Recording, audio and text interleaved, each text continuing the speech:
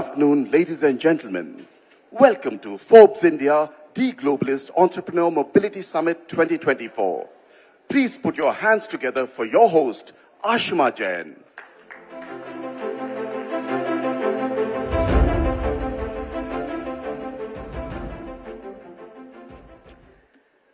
Good afternoon, ladies and gentlemen. A very warm welcome to the second edition of the Forbes India The Globalist Entrepreneur Mobility Summit, DGEMS 2024. I'm your host, Ashima Jain, and I'm absolutely thrilled to guide you through this remarkable day.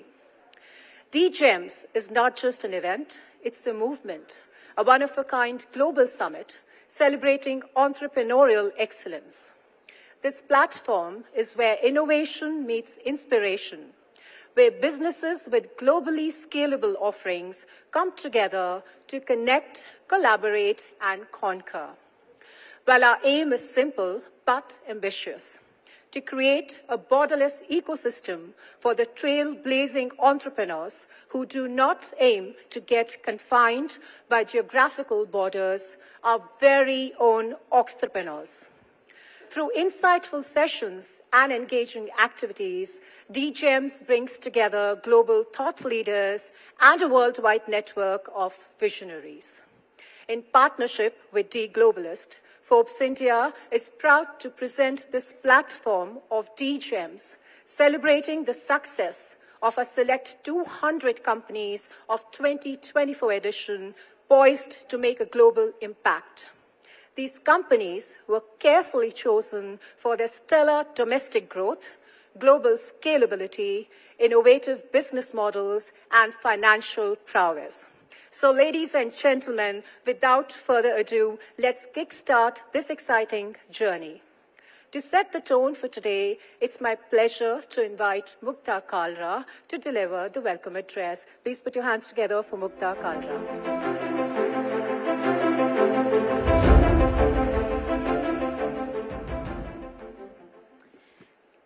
What a wonderful sight to see everybody here. I welcome you all on behalf of Forbes India, DGEMS team, and I'm so happy to see each one of you present here today for the second edition of DGEMS. A quick recap. Last year, in its first edition, The Globalist focused on supporting entrepreneurs, exploring cross-border businesses and mobility opportunities. This year, the Global Summit aims to recognize the entrepreneurial excellence and build a platform for founders with scalable business models to connect and collaborate with 200 fastest growing companies and explore opportunities for global expansion.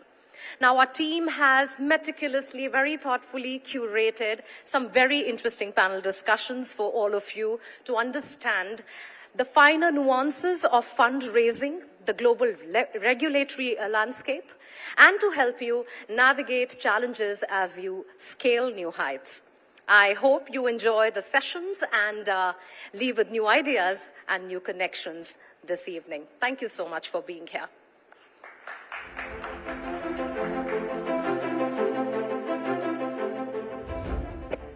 Thank you very much, Mukta, for that inspiring and warm welcome.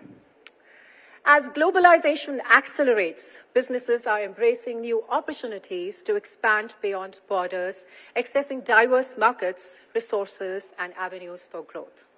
To delve into this exciting theme, our first session is a fireside chat on the theme Global Expansion Opportunities, DGEMS, and the Entrepreneur Network. We are glad to have with us Devesh Sharma, founder and CEO of The Globalist, who's also the pioneer behind the concepts of Entrepreneur, Select 200, and DGEMS. Devesh will be in conversation with Richard Harrison, Director, Innovator, International Endorsing Body, UK. Ladies and gentlemen, please join me in welcoming Devesh and Richard to the stage with a resounding round of applause.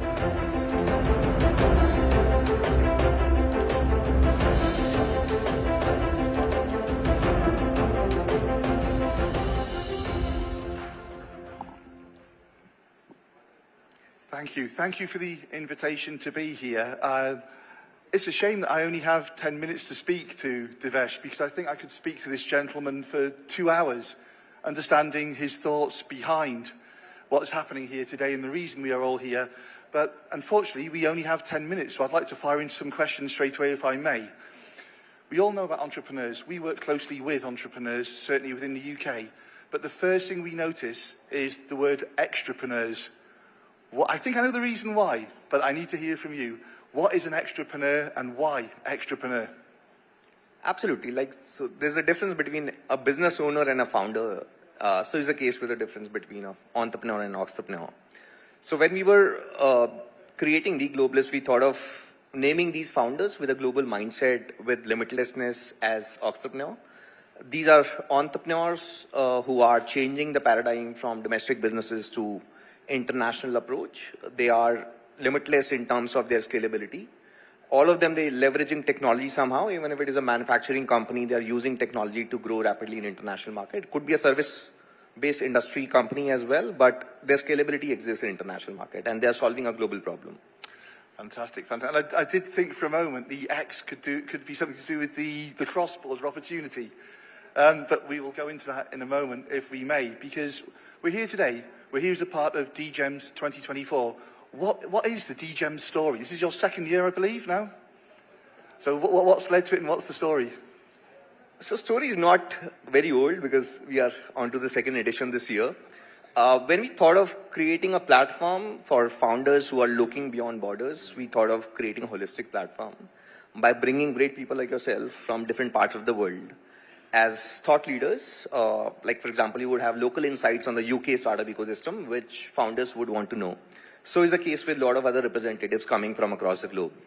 So we founded DGEMS as the world's first platform to help founders who are looking at expansion.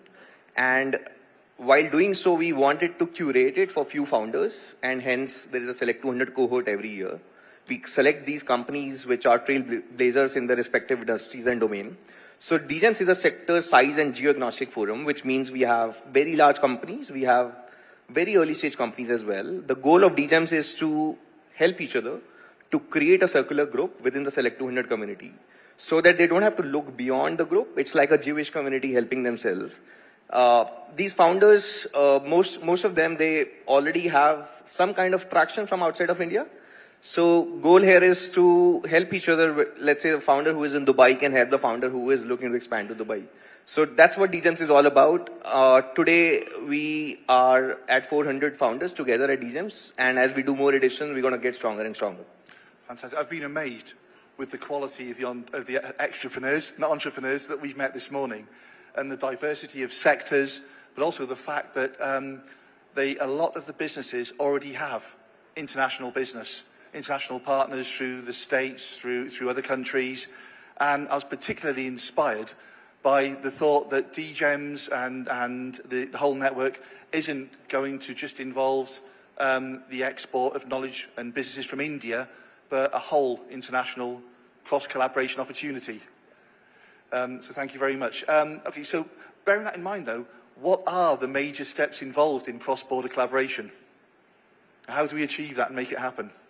I think there's no set guide for cross-border collaboration. In my experience, it starts from the market insights, like talking to people like yourself. Even a very large company can fail. There is no series A, B, C, D when it comes to cross-border expansion. And Zomato case is one of the biggest examples of it. They launched their business in UAE. Yeah. They had to shut it down in a couple of years because of the lack of localization. They could not understand the local market well before launching. And they were eventually acquired by the local player. So even if you are a very large company in India, you can struggle if you do not plan it well. So it starts by talking to your client, by having a solid network. I think creating a peer group is very important. That's where DGEMS comes into picture. If you have 5 founders looking for the same territory, even from the different background, that helps a lot, right? Because all of them would explore synergies together. Yeah. So my advice would be to not go alone, rather take few founders with you. Learn from the founders who are already there. Absolutely. And the thing I love about this as well is it's the beauty of who you know within the network. When any business starts, the founders have expertise, but there's always gaps. And I think, firstly, the evolution of tech has made things possible to engage with the people you need in the network. But you've got also the Select 200 network. Now, we know there were 200 people involved last year. We've got 200 this year. What is the Select 200 network, and where will that take people? So the network is all about helping each other. It's not like a normal network wherein you join the network and you get lost. It's about collaborating towards international growth. Because of the fact that it's a sector agnostic network, it's a size and geo-agnostic network, which means there are a lot of synergies which can exist within the peer group. So we are taking the network online this time. Most probably it's going to be launched in January, so wherein we are onboarding all the founders. It would have multiple things. One is insights. Insights are powerful. So the platform would provide them with an opportunity to share insights. For example, if somebody has launched a business in US, they can just straight away tell their learnings, which are important for the other founders who can shorten down their gestation period of international expansion. So the network aims towards curtailing the long gestation period when it comes to expansion. It's about giving more opportunities. All the investors are connected to these founders, so they can extend the investor connection as well to each other. They can extend the market connections as well. So there is so much which all of them can do together, and aiming towards an ease of expansion. Oh, fantastic. So it's a network not only for the entrepreneurs, but also for other resources they may need, localized contacts and so on. Fantastic. Okay, so we're here today in front of an absolutely amazing audience in an amazing venue, but this is only year number 2. We've talked about global businesses, global opportunities. Have you even thought about what you're going to do for an event next year? Yeah, we were thinking of doing it in Goa next year. But Taj is so lucrative for us because of the fact that it's easily connected. There are a lot of founders from Delhi and Mumbai. The connectivity is easy. So we have not planned it yet, to be very honest with you, but would be more expansive for sure. Yeah, well, one thing I think we is for sure, we've got an amazing day ahead, and it will only create more thoughts, more inspiration, more opportunity. I'd love to speak to you for hours, but unfortunately we only have a short time slot this morning. So thank you very, very much for the overview of Entrepreneurs, DGEMS, and thank you to the other hosts as well. It's been a pleasure speaking to you. It's a pleasure, Richard. Thank you so much. Thank you. Thank you.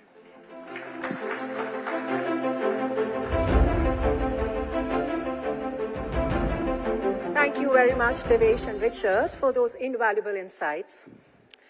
Ladies and gentlemen, as today's ambitious entrepreneurs chart their global journeys, they face both challenges and immense opportunities. Up next is a session you wouldn't want to miss. Ready for Global Conquest, Top 10 of DGEMS 2024. Please join me in welcoming back on stage Mugdha Kalra to moderate this exciting session. And I would also like to call our esteemed panelists. Our first panelist is Vikram Handa, founder and managing director, Epsilon Carbon. Please welcome Vikram. Big round of applause for Vikram, please. Our second panelist is Vikas Singh, managing director and CEO, MMTC PAMP. And our last panelist is Dinakar Munagla, CEO, Blaze USA. A big round of applause for Dinakar. Over to you, Mugdha.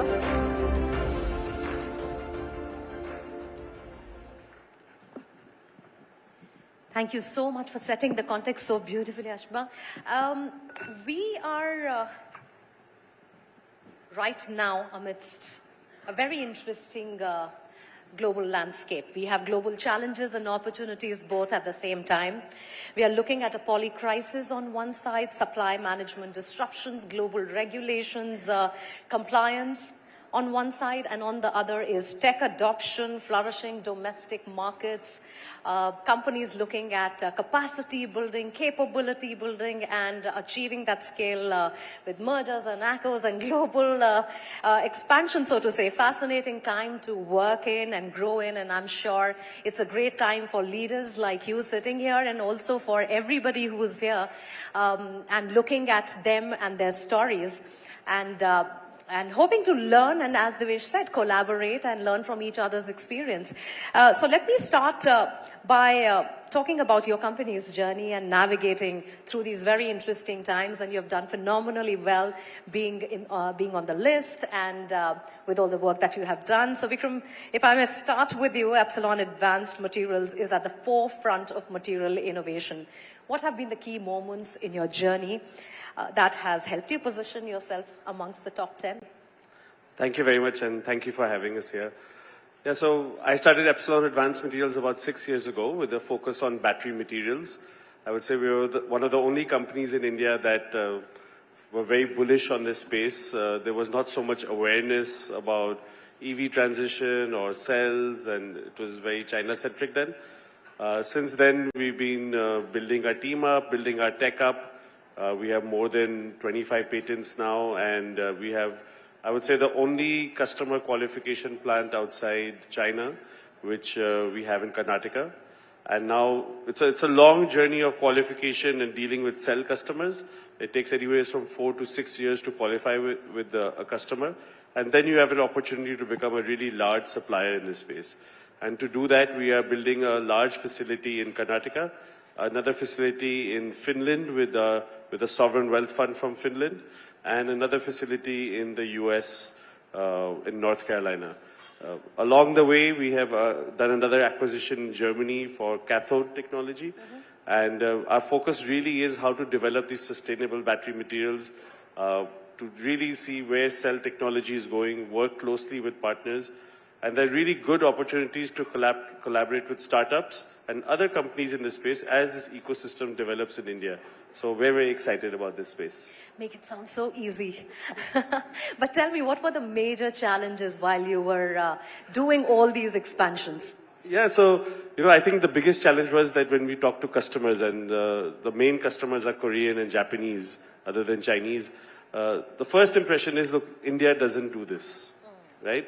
And that's a little tough to hear because we believe in it.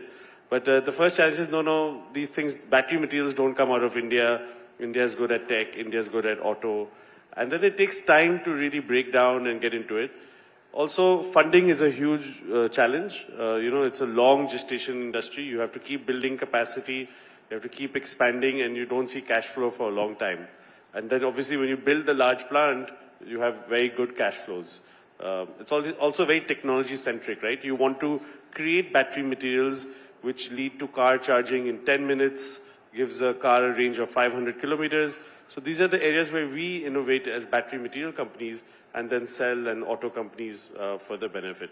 So it's a long gestation industry, but it's just evolving globally. And there are a lot of opportunities in India and globally for companies in this space. Wonderful. Great note to start our panel with. Because significant strides in the precious metals market. It is, again, a very niche market, so to say. What has the journey been like? And if you could take us through both the challenges and how they were overcome.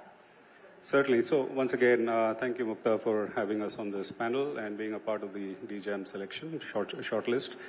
I think the space that MMTC PAMP represents, I'm sure everyone in the audience will have a point of view on it, so it should be easy for you all to relate to. But before I go there, a very quick small update on us. India consumes about ballpark 800 tons of gold a year and silver alongside. Whatever I say for gold applies to silver. And MMTC PAMP caters to almost about 10 to 15% of that consumption. We are India's only LBMA accredited refinery, London Bullion Market Association. So that's the highest accreditation that you have in this space, which makes our metal globally tradable. Because by and large, if you wish to buy and sell across the world, then you need one accreditation, and that's what LBMA stands for. It also stands for the highest levels of ethics, governance, transparency, regulation, etc., and also from a product point of view, which means product craftsmanship, product purity. So from a customer point of view, therefore, our attempt has been to always communicate what is the extra that our product would give to them as an option as compared to any other industry option that they would have. Now, the journey in this industry is a little different as compared to a standard, possibly consumer or a B2B operation. The values involved here are incredibly high. So when you talk about 100 tons of gold, ballpark, say, let's just say 10 tons of gold a month, you're talking about $1 billion odd every month that you're transacting. And the financial elements of a business of this nature then take on, a completely different connotation. So the last 5 years in particular have been extremely volatile. And Mukta, I think that's the journey that has been, really an eye-opener for many of us, because we've never seen volatility of this type in this space. So pre-COVID, the price of gold would vary, we talk about dollars per ounce, maybe about $2 or $3 per day, which was not really very much. Today, the price of gold can vary almost by $100, $120 an ounce, which means people will just stop buying and they will say that, okay, let's wait it out and let's see what's going to happen.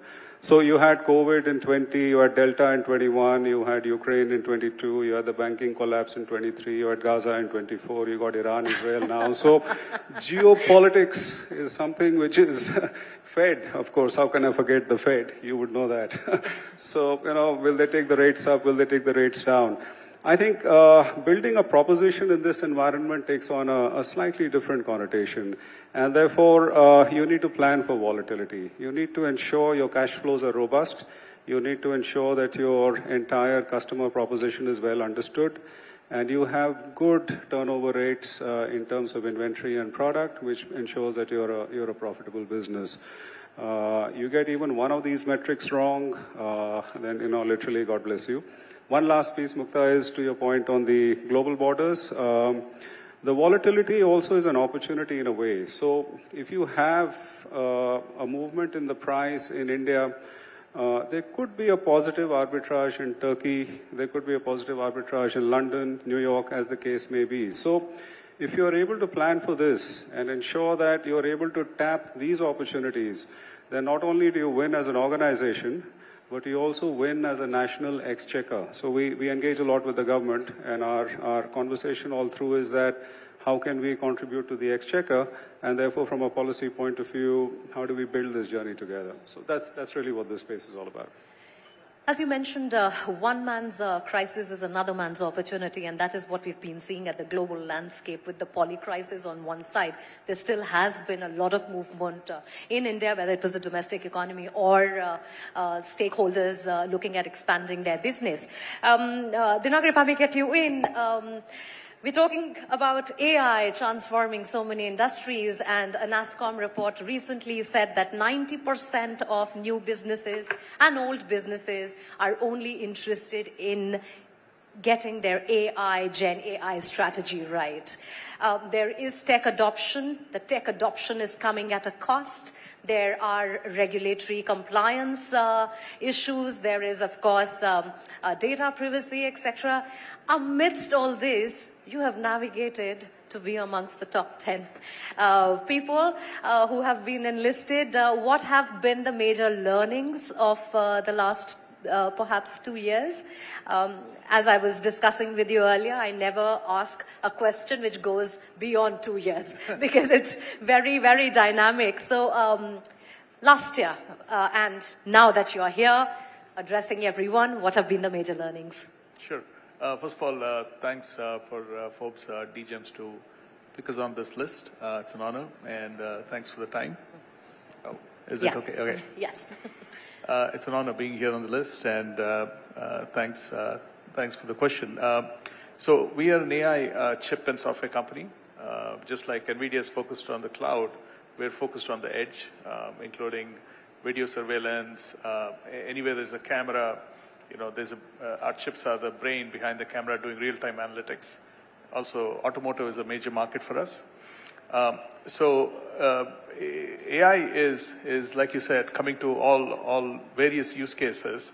And if you measure AI by data, the amount of data that's in the cloud versus out in all of these edge use cases, it's about 1 million times larger. Wow. So that's where we're focused, and the opportunity is that much bigger as well. And it's at the same time, it's also neglected, as in all the big guys are focused on the data center and they've left the edge. And we see tremendous opportunity there. In fact, practical AI, right? How do you apply it to agriculture, healthcare, education, manufacturing, smart cities? right? All of these are markets that we're focused on.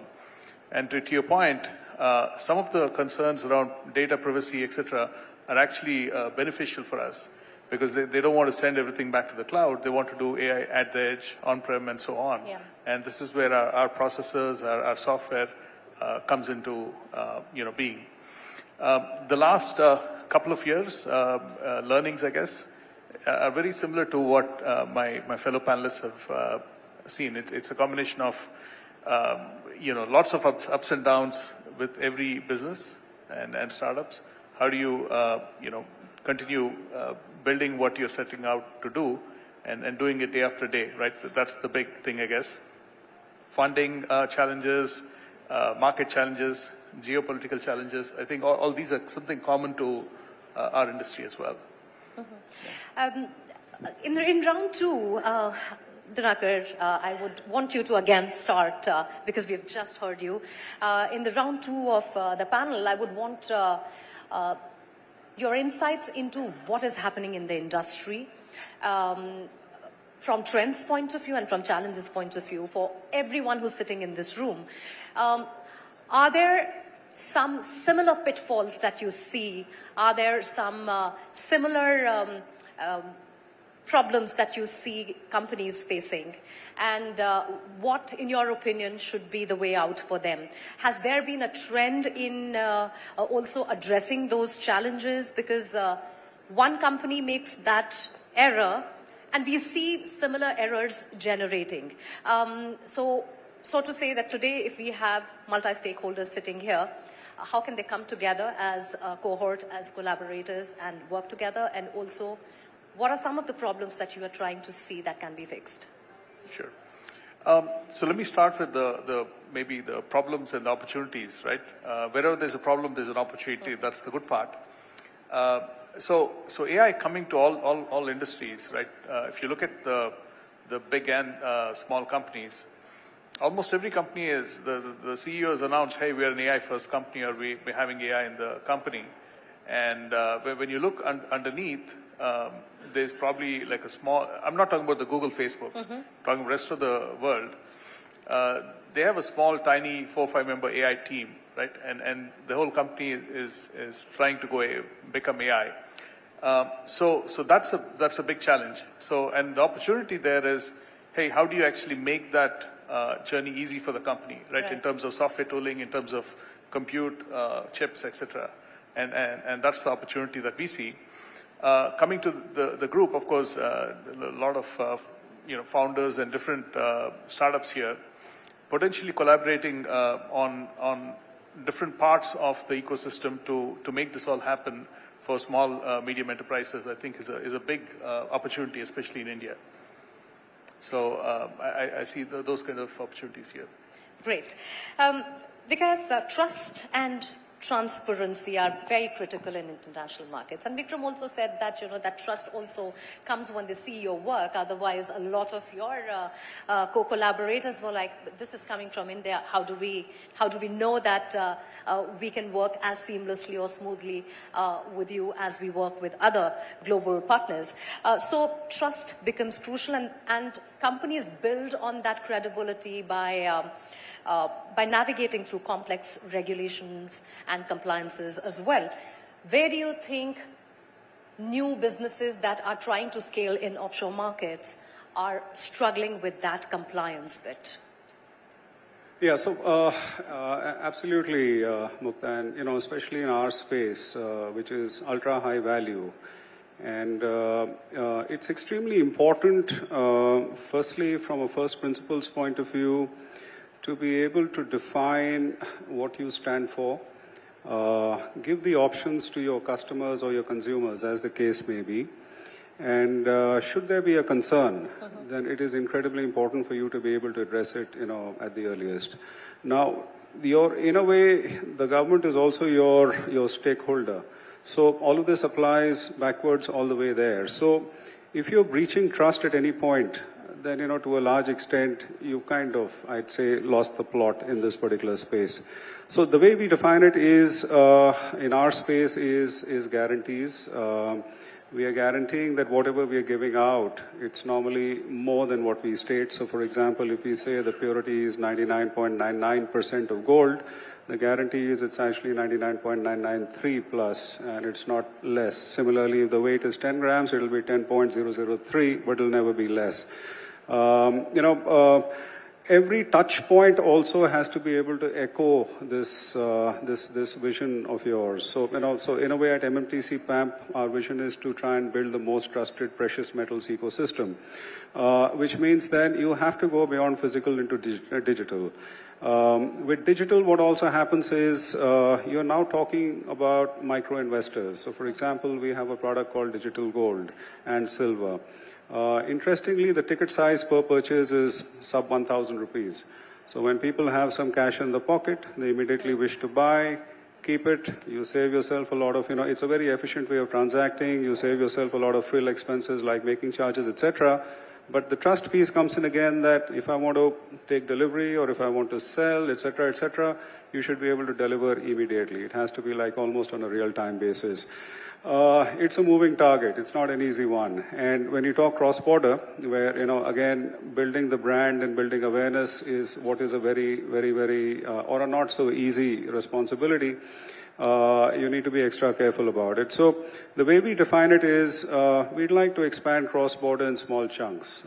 You don't want to go all over the place and, really spread yourself too thin. You want to be focused in terms of what that product strategy or what that geography strategy is and ensure you're delivering beyond expectations. So it's a long conversation, but it's not an easy one. Global supply chain for materials requires so much when in innovation. And in the business landscape, we very loosely use the word resilience and agility. And it may actually mean very different things to different people.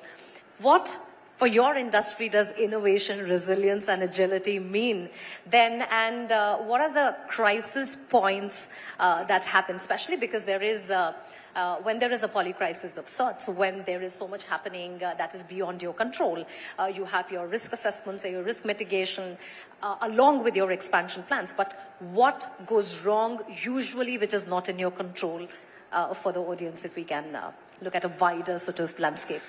Yeah, so when we look at this business, we look at this really as a generational opportunity, right? There's a whole new industry being developed. The auto industry took decades and decades to deliver, to mature globally. China's done a really good job when it comes to electric vehicles in the last 2 decades, and they're way, way ahead than what most people perceive. And, one thing that's interesting is most people have maybe been affected by what we do.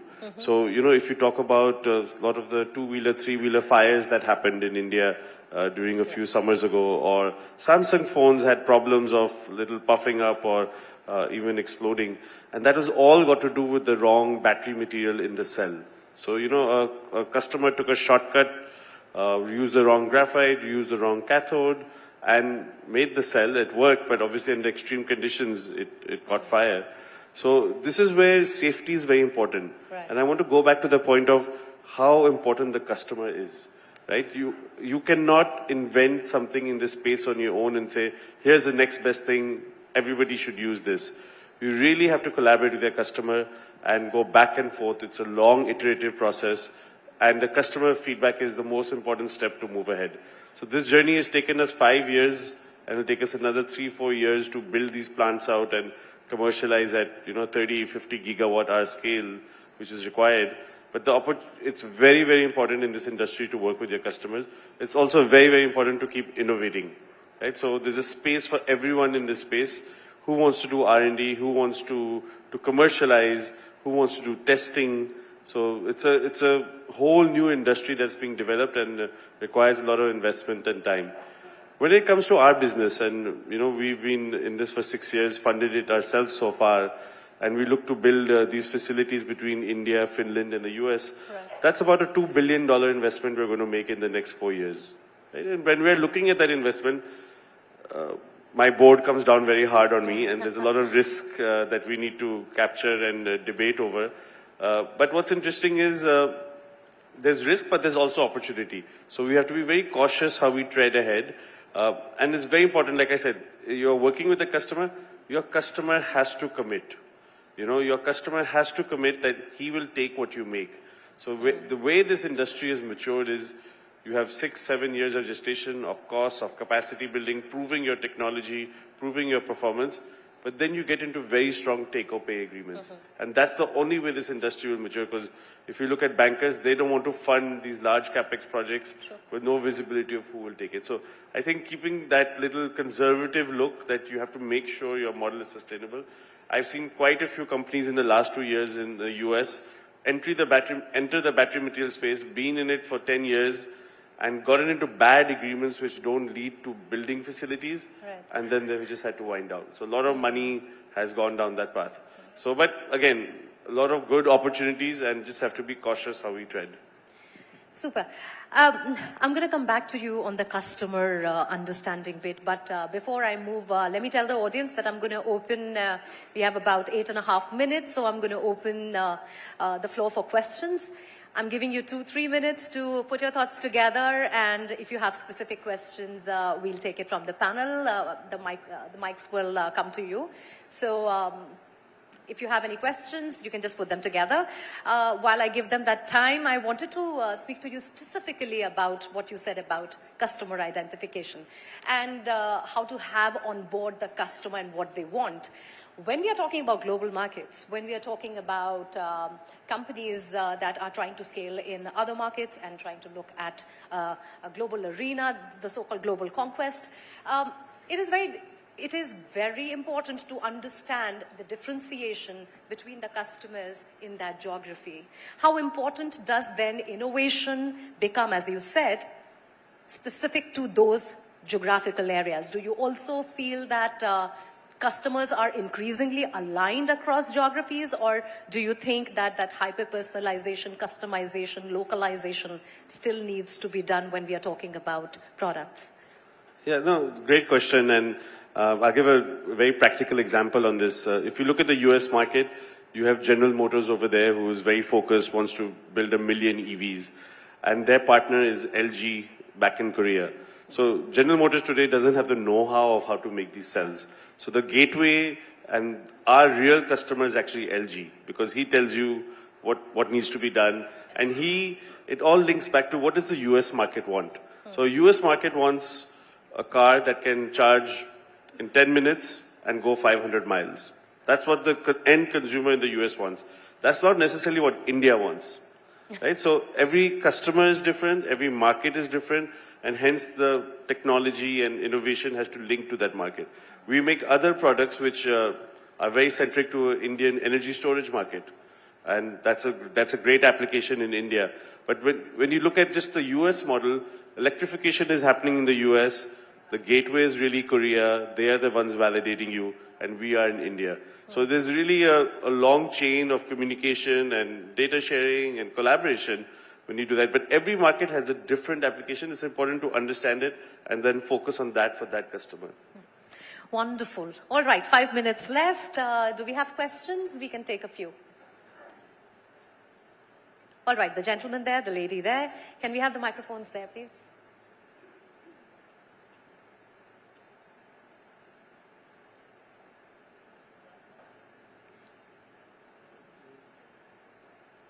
All right, you can borrow mine. Do we have mics that can come to the floor? Yes, there are. All right, I've been told there are. May I please request you to just stand up and ask your question?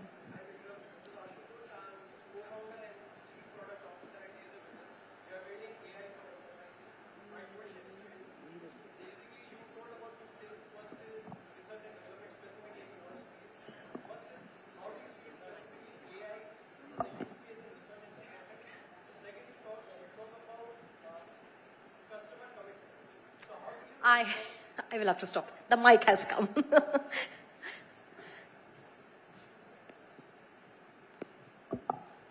Go ahead. Yeah. So first is, how do you see AI implementation in the research and development space? Second is, you talk about customer commitment, because we are building a lot of products which are not ready right now. So how do you ensure as a founder that your customer is dedicatedly committed toward buying your product in the future? Could you just also identify yourself once again Yeah. and the company that you have started? So this is Ashutosh Tiwari. I'm co-founder and chief product officer at Laser Vision AI. So AI is one of the, I would say, the brightest spots in our industry right now. Like I said earlier, it's a very iterative process, right? So again, I'll give you a practical example. You go to a battery material company in China, you'll have 10,000 engineers iteratively developing materials, making a cell, and trying to see what the data is. While I went to Carnegie Mellon a few weeks ago, and in the lab, they're using AI to cut like 1 million tests down to 10,000, which itself is cost, saving time. So AI is a great layer to build on top of battery material and cell development. And unfortunately, not happening enough in India as an application, but really happening a lot in the US. Your next question about customer commitment. In this industry, you have to prove yourself at a certain stage. So there's a lot of development happening at lab scale, which the customer appreciates. It can get you funding. But really, when you want to get into these take-up pays, you have to have commercialized your technology to some scale. And that requires capital. So that's why there's a certain funding requirement to that stage. And after that, there's an opportunity to build larger plants. The lady in black. Can we have the microphone here, please?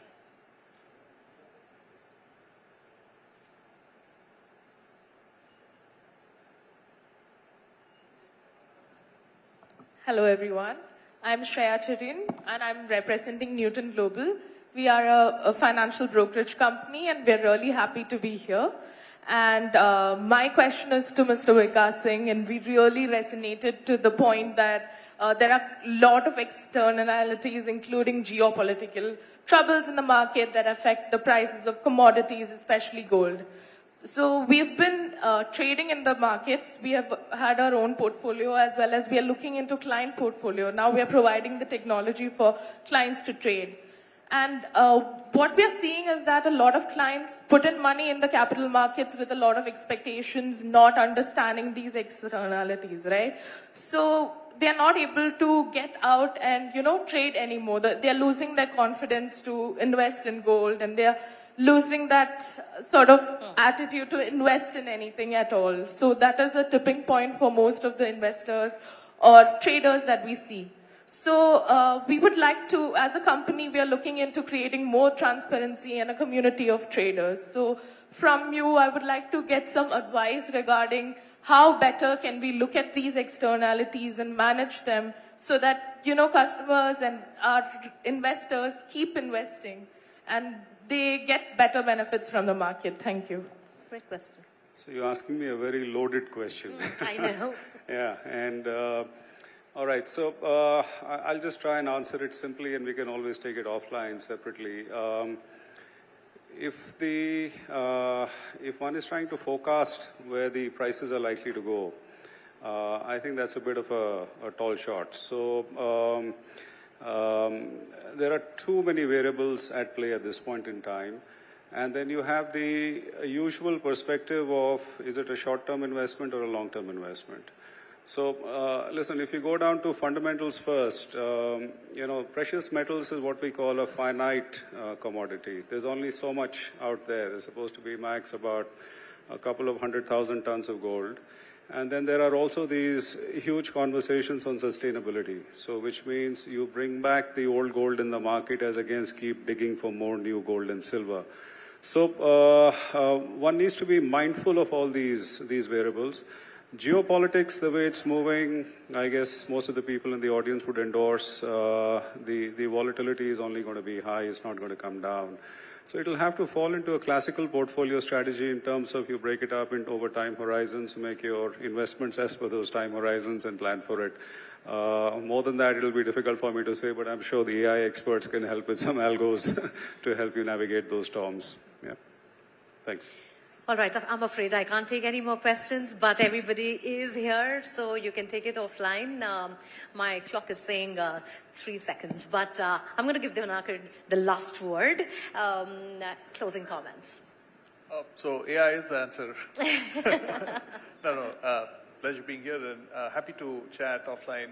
For the gentleman there as well, maybe I'll leave you with one example is that how do you actually land a customer early on, right? And a commitment. We're also in automotive. And we've started off with really tiny, almost $20,000 POCs. So always try to find a customer who's actually willing to pay you for something. And then that grows into millions, which I'm sure you have similar, things in automotive batteries. So I'd say that's the thing. But thank you. Thank you so much for all the insights and for giving us your time. This was a wonderful panel. Thank you. Thank you.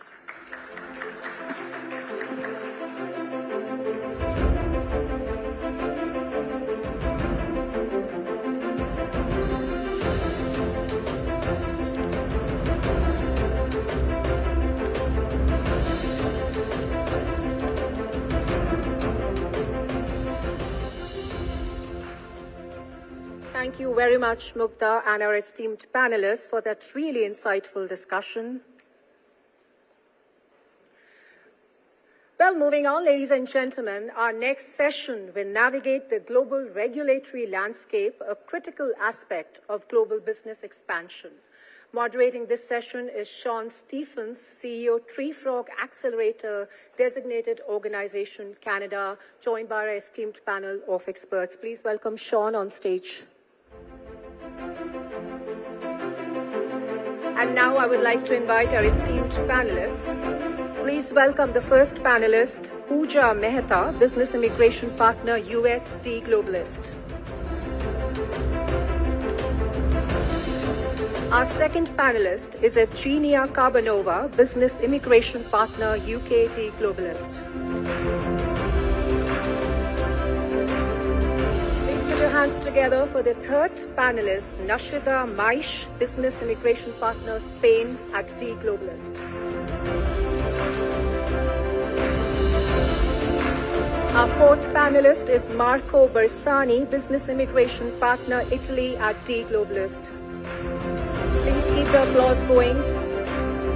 And last but not the least, please welcome on stage Mujib Muniruddin, Canada Corporate Law Expert. A big round of applause for all the panelists and the moderator for this session, Sean. And the stage is all yours, Sean. Over to you. Thank you.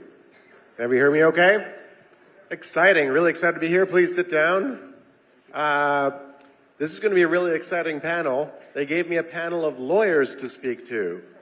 I'm kidding. We're going to have fun today. Our goal today is to try and explore the global regulatory framework of moving to various countries. Now, before we get started, I just want to give some context here for myself. So I am not a lawyer, so the only person on this panel who is not. I got to meet everyone backstage, and these are all brilliant and remarkable people in their own right. And they all have a different perspective from a different country on the earth about how easy is it to work with the selected government and or culture and or country in general in order to move your business there or work with that business or expand to that country, etc. So as I sit here looking out amongst all of these remarkable companies here, there is a question, which is which country in the world would be the best to start expanding to if you haven't yet? And so my theory was that I'd just get some big sticks and let these people go at one another with the sticks, but instead we're going to have a conversation about it. And to set that context a little more, in the world right now, there are countries, I think all of the countries here are examples of this, where the birth rate is not enough to keep the country growing, where their gross domestic product will actually decrease over the next 10 years if they do not find people to bring their businesses to those countries, to bring their technologies, etc., to grow their economies. For example, I'm Canadian, so the Canadian's going to win in this panel, by the way. Just kidding. But in Canada, we know that we have a 1.6 roughly birth rate, which means we need people to move to the country in order to be successful. We also know that over the next 5 years, every year, 1 million people are going to be leaving our workforce as a result of the dynamics of population change due to what we call the baby boomers, which is post-war births. As a result, it's important that we attract business to our country, both in terms of technology, in people, etc. So, Muja, can I start with you, and we're going to move along. I'd like to just give us a little bit about yourself, what your specialization is, and a little bit about your country and why you want to attract in some way people to your country. Sure. Hi, good afternoon, everybody. I'm Pooja. I'm an immigration attorney from the United States with a private practice. In terms of coming to the United States, you know, everybody here is an entrepreneur, so we're looking at business immigration options. We have a lot of them. Population, you know, fortunately, I guess for us, isn't so much a problem. I think the main thing we'll focus on today with the U.S. is really the quality and the type of candidacy that you're going to bring to immigration for them to review. So really, you know, the metrics, the numbers, what does the application look like? And then, you know, the elephant in the room for us is that we have a new president coming in February. So, you know, we'll talk about that as well a little bit, but very briefly. Love it. Hello, everyone. My name is Evgenia, and I'm an immigration lawyer from the UK. Personally, if you ask me why come to the UK, I'm a little biased because for me, the UK is one of the best countries in the world. And I was once in that position when I moved to the UK as an immigrant myself. And the first thing that really stood out to me was the cultural diversity, which is really my favorite thing about living in the UK. But when it comes to setting up a business, the UK is in the top 5 easiest countries to set up a business. So that fact speaks for itself. Of course, we can talk more about that today. And the UK currently is very much focused on innovation. So companies that invest in innovation, are focused in innovation, are very much welcome in the UK. But we'll talk about that a bit more later on, I guess. Hi everyone, my name is Nashida Maish. I'm a legal advisor specialized in international transaction and immigration law. To respond to your question, for me, the best country to invest and to settle for, especially Indian, is Spain. Why? Because we have a visit from the Prime Minister less than a month ago, and they want to strengthen the relation with India and Spain, and they have decreed the year 2026 as the Spain-India year for cultural, intelligence, artificial, and tourism. Also, in Spain, you have many tax advantages when you set up a company, and you have many residents, like the digital nomads or the startup residents. And also, we have a great work balance, which is really, really important in Spain. And if you settle there, you don't feel like you work. It's really incredible to live there. And really, for now, easy to come. Thank you. Hello everyone, this is Marco Bersani from Italy, an immigration attorney. And yes, for also responding to Sean, yes, Italy also is facing the problem of decreasing of population. The good thing is that Italy offering, a really appealing destination for entrepreneurs and for who wants to start, a startup. So this is a good thing. And Italy is what I recognize a really good country where you can live. Not beside, the good food, of course, but, the welfare is very good. So also for you as entrepreneurs, but also if you have family members that want to join with you. So for sure, Italy is a really, really appealing destination. Later, I will briefly explain you all the benefits, the advantages to invest in Italy and to open a company or a startup in Italy. So yeah, for the moment, I will say that Italy for sure is the best country where to invest and move your business. Thanks so much. Hello, everyone. Mujir Munir-Uddin here. I'm a corporate lawyer from Canada by day, and I'm actually a bit of a real estate industrial entrepreneur by night. In addition to my practice, over the last 12 years, I've slowly been assembling industrial clean tech real estate in a region of my province of Ontario that borders on the US. And this has really been a whole parallel project to my practice. And the reason why I'm bringing this up is not really to tout my own credentials, because it certainly hasn't been all of a happy ride over the last little while, but really to let you know that when I say Canada is the best place to invest, I'm not just saying that as an advisor, but somebody who's actually willing to put his money where his mouth is, and I've put my life into that proposition. So I look forward to the conversation. So let's get started at a really high level, which is how easy is it to actually set your business up, or set a business up in your respective countries, and then how easy is it to sort of get the business started with banking and with all the other pieces. So anyone in this room, if I just wanted to go to your country first and start expanding there, what would that look like? How easy would that, and how long would that take? So for the United States, when you're looking at setting up a business, very easy. We can set up a business online in a matter of seconds, really. In terms of, setting it, the logistics of it with the bank accounts and, the employees and the space to rent out, paying the rent, all of that stuff can get a little tricky. One of the main issues that we have in the United States is foreign passport holders do not have access to every bank.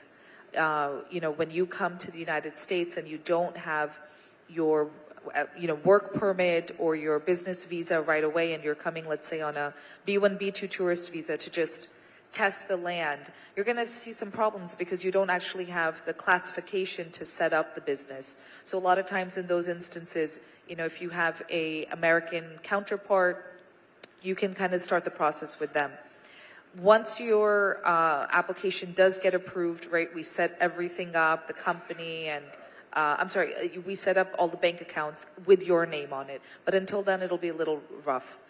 In other logistical issues, you'll see that America is huge.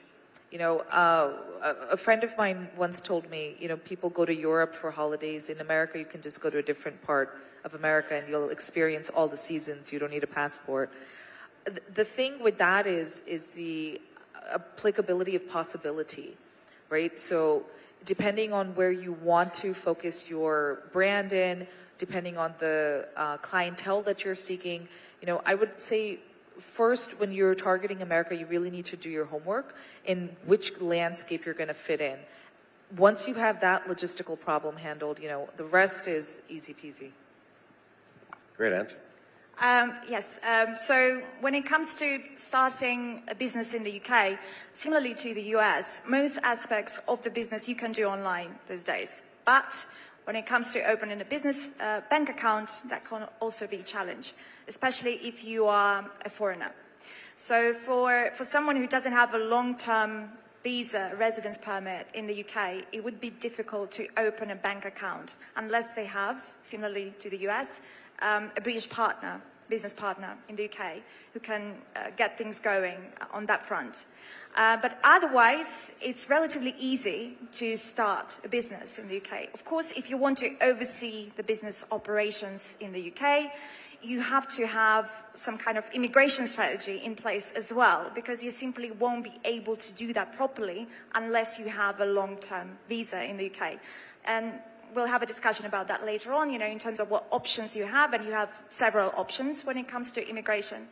But other than that, there are also various tax relief schemes available to those, even to foreign entrepreneurs who want to start a business in the UK, if they're very keen on innovation or if it's an innovation-driven company. There are funding options. There is a lot of support provided by the government because they really want to encourage foreign founders to come to the UK and drive innovation. So the short answer is it's relatively easy to start a business, but there are certain things that will require more careful planning. In Spain, unlike US and UK, you can open within seconds online, but you don't have to have a visa to open. Everybody in the world can come with a simple touristic visa and open a company. And if you don't have a touristic visa, you can just appoint someone in Spain with a power of attorney, and they will open your company without your presence and without setting foot in Spain. And the time, it's not seconds, it can be a month or less. But it's very easy. Without your presence, you can set up a startup or a limited liability company and open your bank account and everything. So Spain is is a country that try to attract. And we have many facilities, so without your presence, you can do it. Just appoint someone. The only important thing is that you will have to appoint a manager, an administrator, who has a residency in Spain, or a Spanish one, because the administration have to have someone who is liable in Spain. So it's the only difficulty is find this someone who will be your the interlocutor with the administration. Good answer. Well, in Italy, it's also pretty easy, as like in Spain. You can just establish your business online or through a power of attorney, for example, or you can just come in Italy. You can just enter formally as a tourist. So what is really needed, but it's pretty simple to get it, is a tax code. So generally, when you open a corporation or a limited liability company, they generally ask you also to be registered for a tax code. But it's, talking about things that it takes maybe 1 hour to the relevant office, so it's really easy. For opening bank accounts, yes, this can be challenging in some ways if you've never been in Italy. Not impossible, of course, but since 2 years, I think it's a European regulation, so it's the same for all European countries. The compliance from the bank is really more severe now.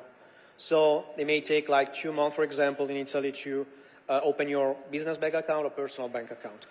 In some ways, there are some exceptions, to be honest, because if you apply, but I will talk it later, with the golden visa, you can have some benefits to also open a bank account. But besides this option, if you just want to start your business and open a bank account, it takes time. For the corporate formation, actually is, as I said, pretty simple, just simple bureaucracy. So let's say in 1-2 days, your company is formally exists. So then running the company is another business, so we will talk later about it. Great answer. Yeah, thanks so much. I think what I'm hearing from all my esteemed co-panelists is that it's pretty quick to set up a business in those jurisdictions. And I think Canada is pretty much the same.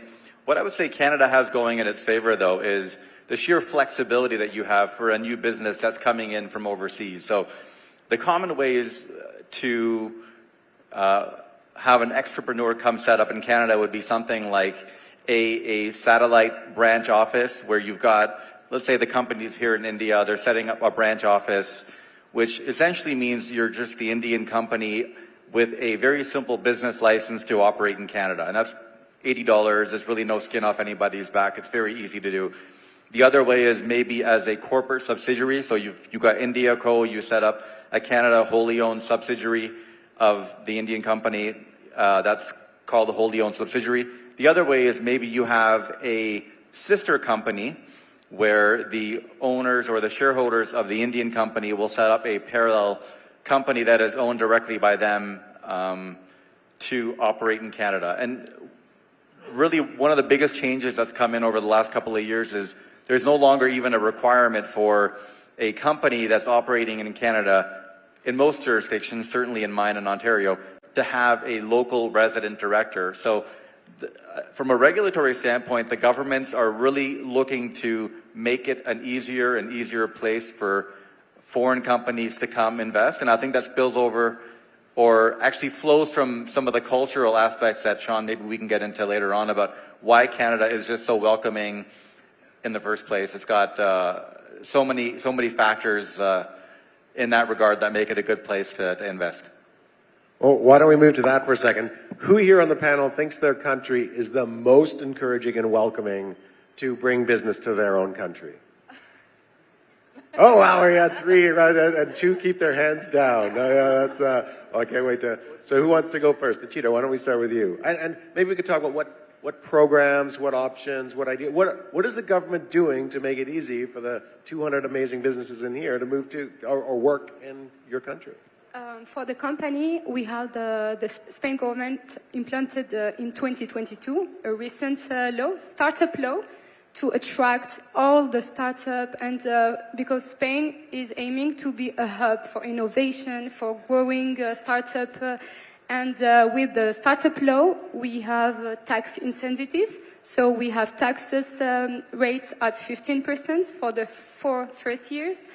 You have also all the residency that come with the startup innovation, like entrepreneur, the founder will have for himself and his family. He can bring in Spain and have this residence for years, renewable, and after 5 years, we'll have a permanent residence in Spain.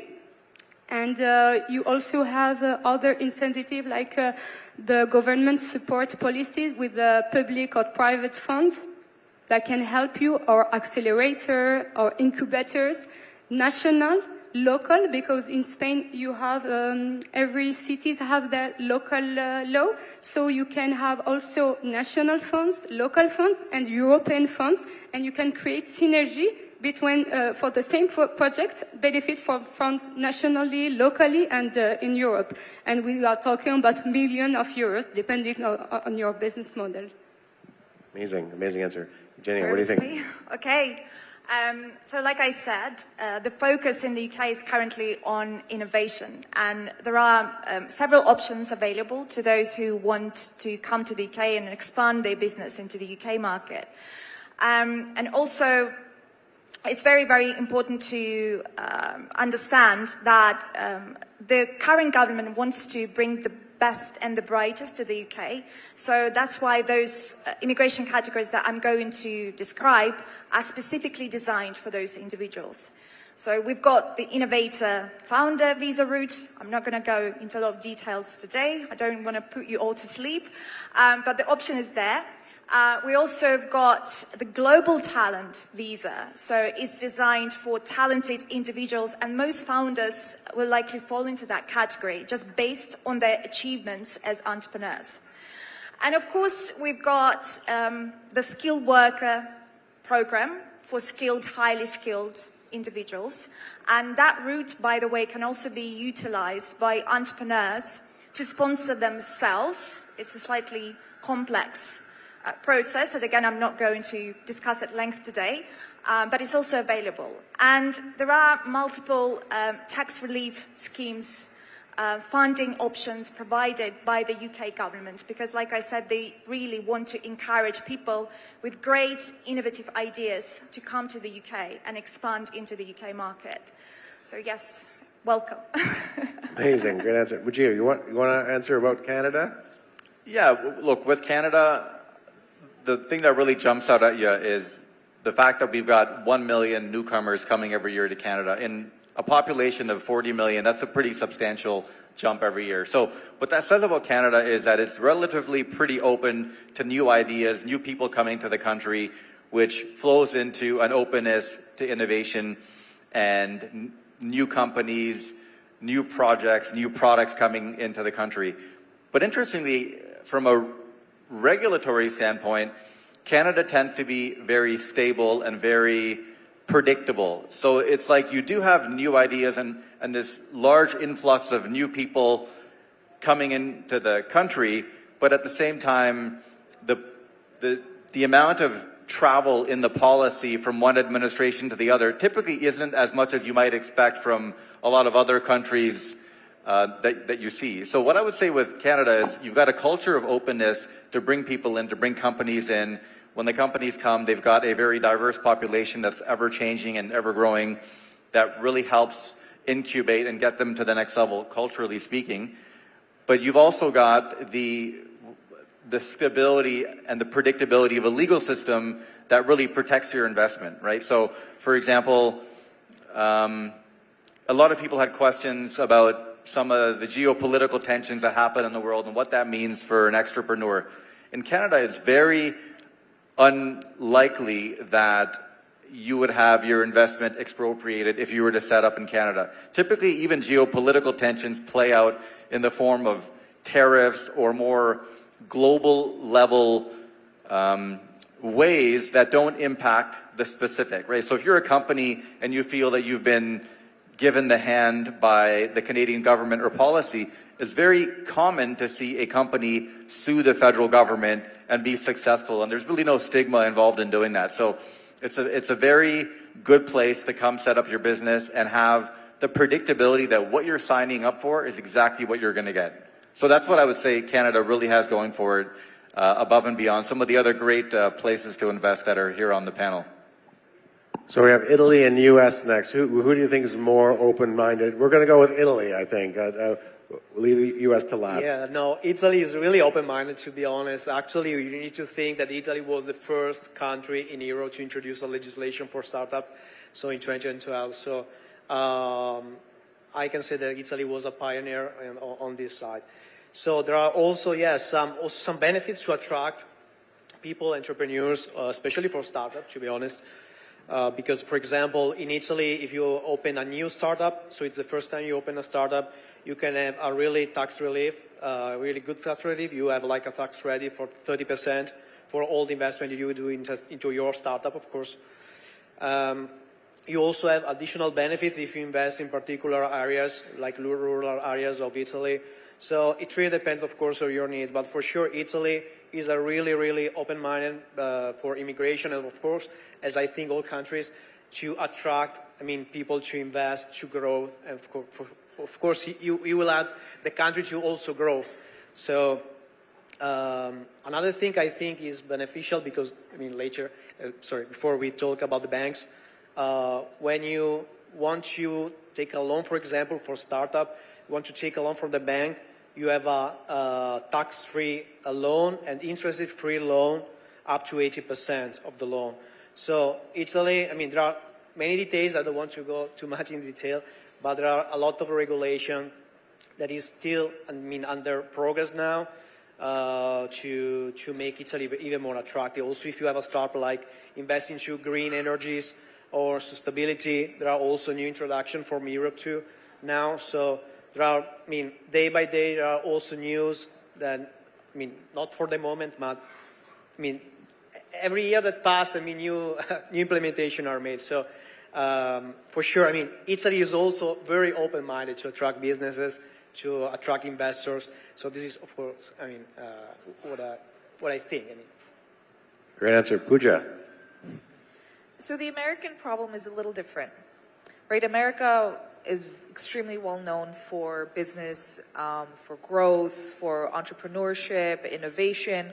So I don't think that's at play for us. It's already established. We have the laws, we have the tax benefits. The game that's changing now is the new administration, right? So we have Trump coming in February 2025, and immigration is controlled directly by the White House. So it's based on policies, not law. So you have a set of laws, yes, that Congress makes, but then, overall day-to-day policy is controlled by the president. Now, unfortunately, unlike Canada, as my partner was saying, our immigration trends are not stable, right? So every time the presidency changes, things are going to change. However, that does not mean that entrepreneurs don't have a place, foreign entrepreneurs don't have a place in the American immigration system. What it means is, if you are thinking of growing your business now in America, you can do it, but you have to be extra careful. You have to be very sure about the guidelines that you're following. There's really no room for error because, honestly, under the Trump administration, there were quotas for rejections, not approvals. So you want to be in that percentage where those cases do get approved. I'll give you a small example. Under the Trump administration, everybody needs a birth certificate. Now, what happens when I have entrepreneurs or partners that are older?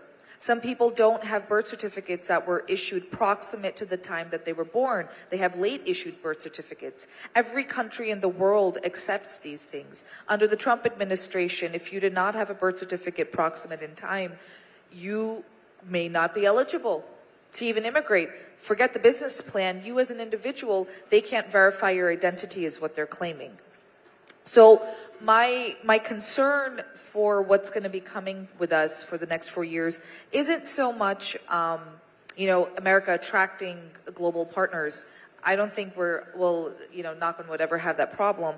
The problem is going to be making sure that when the global partners come, their documentation is tight so they can actually get approved. Because that's really how you're going to see all the denials coming in, through just bad paperwork, in all honesty. Great answer. So I have a question that's not on this sheet, so you're not prepared for this, and I apologize in advance. But I'm actually interested in, if I'm a business and I want to access other markets, which country is going to give me the best access to the most markets in the world? You want to answer that? I'll take that. I mean, okay, all yours. That's where, you can't say just because the new administration is coming that America is going to be closed. I mean, but the majority of entrepreneurs in America are minorities, right? I mean, you're looking at one of them. I'm a minority myself in America.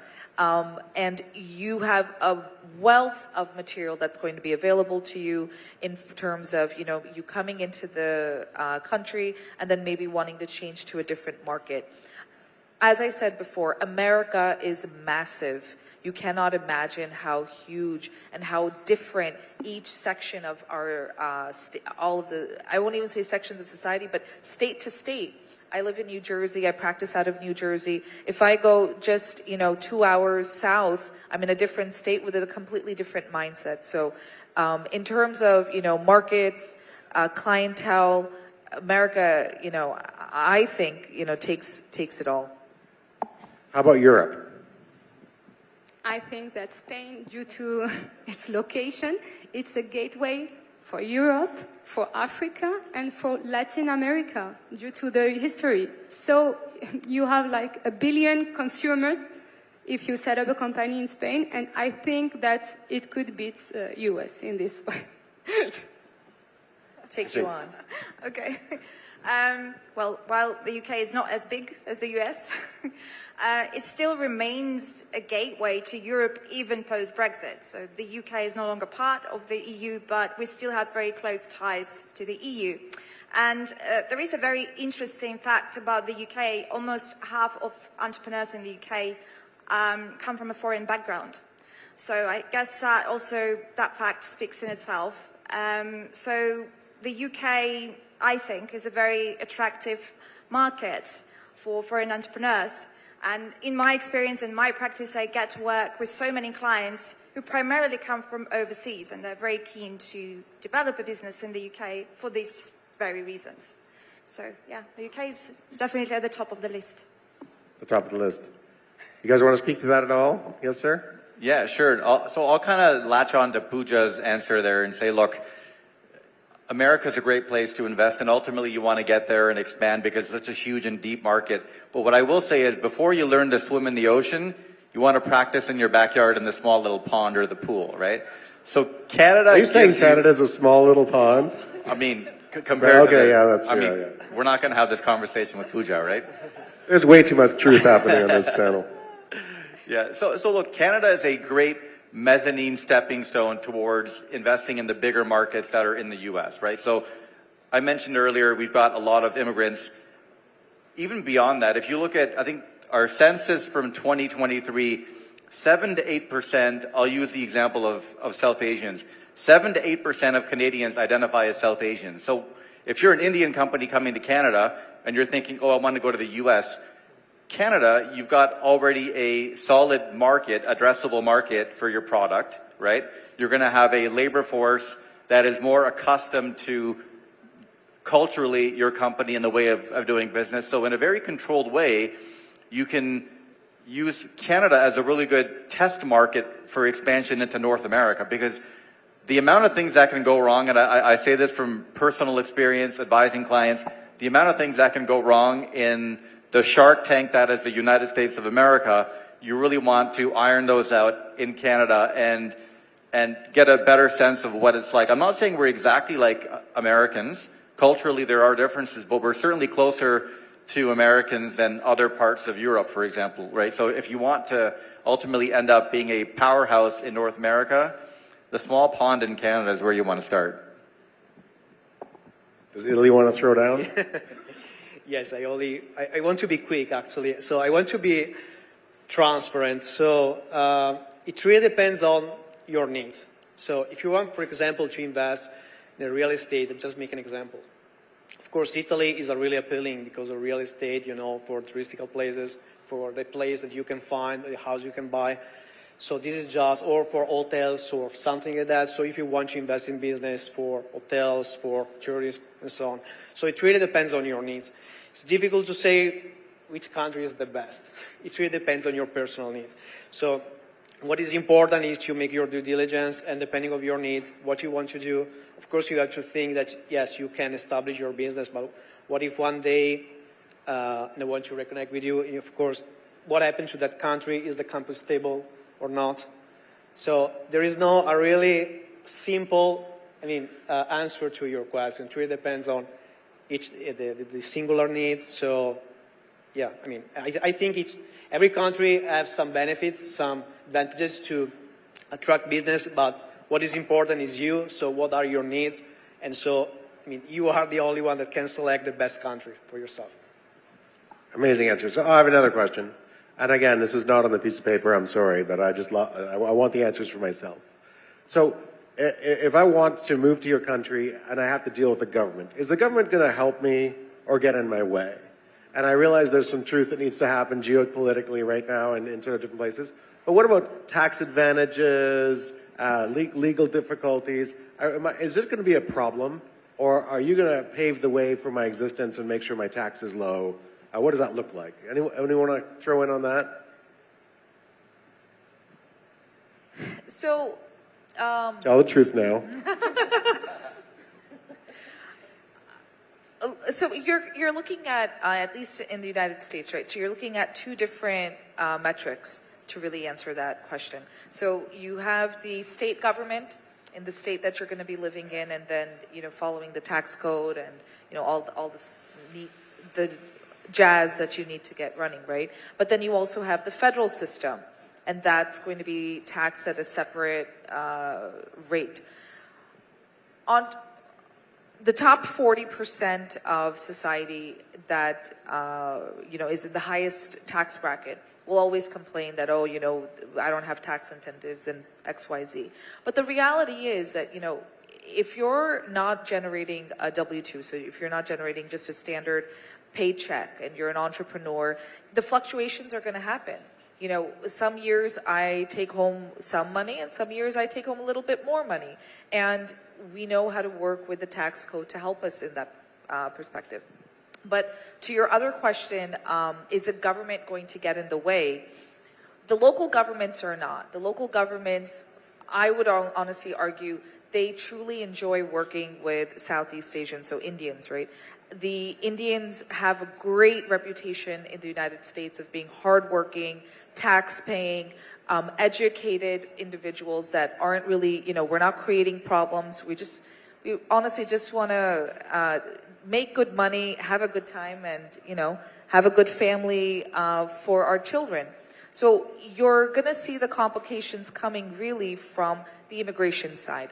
But once you're in, right, once your foot is in the door, we've kind of already addressed, right, the presidency and everything. But once all of that is sorted out and you're in the country, I would argue it's probably one of the easiest transitions, because if you can do business here in India, I have no doubt you're going to be excellent entrepreneurs in America.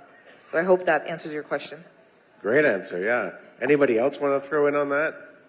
I'll just say on stopping in Canada on the way first, right? That's it. I'll just add that Mezzanine. right there. Just for a layover. Fair enough. And does any European wish to answer that? Yes, in Spain, like I said, in 2022, we had this great startup law that will help innovative companies to have tax incentive and fund investment, public or private. So, but even if you have not a company, a startup, innovation, regarding to common law regime taxes. You have tax insensitive, for example, as the same as startup law, but for example, for the startup law, it will be for the first 4 years, but in the common regime, for the first 2 years, you have lower tax system. You have also a great tax system regarding to social contribution. If you set up your company and bring Indian employees, top management, they have like a limit rate, and it's not applicable for Spanish employees. For Indian or foreigners, you have a rate if you have a residency, and these employees can bring also their family. So the government really is keen to attract people. And now, more than ever with India, because the government wants to make the Made in India label a real label of quality, and there will be real partnership in the future, as the government said less than a month ago here in India. So I think that now and in the future, it will be, the relations are really strengthening, and it will be more for India interesting than any other country in the world, between Spain and India, in my point of view. Wow, that's high stakes. Would you have something through on that? No, I just wanted to kind of jump into your actual question earlier, all jokes aside. With Canada, you know, when you look at the U.S. as the neighbor, U.S. tends to be more of a free market, and so it's, by the time you get to the U.S., you've already got to be a very worthy business in a Darwinistic sense, and you're going to have to survive on your own. The unique thing with Canada, though, and I realize this might be on a broader scale than what some people are thinking in terms of entrepreneurship into Canada, but I should point out, Sean, like some of the recent EV manufacturing deals that have come to Ontario, and there's been about 2 or 3 of these deals where a lot of jobs, you had, for example, a Japanese company that was setting up an EV supply plant in Ontario. You had a auto manufacturing plant focused on EV also in Ontario. And in both cases, the one common thread was not only did the government make it easy for them to invest by doing away with a lot of red tape, because provincial governments actually have a lot of leeway to do away with a lot of that type of thing for foreign investment, but they also put in a lot of money and created a lot of subsidies.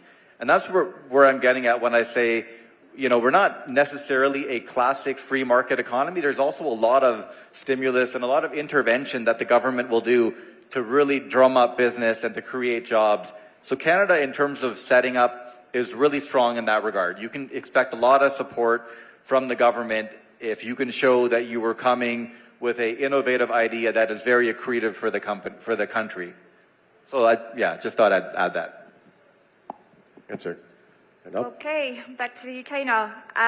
So, like I said, we now also have a new government, the Labour government, and you may have heard that they are committed to reducing net migration and illegal migration in the UK.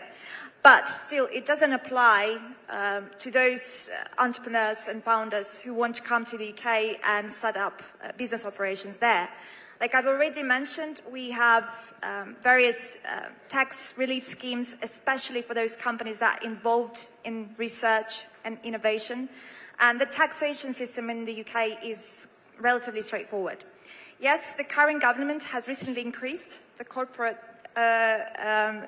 taxation rate, which is unfortunate, and we are hoping it's temporary.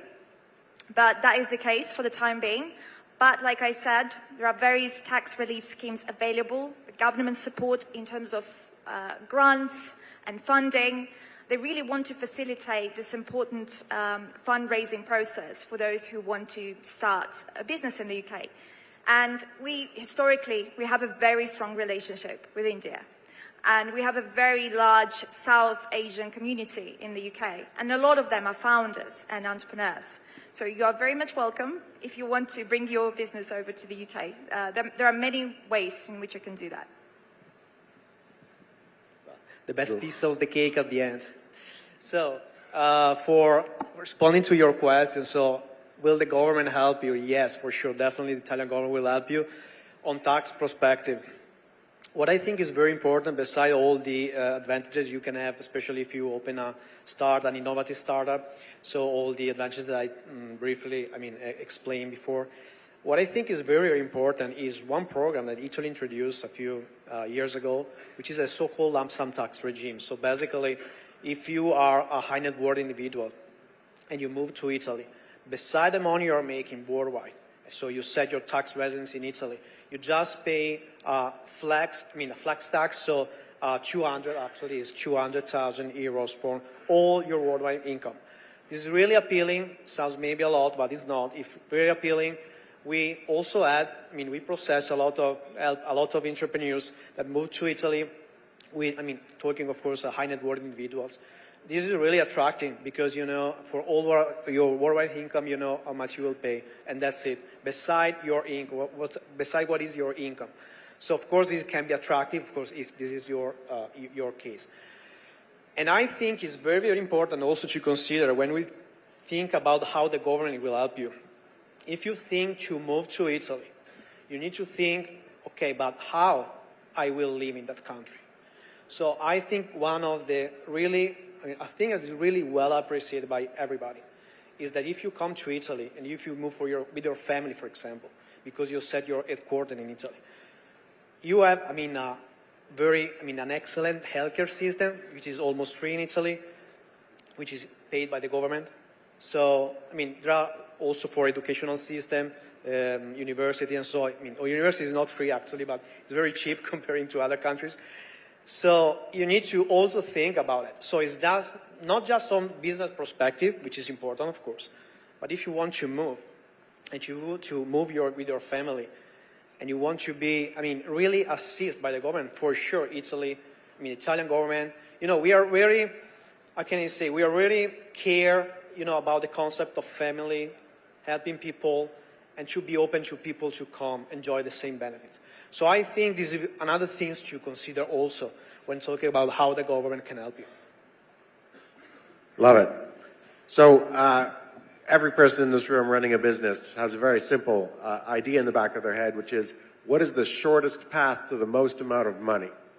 And so when we're talking about potential different countries that we can move to, or not just move to, but open up markets in and work with, can we just speak to the giant elephants in the room, which are geopolitics? As a political scientist, and I know this is from the lawyer's perspective, life is about timing. Is this a good time in history to start in the market that you have? And if not, would you wait 2 years? Would you wait 4 years? Based on what you can see today, what's the right timing to start working in your country? So from the American perspective, so there's basically two types of immigration options, right? So there's a direct green card route, which is a little limited right now because the priority dates are backed up to 2012. But there's an option for what's called the EB-5 investment visa. The EB-5 is the pot of gold at the end because it's always current. And the benefit that you have with it, it's a direct pathway to a green card if you can come up with the funds, right? And under the EB-5, the great change that's happened recently is even a loan is allowed. So before you used to have all the capital up front, now it's okay if you have a loan for that capital. Why we are kind of pushing this forward is the EB-5, irrespective of which government comes in, is always going to be the golden child, because when you're investing such high amounts of capital, every government wants you there, right? And so if they're willing to give you a green card right away, and with premium processing, you're looking at a turnaround of 30 days, right? Denial or a further evidentiary request or whatever. So that's always great. The opposite to that is the non-immigrant visas that you all hear about, which are your L1s or your H1s, your O visas. Those I'm projecting are probably going to be a little bit more difficult because, again, the idea is that you're taking jobs away from the American sector. But at the end of the day, every government needs money. Every government needs people to push the markets. Every government needs a high-functioning economy. So if your business is legitimate, you have the right capital, you have the right business plan, I don't see why, you can't get approved in America under the non-immigrant visa as well. It just might take a little bit longer. So, America loves making money, and we love people who want to make money in America. Amazing answer. Thank you. Eugenia, I know we only have a minute each left, so quick answer. I'll make it real quick. So I just, on a more sort of personal note, I'd like to say that I don't think there is such a thing as a perfect time to start a business. And immigration, I think, across the countries is always a moving target. There is always a possibility that something will change. We just don't know when and how. So I wouldn't tie your business expansion plans to that, personally. The UK, like I said, the UK is a very welcoming country when it comes to business and entrepreneurship. There are various schemes available to those who want to come and start or expand or scale their business there.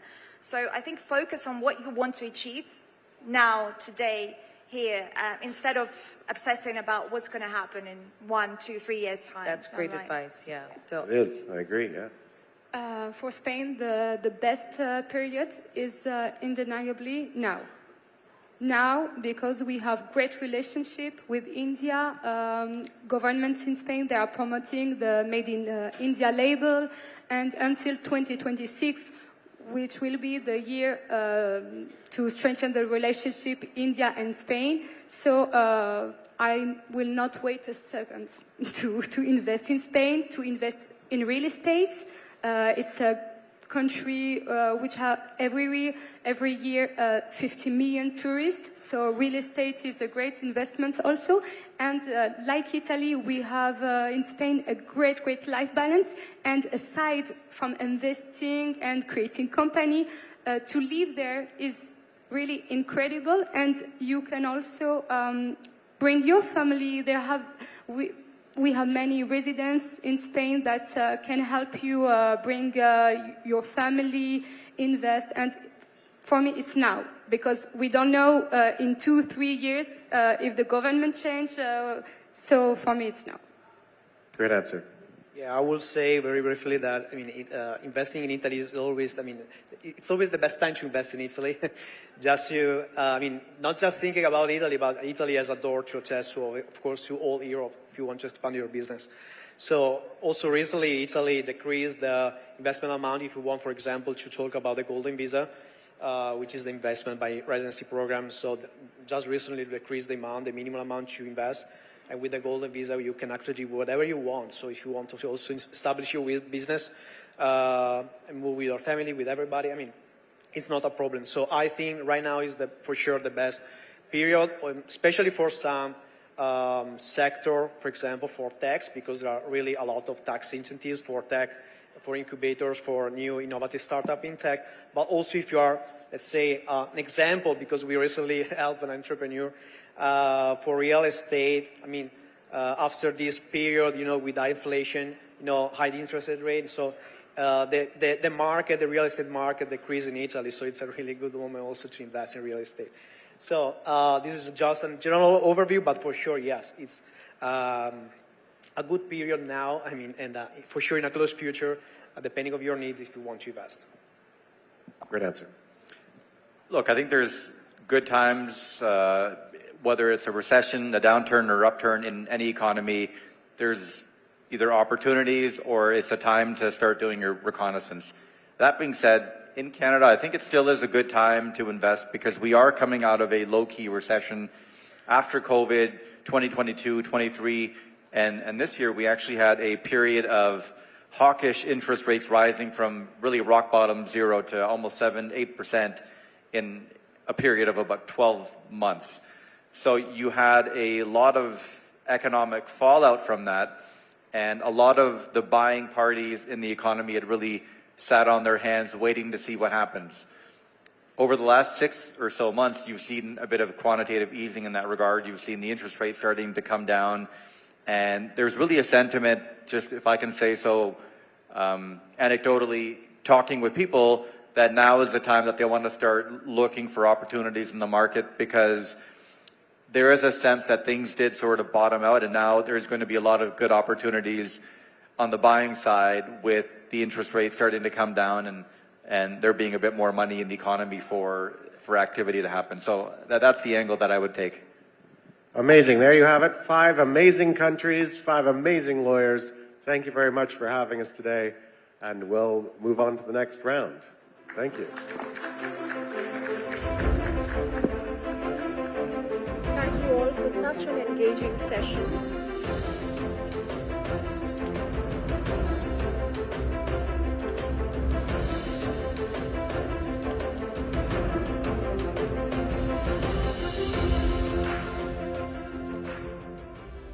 Thank you, everybody. Ladies and gentlemen, now let's turn our attention to the power of cross-border payments. By simplifying international transactions, businesses can expand their reach, boost revenue, and forge stronger global connections. Our next session, Navigating the Cross-Border Payments and Forex Challenges, aims to deliberate all that and more. Our guest for this special fireside chat is Paroma Chatterjee, CEO, Revolut India, who is joining us virtually from Bangalore. And the moderator of this session is Mukta Kalra. Ladies and gentlemen, please welcome both Mukta and Paroma joining us remotely today.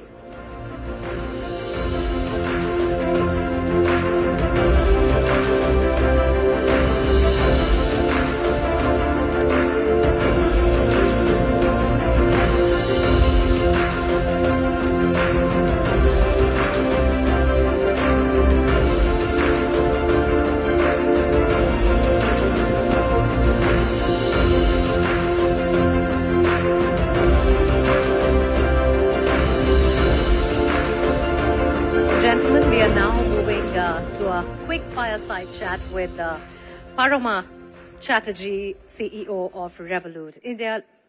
She's here with us, joining us virtually. Hi, Paroma. I'm Mugdha from Forbes. Can you hear me? Hello, Mugdha. Yes, I can hear and see you, and it's unfortunate that I'm not there in person for this fireside chat, but I hope the virtual chat is also interesting for all of you. Absolutely. We are all awaiting we were all awaiting this conversation primarily because everybody is looking at expanding their businesses abroad and looking at scaling their businesses in the global economy. And one of the things that we always talk about is cross-border payments and managing those cross-border payments, fluctuations, different time zones, etc., is always a challenge. My question to you is, a platform like yours, what are some of the top challenges that businesses are coming to you with, and what is the solution that a platform like yours is offering? Absolutely, but before I come to that, I can't help but comment. I was listening in on the last 5 minutes of the earlier session. I heard the lawyers speak about the ease of doing business across Italy, Spain, UK. Forgive me if I'm forgetting the others. But guess what's common to all of those? If you have to make payments to any of those countries, or receive payments from any of those countries, or travel to any of those countries and be able to pay like a local over there, your answer is someone like Revolut. True. So that's kind of what we offer globally in 44 countries today. But before we get there, back to your question, original question, Mukta, let's take a minute or so to first understand the problems that are currently marring the cross-border payments ecosystem before we get to how we're solving for this.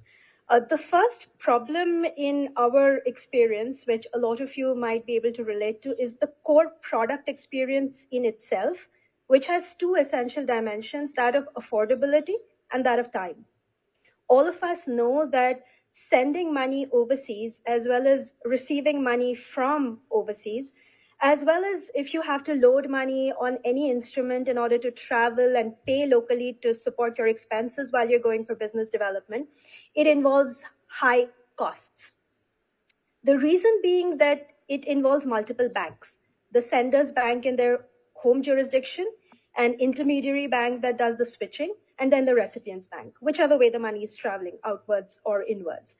And markups at every stage result in the overall markup to an individual being about 3 to 5% in the industry, which all of you would have experienced while doing something like this.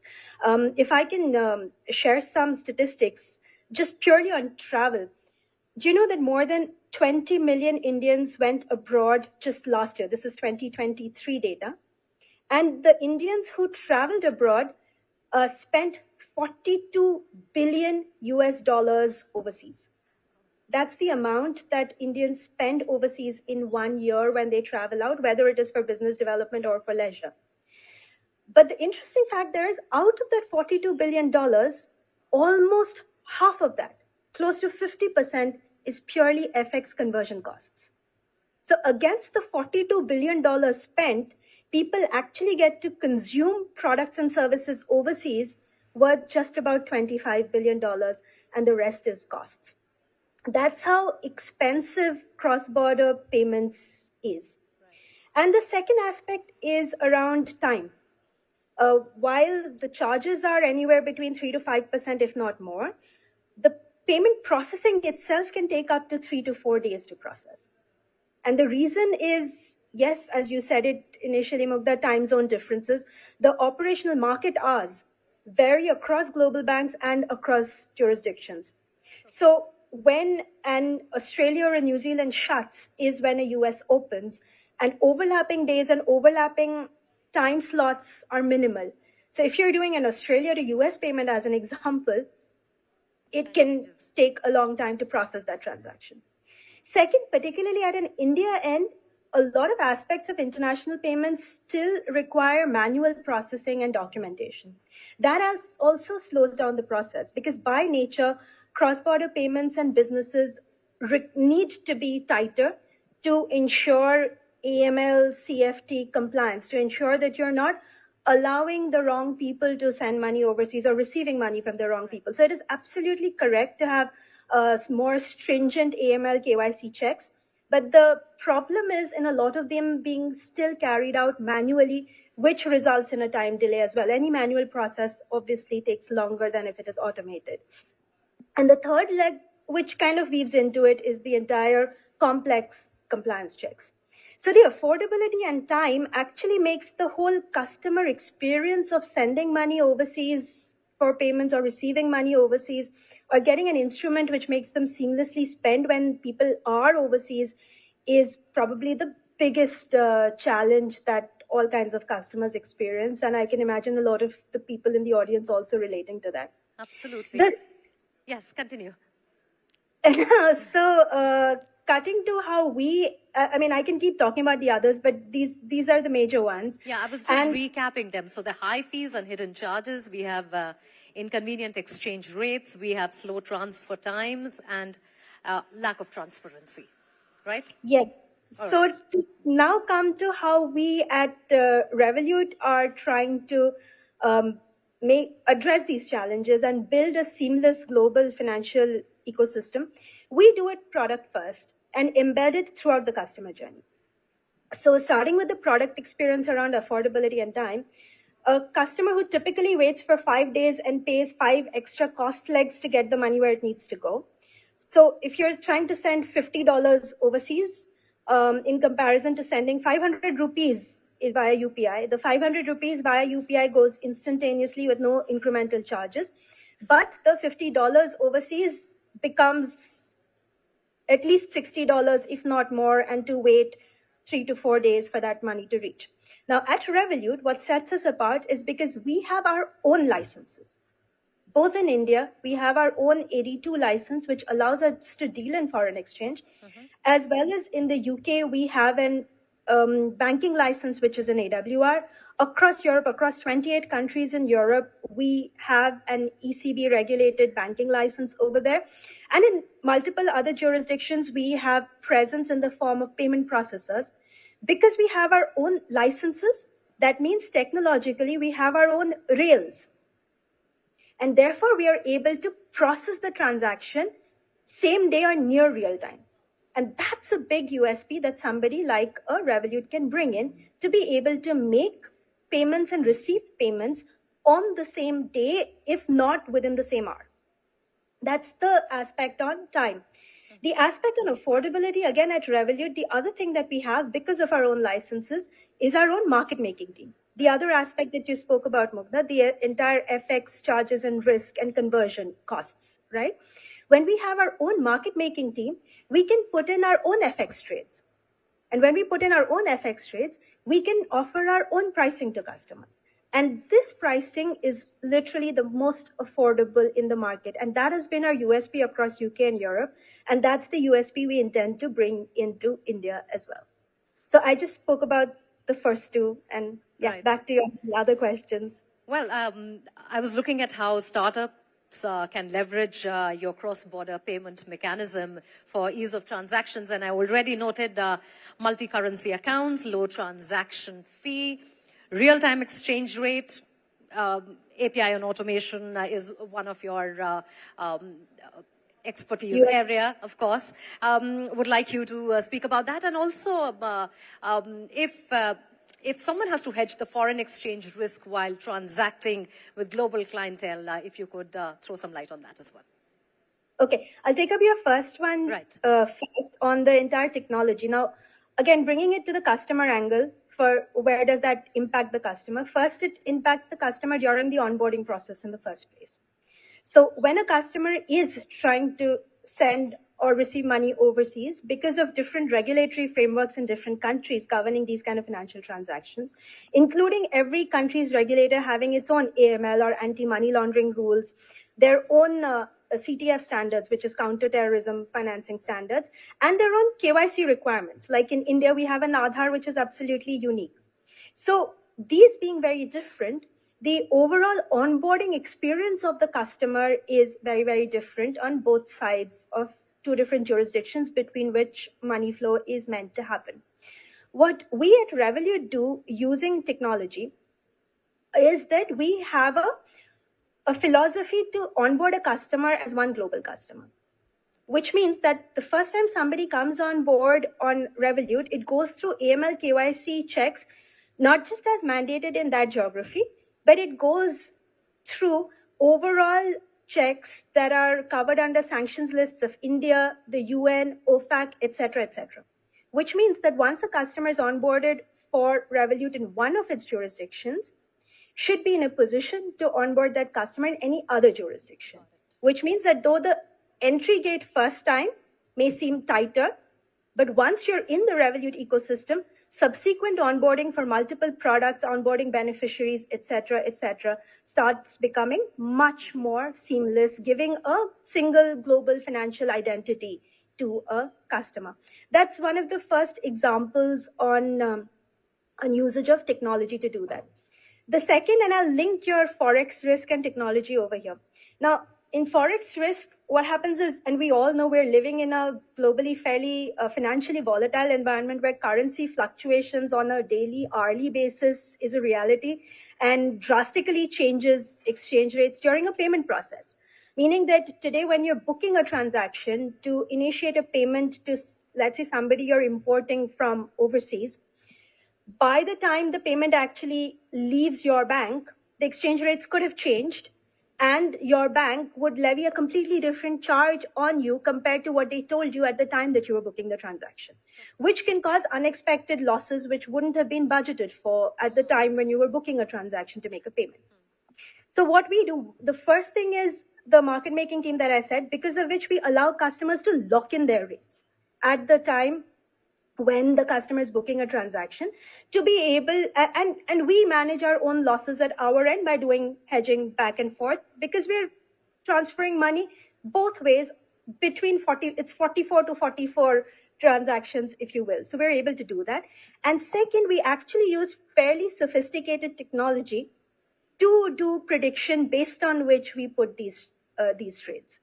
So that's use of technology to help manage currency risk for ourselves and therefore pass on the benefit to customers, as well as help customers onboard one single time in a manner that makes them a global financial customer. And while we do this, and I said that we do extra checks at the beginning, we actually take the customer through that entire journey in just 12 steps, which is less than the number of steps that anybody else takes to open an account for doing transactions overseas. So that's how we use technology to make it convenient for customers. Wonderful, Paroma. I'm just going to sum it up. Multi-currency accounts, forward contracts, currency exchange alerts, diversified currency holdings, easier and seamless way of doing business, the 12-step business that you spoke about. And, of course, your Forex hedging tools are there to help your customers. Wonderful to have interacted with you, Paroma. Hope we had you here, but this has been a wonderful interaction. I'm sure the audience here is raring to try the platform and will reach out to you. Absolutely. I wish I could have imbibed some of the physical energy in the room on this, but nonetheless, I just hope these nuggets in the last 10 to 15 minutes have been useful for at least some of you.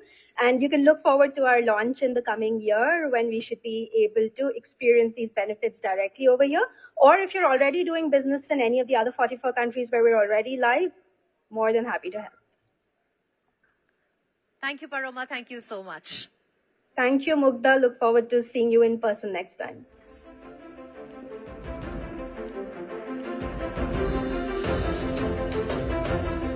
Thank you, Paroma and Mugdha, for those invaluable insights. Next, we delve into raising funds for global expansion, a crucial topic for India's thriving startup ecosystem, moderated by Sangeeta Bavi. This panel features industry leaders, who I'm going to invite very shortly. So can we please have Sangeeta Bavi on stage?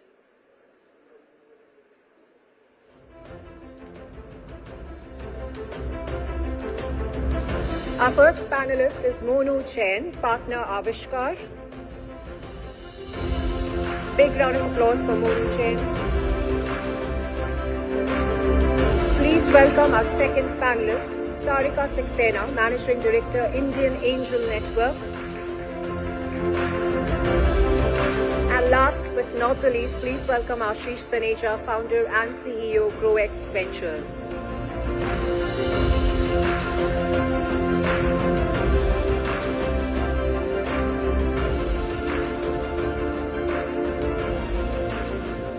Sangeeta, over to you. Yeah, I think they've just kept the COVID distance. I'll just drag the chair here. So great.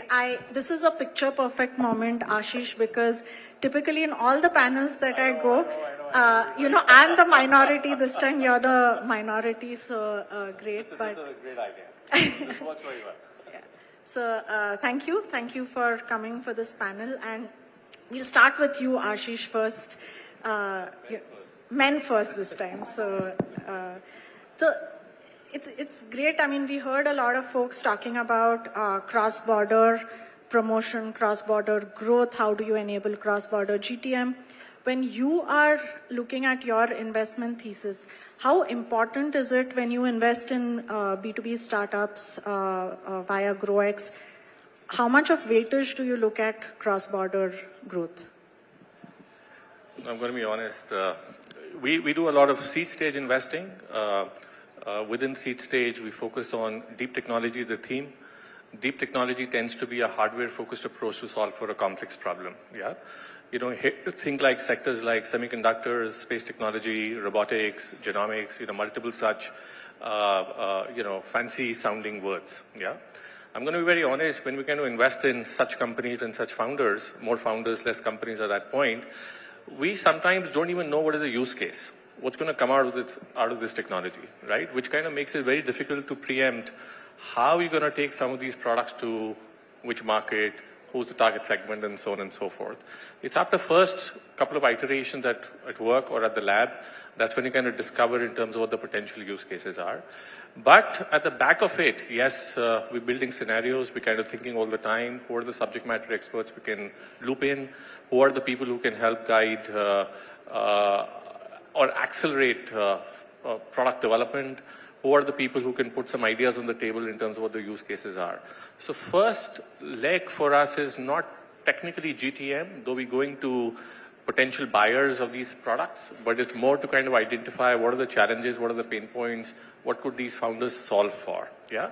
Once we see some early signs of user adoption or some pilots, that's when we kind of activate our go-to-market journey, right? So just in terms of when you're investing in a startup, you don't look at the TAM in a specific geography? I'll be very honest, in all these years of investing, I've never looked at TAM. I have no idea what TAM means. I have no idea, therefore, what the addressable means. It's finding the right team with, twinkle in their eyes, with hunger in their belly, who can solve for a problem. And we look to kind of connect with the problem they're looking to solve for. We believers that if you put a high-quality product out there, something which is innovative, something which is disruptive, you'll open up markets, right? Awesome. Monu, the question to you, similar question, because Avishkar is, a global brand, and you have a very different aspect to investment in terms of B2B, right? Can you bring in a flavor of how you look at the portfolio, and how much of weightage do you put in terms of global expansion? Thanks, Sangeeta. So for others here, Avishkar is generally known for its equity investments, which we also do. But what I'm leading is our credit fund, and that's the other dimension Sangeeta is referring to. So our fund is a global fund, and we're domiciled in Luxembourg, and we invest in countries in Southeast Asia, India, and Africa. So for us, when we look at a company, a global linkage is a very strong theme. So we're looking to support companies who are either have a presence globally or trying to expand their reach, or just collaborations or finding markets through either directly selling or even through customers for them. And this we've seen is spanning across sectors. We have companies in logistics, we have companies manpower services, even packaging, we have fisheries, so all across, and now globalization is a big theme, and startups are really growing towards that. Great. And Sarika, you are from ION, right? There it is, how do you bring in the angel investors at the angel stage and all? What's the thesis? Do you even worry about or give any weightage to looking at, how is this product going to scale?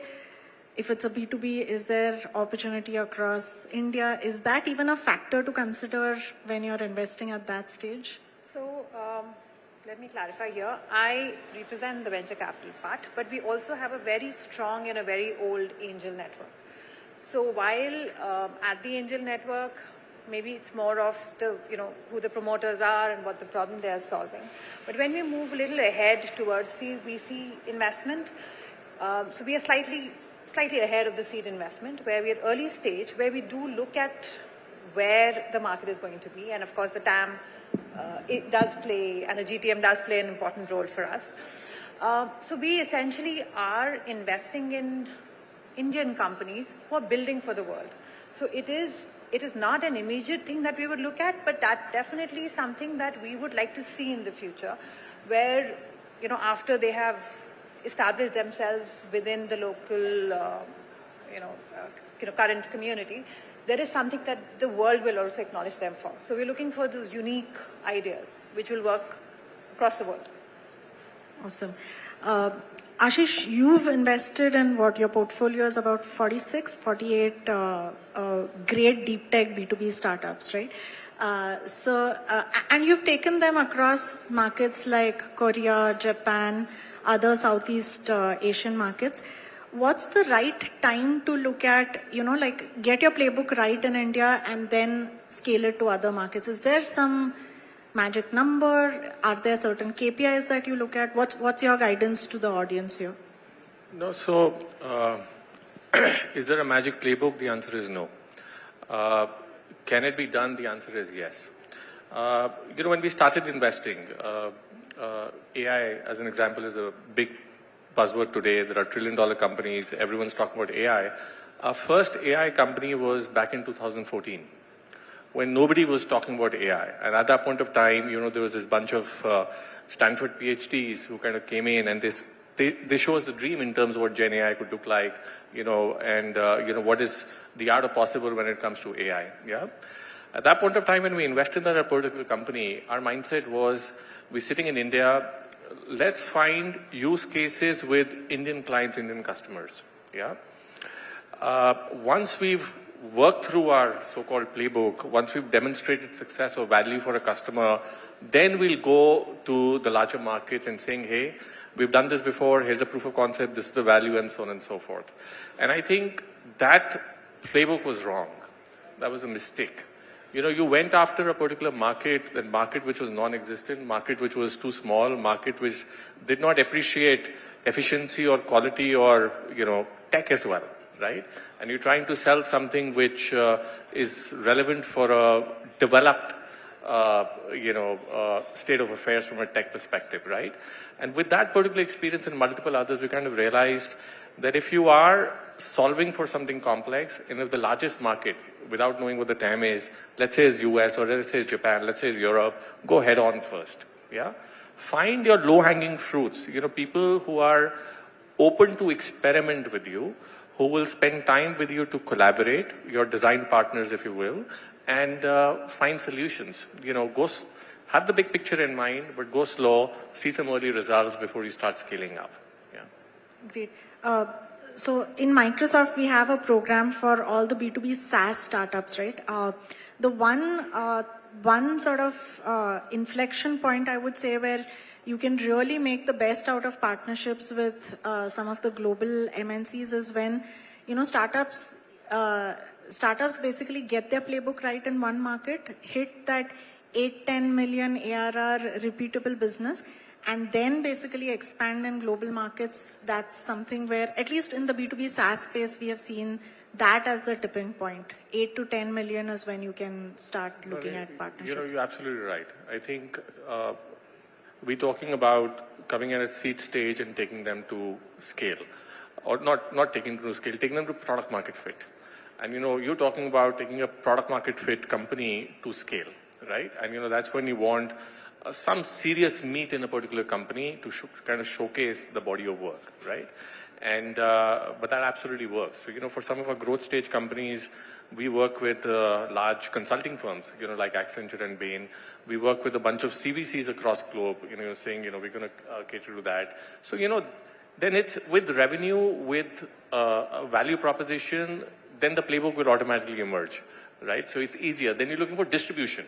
Last week, I met up with probably the largest hardware distribution company in India. They're probably 12 billion, 15 billion in top line. And they say, we do hardware, help us find companies, software-focused companies that we can use our pipe to take it forward, right? They're saying, this is what we know, this is what we own, and we'll build that in. Great.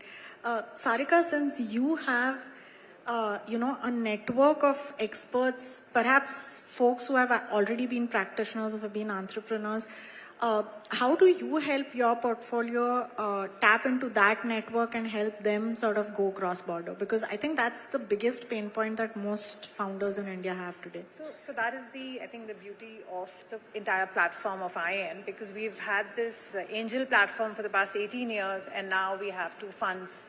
So after having invested in, say, about 200, 250 odd companies through these many years, we've learned from the experience, and we have a lot of people within the network who we can tap into. And depending on the industry, depending on the kind of the level that they need help at, be it cross-border, be it any industry connects, clients, customers, anything, we open up our network for our investee companies and help them grow in whichever area they need. So we are not, just investors with money. We are somebody who actually deeply get involved with the promoters and take them to the next level. So if the founders here in the audience want to tap into this network, what are the 2 or 3 things that they need to sort of keep in mind? If they need, say, access to X markets,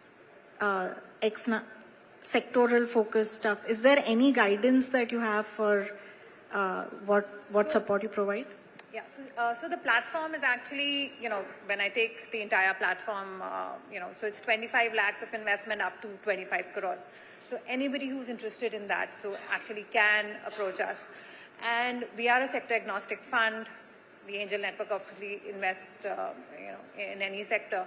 So if anybody wants to approach, the couple of things that I would say would be that they should have, the promoters should be very passionate about what they're doing. In terms of that should come across. You should be able to explain the idea and not be fuzzy about it.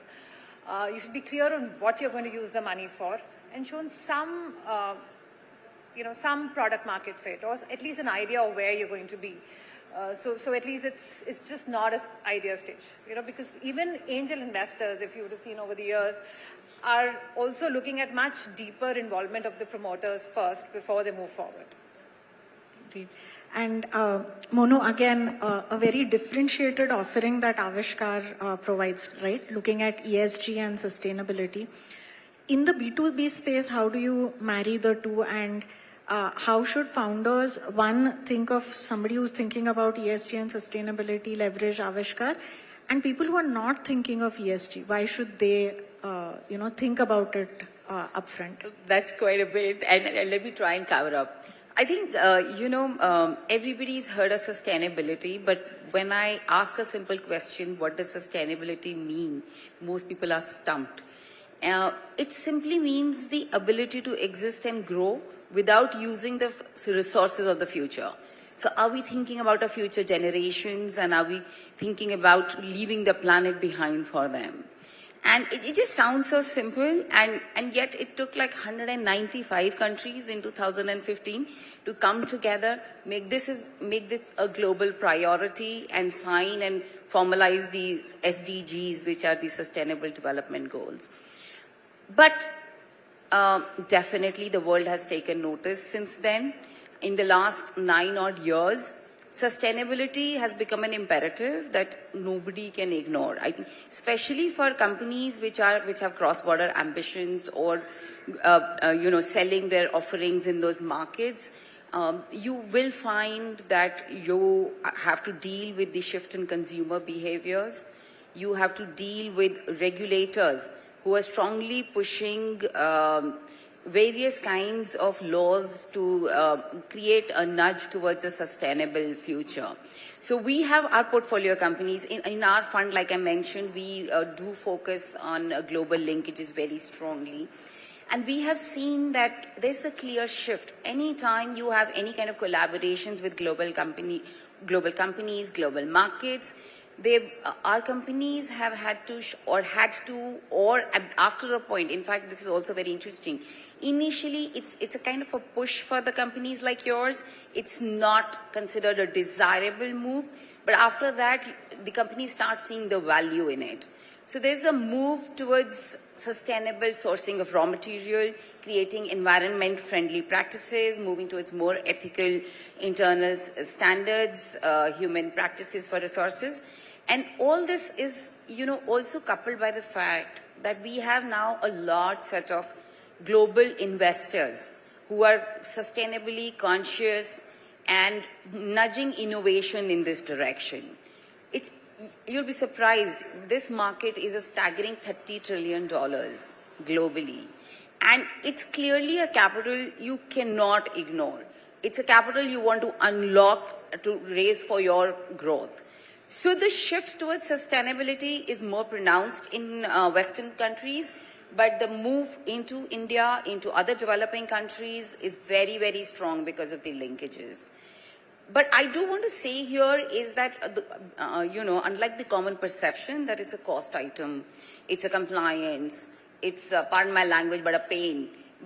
It's actually a value accretive exercise. And just to help you understand, let me give you an example of one of our investee companies.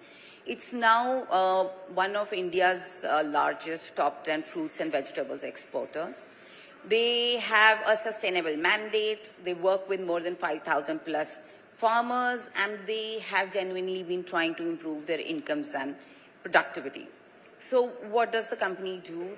Because of the close linkages, because of the innovation, they've led banana exports out from country. They had the first shipment, India is one of the very few, late last year to Netherlands, and signed up another customer in Middle East. Now, banana is a very interesting product. India, I don't think many of you will know that India is one of the largest producers of banana. We have a 26% share of global production. But our export share is only 1% because the logistics of handling the export are so difficult. The perishability is very difficult to manage. But this investee company, because of the processes they're building in, because of the new sets of their interconnections with the farmers, they're leading a revolution which is meaningful not just for them but for the country. I mean, banana exports are now tagged to be like $1 billion over the next 5 years for India. And how has it helped our investee company? They've opened a new market for themselves. Clearly, new market, new customers. They've got a 30 to 40% premium on their pricing. And their margins have reduced because of reduced wastage. So it's like a win-win. And that's where I feel that sustainability today is an education all growing companies need, especially companies which are looking to go cross-border. And they need to use it to create value for themselves and not just look at it as a cost item. Brilliant. And in fact, even there is, especially all the deep tech, AI-heavy companies are now mandating sustainable coding, right? Like how do you build efficient code such that it doesn't consume and doesn't become energy guzzler? So great, but sustainability aspect of what Avishkar does is also very interesting. One common question to all three of you from your vantage point, from your experience of looking at so many B2B startups, is there a guidance or a playbook to say, when you go to ABC geography for global expansion, you either do a build, buy, partner strategy. Build is set up your own team, buy is, acquire someone or partner with somebody already existing in the market. Is there any thumb rule, any guidance for the audience here from your experience in any order? Okay, so, we do a lot of global companies and we see there are clear challenges in, when either you are a startup or you're an MSME, a fast growing company, and you're looking out cross-border, it's not easy. SMEs already have a lot of challenges that they're battling with. And when you have multi-location operations, the management bandwidth does really get stretched. And if you have an oversight on something, it can be a critical lapse. So when we look for companies who have global ambitions, we really want them to have had either a track record in the past or a partnership which helps them stabilize, or baby steps. Because, the geopolitical volatility is so significant. In fact, we've had a company who's, the Red Sea crisis, and we all read so much about it, but how it translates into real issues is one of our exporters to Europe. Now they've had to take the longer path. The working capital has been stretched, and it's got very disruptive for their revenues. So when companies go for this, we look for good teams, compliance, regulatory, accounting, management bandwidth to handle all of this. And we found a lot of times that it's also not easy to find partners. So baby steps always help.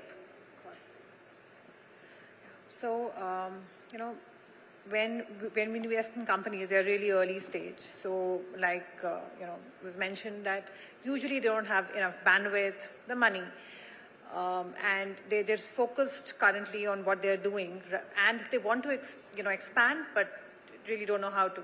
So we suggest initially to go by the partner route so that at least they try out a country with minimal risk. Also, it's very expensive, for somebody to keep traveling back and forth. That's not sustainable if there's a market that you want to build. And there are regulatory risks, there are cultural issues, there are so many other nuances that one needs to know. And a partner, that way we feel, would be better placed to help them navigate these issues. So that's what we suggest that they start with until they build that bandwidth, build the knowledge to establish themselves there. I kind of agree with Sarika. There's an old saying, right, which says, if you want to walk fast, walk alone. If you want to go long, walk with someone. And I'm a believer in collaboration. I'm a believer in partnership, right? In certain places, it's okay to kind of hire local. So, markets like US, you need a local guy.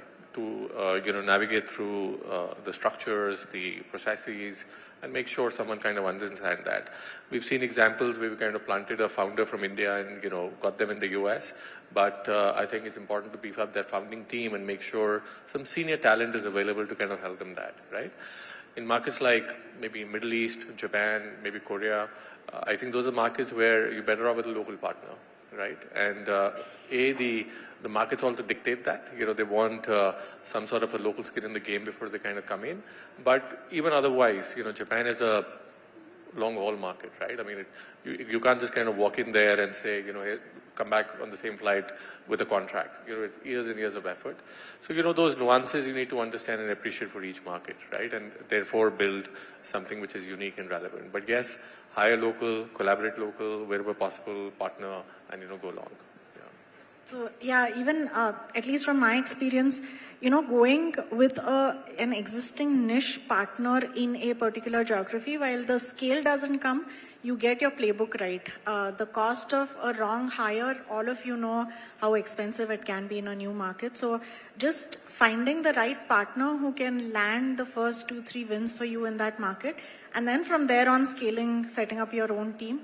And then there are a lot of industry sort of go-to-market programs available with all the hyperscalers, with some of the big MNCs. How do you strike that channel alliances and partnership is extremely crucial.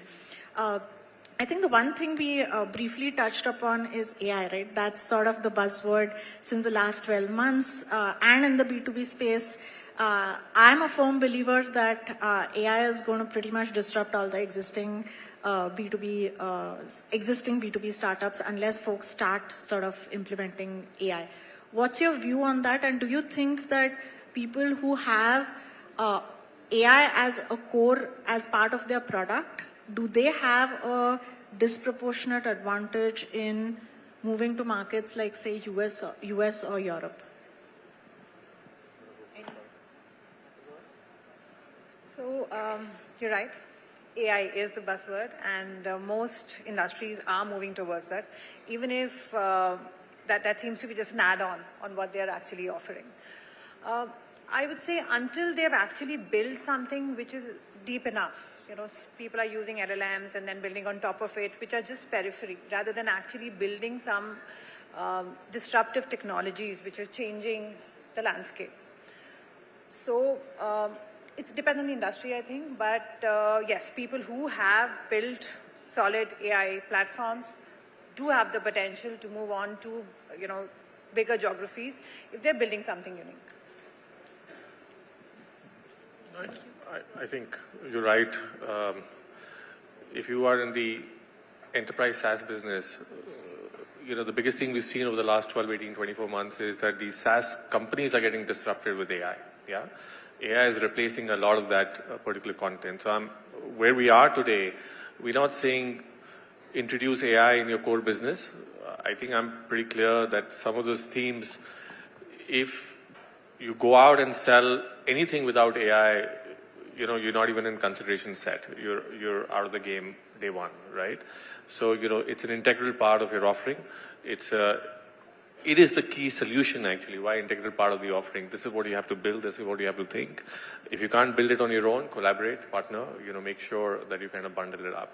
What can't be replaced very efficiently or quickly is domain knowledge. And, maybe over the years, that's what you've accumulated, a deep understanding of the particular market which you've done. And if you can introduce AI to kind of make sure that you're more effective, far more productive, why not? I just want to add here that, of course, AI is the buzzword and it is the future.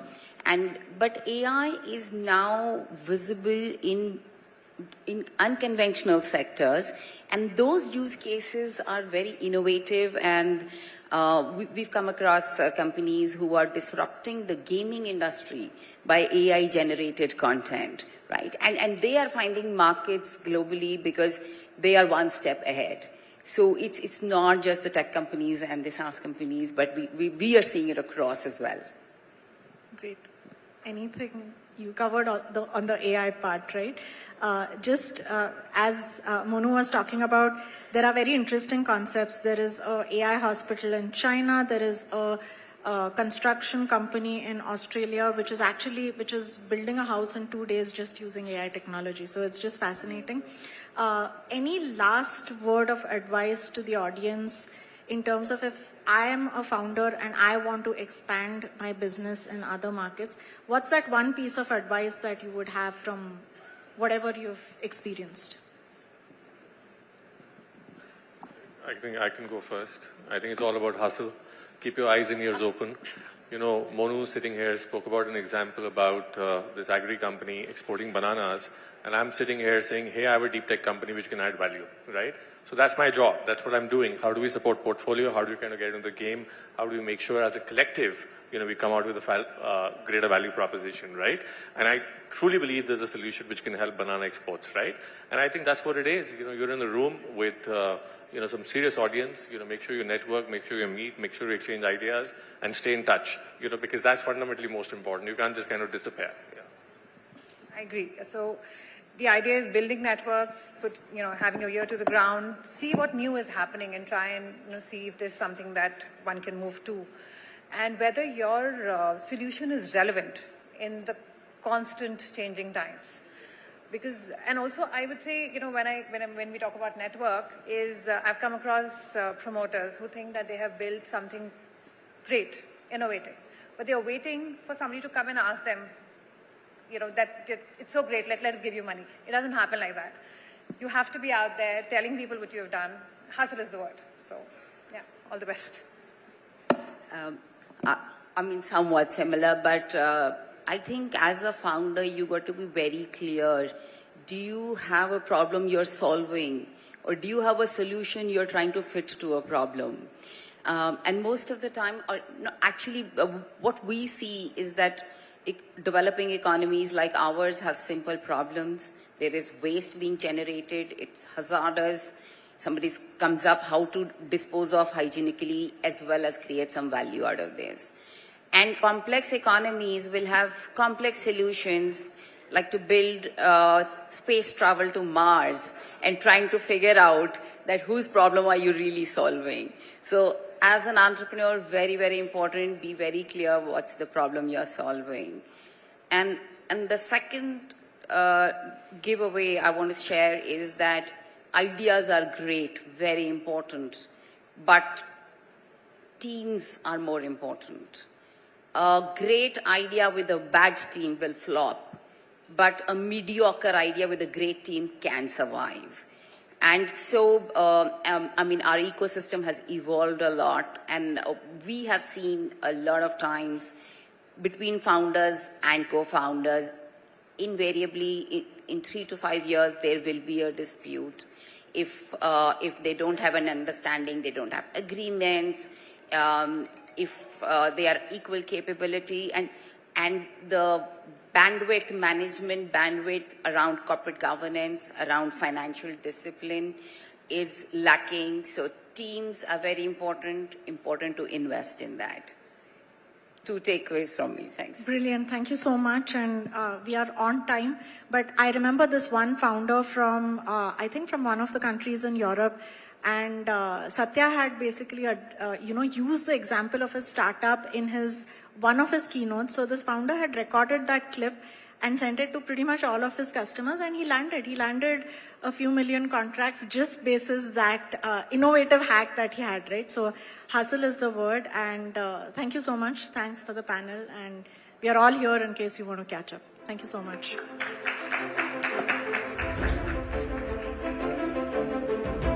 Thank you very much, panelists.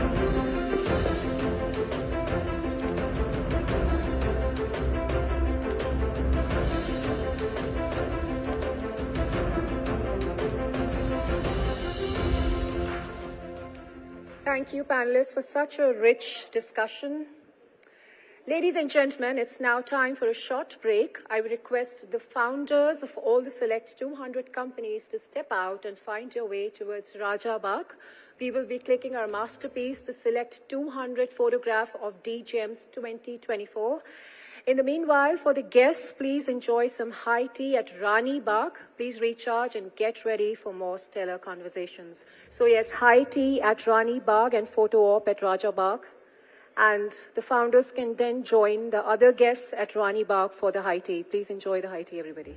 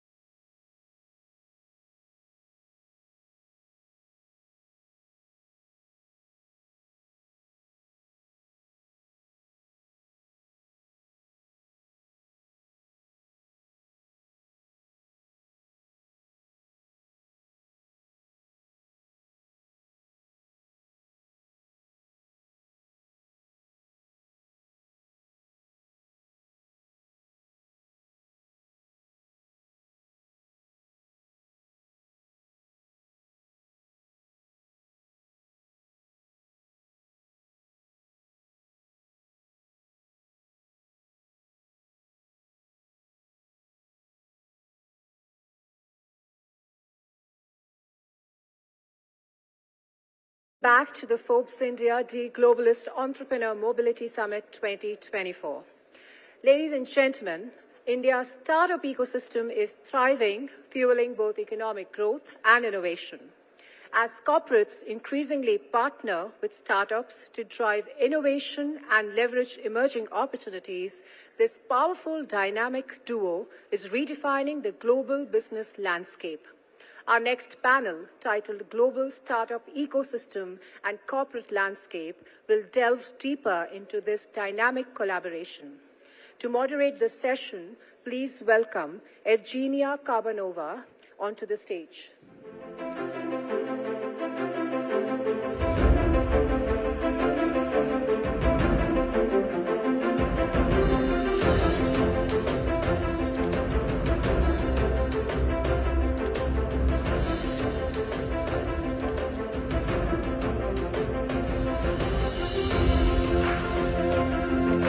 Waiting for the moderator to come on stage.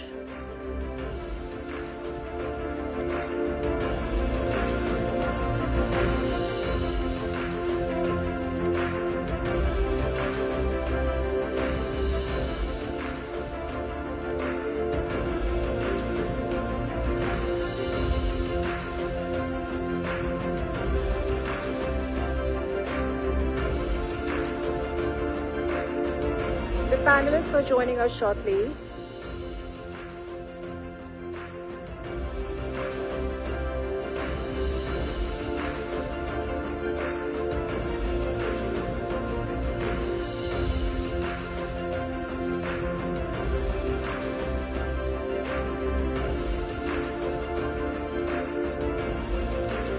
And here we have the moderator. Evgenia, can we have you on stage? Evgenia, can we have you on stage? You're the moderator of this panel. Big round of applause for Evgenia. And I now invite our esteemed panelists to join us on stage as well. For the first panelist, please welcome Richard Harrison, Director, Innovator, International Endorsing Body, UK. Our second panelist is Sean Stephens, CEO, Tree Frog Accelerator Designated Organization, Canada. Big round of applause for our third panelist, Jyoti Arora, former Special Secretary, METI. Our fourth panelist is Christos Skordas, the Globalist Partner from Cyprus. And last but not the least, please welcome on stage Giorgio Aime, the Globalist Partner from Italy. Over to you, Evgenia. Thank you. Welcome back, everyone. We are about to start our panel on the global startup ecosystem and corporate landscape. And this is my first time in India and New Delhi. And just attending this event, this conference today, I can see that India is truly at the forefront of innovation. So if I may, Jyoti, I'd like to start with you. I think it would be very valuable for the audience and frankly for myself as well to hear some insights into India's evolving digital infrastructure and policies. For my clients that may potentially want to expand into India, it would be very valuable to hear. Well, thank you. I see the audience, most of you are already renowned entrepreneurs. That's how you are in this 200 list. I was just trying to find out what you people are interested in from this panel. So I think I have been sitting here for the last 2 hours. There has been no government representative in any of the panels. So the moderator has asked me about the digital infrastructure and policies of Government of India for the expansion of digital economy. See, the goal of India, award goal of India is to have $1 trillion economy, digital economy by the year 2026. As all governments, now it's an era of digital economy and digital infrastructure, but over centuries, the main job of the government has been to provide great law and order, the infrastructure, and taxes system for the overall growth of the country.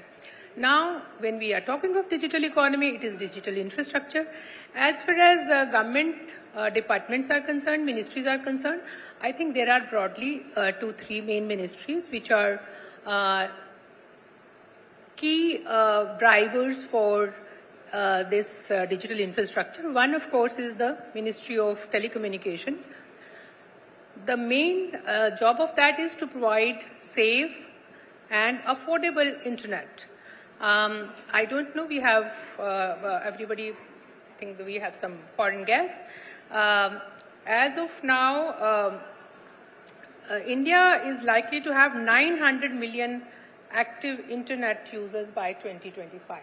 So these are huge numbers, right? So now this has been made, and we have the lowest internet rates in the world. So the question is, India wants to have affordable access, that is the cornerstone of digital economy. So therefore, there are different pillars. One is that providing 3G, 4G, 5G access and going to the last mile connectivity. We have I think most of you would have heard about it. There is a BharatNet where we want this kind of internet to go, affordable internet to go to the last mile. Only then you can ride on that. You see, your customer base is everywhere. So unless you have an affordable internet, so that's the first digital infrastructure government is building with its own monies and with the private partnership. The second major department is, which comes here is the Ministry of Electronics and Information Technology, where I have served as special advisor and special secretary and economic advisor. So one thing we are basically, one is that you give a fillip to the digital economy by providing digital platforms. So the Aadhaar, the UPI, the very well-known India stack, whether it's GEM or DigiLocker, on which you can write. Second, a major contribution is to promote digital payments. So government has supported, every year it is giving around 5,000 crores to support digital payments. UPI network is one of the acknowledged network in the world, so on which our all these payment gateways are made. The third is, digital literacy and skill upgradation, because after all, if anybody wants everybody to be a customer in your digital footprint, so you have to have everybody participating in that. So it's whether it's a future skill program to upgrade the skills, or even going to the last mile where people are illiterate to provide digital literacy. That's another pillar on which the government works. And then driving e-governance initiatives. Throughout the country, all the departments are now interconnected. So therefore, the government is also one of the biggest customers. Apart from that, there is a compute infrastructure which the government is providing. I think you must have heard about the AI mission, which is 10,000 crore of investment, the monies which are coming from the budget, from which 2,000 crores will be provided for the startups to start their AI startups, but 8,000 crore is going for the compute infrastructure, providing 10,000 GPU capacity. And then, of course, the other infrastructure on which the digital economy is based is the semiconductor ecosystem, for which you all know government has given huge subsidies to bring semiconductor ecosystem here, on which, again, the digital economy will ride. So these are the different initiatives to promote digital economy. A lot of data centers are being built by the government along with the private sector participation. And of course, the regulatory support is coming from the finance department. So I'll stop at that. So this is the kind of digital infrastructure, this is the kind of, the aspiration of building that kind of an economy. It's a huge economy. I'm quoting these numbers because there are representatives from other countries who can also their startups can look at that. This is the kind of market India has. So we invite them. Of course, they will be telling you how you can go to their countries, but this is the kind of footprint we are going to have, huge demand, huge pillars on which the digital economy is being built.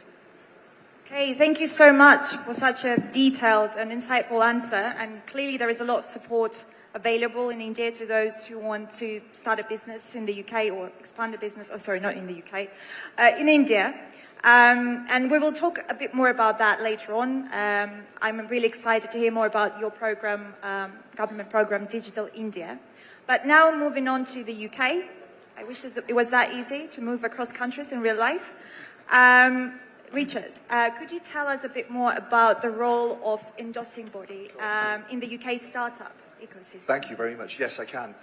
So if you want to come to the UK to start a business or to work in the UK, then you would clearly need some type of visa. And when we were invited to be at this event, one of my first questions was, what do the audience want?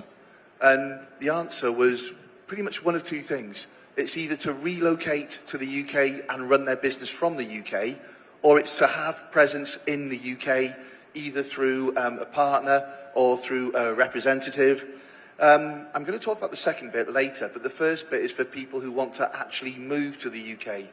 Now, there are a range of visa types around for you, but one of them is called the Innovator Founder Visa, which, I was discussing with Sean earlier, now encapsulates startups and existing organisations. Now, the role of an endorsing body is to advise the UK government whether that business meets the criteria to move to the UK. And the criteria is pretty much three things. It's got to be innovative, and by innovative we mean something that's substantially different to what's already present within the UK. It has to be viable, and by viable we mean there's a proposition there that would be successful, and it has to be, another word that's used greatly today, scalable. And by scalable we're talking about a business that would have international presence or employ people. So the short answer is an endorsing body advises the UK government whether an organisation meets that criteria. The one thing I should say is you may have an amazing business, but it might not fit the criteria for that route. That doesn't mean the business isn't good. It just means the rules for the Innovator Founder Visa in the UK are very, very specific, and that's something we can advise on as well as support the Home Office with applications. Thank you very much, Richard. And you will have an opportunity to expand on some of those points later on. Sean, if I can put a similar question to you, and I can only hope to live up to your example as a moderator. So what is the role of TreeFrog as a Canadian designated organisation? Indeed. So TreeFrog actually has two sides to it. One side is we have an agency, and we've helped hundreds of companies over many decades find a new market in Canada by helping understand their market, understand their clients, etc., and do additional business in Canada. However, there's also, we are a designated organization, so similar to what the UK used to have, although it's now incorporated into other things, we have a really interesting program called the SUV program. So what happened was, as I discussed earlier in an earlier panel, many different countries realized that they needed to find other entrepreneurs in other countries to move to Canada. And Canada set up a program which would allow you to apply to go to Canada under the SUV program, go through an accelerator, which is, we have an accelerator, it's a 6-week course, and then get permanent residence almost immediately. Now that turned out, we actually, there was a study done, I think in 2022, and Canada came out as having the top SUV program in the world. And unfortunately, that meant it became incredibly popular very quickly, and we had 15,000 companies go through accelerators in a matter of a few years. And as a result, we have a backlog in the system, and that's taking a few years to go through. But if you have a spectacular company and you just want to find a new market, we're a great way to go through that. Or if you'd like to emigrate or move your business or members of your business or land people in Canada, then we also have that as part of our designated organization status. Thank you. Thank you so much. That's a great answer. So Europe is up next. If I can put the same question to Christos and Georgia. Could you share some tips and information about navigating the EU business environment for non-European startups? Thank you, Vianney. I think probably the first thing to highlight is that the European Union operates as a single market.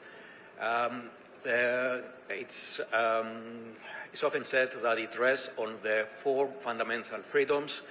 That is not just the freedom of movement for persons, but most importantly for startups and businesses, the freedom to move freely within the European Union of goods, services and capital. So setting up business in one member state is like setting up business in the whole of the European Union. Yes, it's certainly the main point. The single market is one of the biggest opportunity for Europe. It gives you access to nearly 450 million consumers. Is the first largest market in the world. But, you know, talking also to some of you, the selected 200, I was asked, you know, what do you think in the European background, before coming to Italy, but in the European background market, what do you think are the main issues? What should we focus on? What should we be more caring about when thinking about expanding in the European Union? Well, you know, first of all, I would say that in the latest years, privacy has been, so personal data protection has been one of the greatest issues that the European Union addressed, because, you know, having a single market, as Christos was saying, actually means one very important thing, which is harmonization. European Union says, okay, once you are set up, when you're established in one of our countries, in one of our member states, you are free to market your product or your service everywhere, but for the most part of the products, we want them to be under a harmonized regulation and be subject to harmonized rules. So product-specific rules and also market-specific rules, which, for example, is data protection. So one of the things that I would say that people wanting to expand to the European Union need to be most attentive about is personal data protection. Also, the other big focus that European Union is now addressing is the environment. As you all know, Europe has a huge environmental program. We foresee to reduce CO2 emissions in the long terms. So we have, and the European Union has been introducing a lot of regulations on environmental protection. And these should definitely be taken into account. That's why I'm talking in the startup ecosystem now, because investors are more and more interested on how companies are attentive to the environment. So one more thing to say about the single market is that we have a single market, but I'm sure Christos can certify we still are 27 different countries with 27 different cultures, with 27 different market approaches. So we do have a single market, but you need to know that we are, of course, still diverse. And now I come to Italy, if I may, just for 2 minutes, because why should anybody, as Christos said, when you come to each and any of the member states, why should you are actually within the European market? Then why should you come to Italy? Well, because Italy is unique in this sense. I mean, as I said, the European Union is made up of 27 different countries, so a lot of diversity. Well, Italy is both geographically and culturally very strategic under that point of view, because all across the countries we do have different cultures, even though, of course, they are related to the being Italian, but you will find different approaches from north to south. It is a great gateway to the European Union and also to the North African market, which is great. And if I can say it, you must know that Made in Italy is apparently the third most known brand in the world. So Italy, the accuracy, the manufacturing, the quality in Italy is something that you can take from and to which you can contribute if you come to Italy. I will come to that maybe later on. I don't want to know anybody. Is the UK in Europe anymore? I don't want to mention that. It's in Europe. It's certainly still in Europe. We've not moved. Shots fired. Still there. Okay, Sean, you're not the moderator of this panel. Okay, thank you both very much. I think it's very inspiring for those who are thinking about expanding into EU. Back to India. Jyoti, how can startups in India align with strategic priorities here? Maybe we can talk a bit more about digital India. You see, the priorities of government remain the same. We want technological leadership, we want inclusive growth, and we want to increase productivity. So all the startups who would like to come in, keeping these three into view, if they can bring in increase in productivity, they can go to unserved areas, and they can bring in efficiencies. So they can come in any of the fields, in the social sector or in the economic sectors. There are a lot of startups which are going to the health tech, agriculture tech, edutech, and fintech. All kind of areas are open to them, and they are actually in consonance with the strategic needs of the country.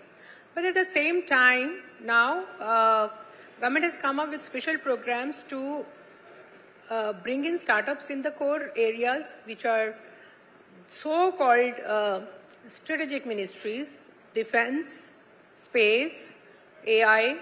So dedicated funds and market access in terms of government being one of the buyers of their products is also taking place.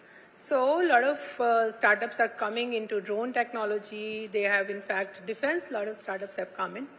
Friends, I just want to say one thing, that the days of, every startup becoming a unicorn or dreaming about becoming a unicorn, those days are numbered. But the mid-sized startups, which can bring in productivity, increase productivity, they can fulfill market demand and also bring in efficiencies in the traditional industrial systems, are here to stay. So there is funding for that, there is need for that, and there is ecosystem also for that, and government would also like to support, because all these will ultimately lead to the growth of the economy. Thank you so much, Jyoti. Richard, could you tell us about the top growing sectors in the UK? That would be I mean, the obvious answer there is digital, but I'm always cautious about, digital's clearly a sector, but it's cross-cutting. It cross-cuts fintech, it cross-cuts medical, it cross-cuts engineering. And whilst all of these are growing sectors in the UK, there tend to be no absolutely clear standout. Digital's probably the top. But what people want in the UK is a competitive advantage. UK businesses love tech. They want a competitive advantage because there is so much competition in the UK and in the world. And the main thing for us there is clearly understanding how tech such as digital can give them that competitive advantage. So there are opportunities within every sector. I think the question that you really have to ask yourself is, do I go for a large sector where there's large scale global competition, or do I go for a niche sector where there's less competition and less of a market base? And one thing we're seeing, and we were discussing this earlier on, is the transition of business. Whereas many, many years ago, business used to be done within counties, then it expanded to within the UK. But now we're seeing more British businesses outsourcing to places like India, especially where it comes to, for example, tech where the cost of development is significantly lower. So, I mean, the opportunities go both ways. There are opportunities to move to Britain and build a business, to sell into Britain, but also to outsource. So, digital's massive, but we're pretty much present in most of the major sectors, maybe medtech as well. Thank you. Great answers, excellent points there. Sean, I have a similar question for you. What are the top growing sectors in Canada? The top growing sectors in Canada. You know, I see a theme here, which is the sort of gateway. We've got a gateway through Italy, we've got a gateway through UK, and you've got a gateway through Canada. And I think the sector discussion really deserves the concept of Canada being a gateway, as discussed earlier on the panel, to United States and Mexico and even Latin America. And so you'll see that there are great places to get to start your market or break into a market and then take that to other countries. So that's really, I think, a great question here. And as far as really Canada's open for anything. The reality is, same as UK is saying on digital side, obviously everything from agriculture. Canada's an incredibly large country with everything from mining to technology, etc. We have some significant technology hubs and arts hubs in Toronto and Vancouver and other cities across Canada. And so there's all sorts of amazing opportunity across all sectors, I'm going to say, especially from Indian technology, Indian startups from every aspect of life are relevant. I think that's very encouraging for those who are thinking about starting a business in Canada. Thank you very much. Back to Europe. Again, if I can put this question to you both, guys, could you take us through the process of setting up a regional base in your respective countries, so Cyprus and Italy? Yeah. Thank you for the question. Now, Cyprus has a unique position that is both an English common law jurisdiction within the EU, but also offering a very attractive ecosystem of combination of taxation and incentives for foreign companies to set up operations locally. I mentioned, of course, the English legal system background because this is relevant to India. To give you an example, our contract law, as was adopted back in 1960 at the time of the independence, was a complete transposition of the Indian contract law, which was taken verbatim, copy-paste, and inserted into our legal system. As a country, we do not distinguish between foreign-controlled companies and local companies. They all benefit from a very attractive tax system, which, on one hand, taxes corporate profits at 12.5%, and at the same time, and this is very important for startups, and it applies to everyone, there is no capital gains tax from the disposal of shares. So if you set up your gateway into Europe in Cyprus and you create your startups through locally based SPVs that after they become successful, you decide to sell them off, you will not be subject to any further taxation. Similarly, dividends flowing from such subsidiaries, if they are between Cyprus to its parent, also located in Cyprus, they will be without any dividends, any tax on dividends. There are no withholding taxes from payments of dividends flowing out of Cyprus. If your subsidiaries are within the EU, then the EU parent subsidiary directive will apply, which will mean that dividends and profits flowing from a subsidiary within the EU back to Cyprus will not be subject to withholding taxes at source. They will not be subject to any dividend tax in Cyprus either. So it gives you a very, very attractive tax system. At the same time, while you have your corporation tax at 12.5%, the tax system recognizes that when you make your investment into your company, your startup, and you put up capital, you should not be penalized that you have not gone to a bank or somewhere else and obtained a loan for which you would have been a tax deduction for interest payments.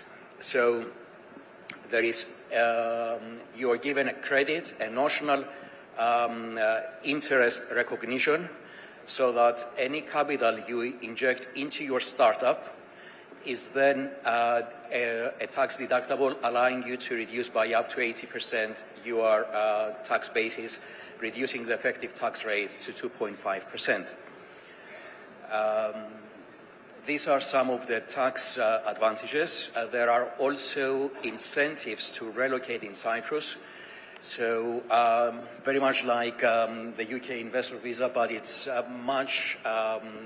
is a much wider application. So if you are a foreign controlled company and you set up a physical local presence, then depending on your size and needs, then you are allowed an almost unlimited, in practice, skilled employees visa, allowing them to come and work for you for as long as they like. If they do so, they become non-domicile tax residents, enjoying further tax benefits and reduced income tax. Thank you very much. So, Giorgio?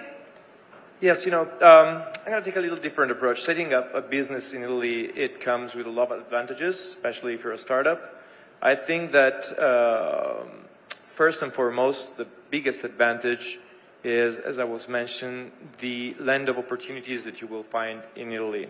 We have been known for being really affectionate to traditions in Italy. The last 20 years, we're trying to get away from that. I mean, we're still very attached to tradition, where we're trying to put innovation in it. That's why 12 years ago, the government introduced the Startup Act, the National Startup Act, and we are trying to do the digital transition, and we are trying to move all of the sectors in Italy of the business industries. We're trying to take tradition and put innovation in it. Believe me when I say that there is a lot of potential in this.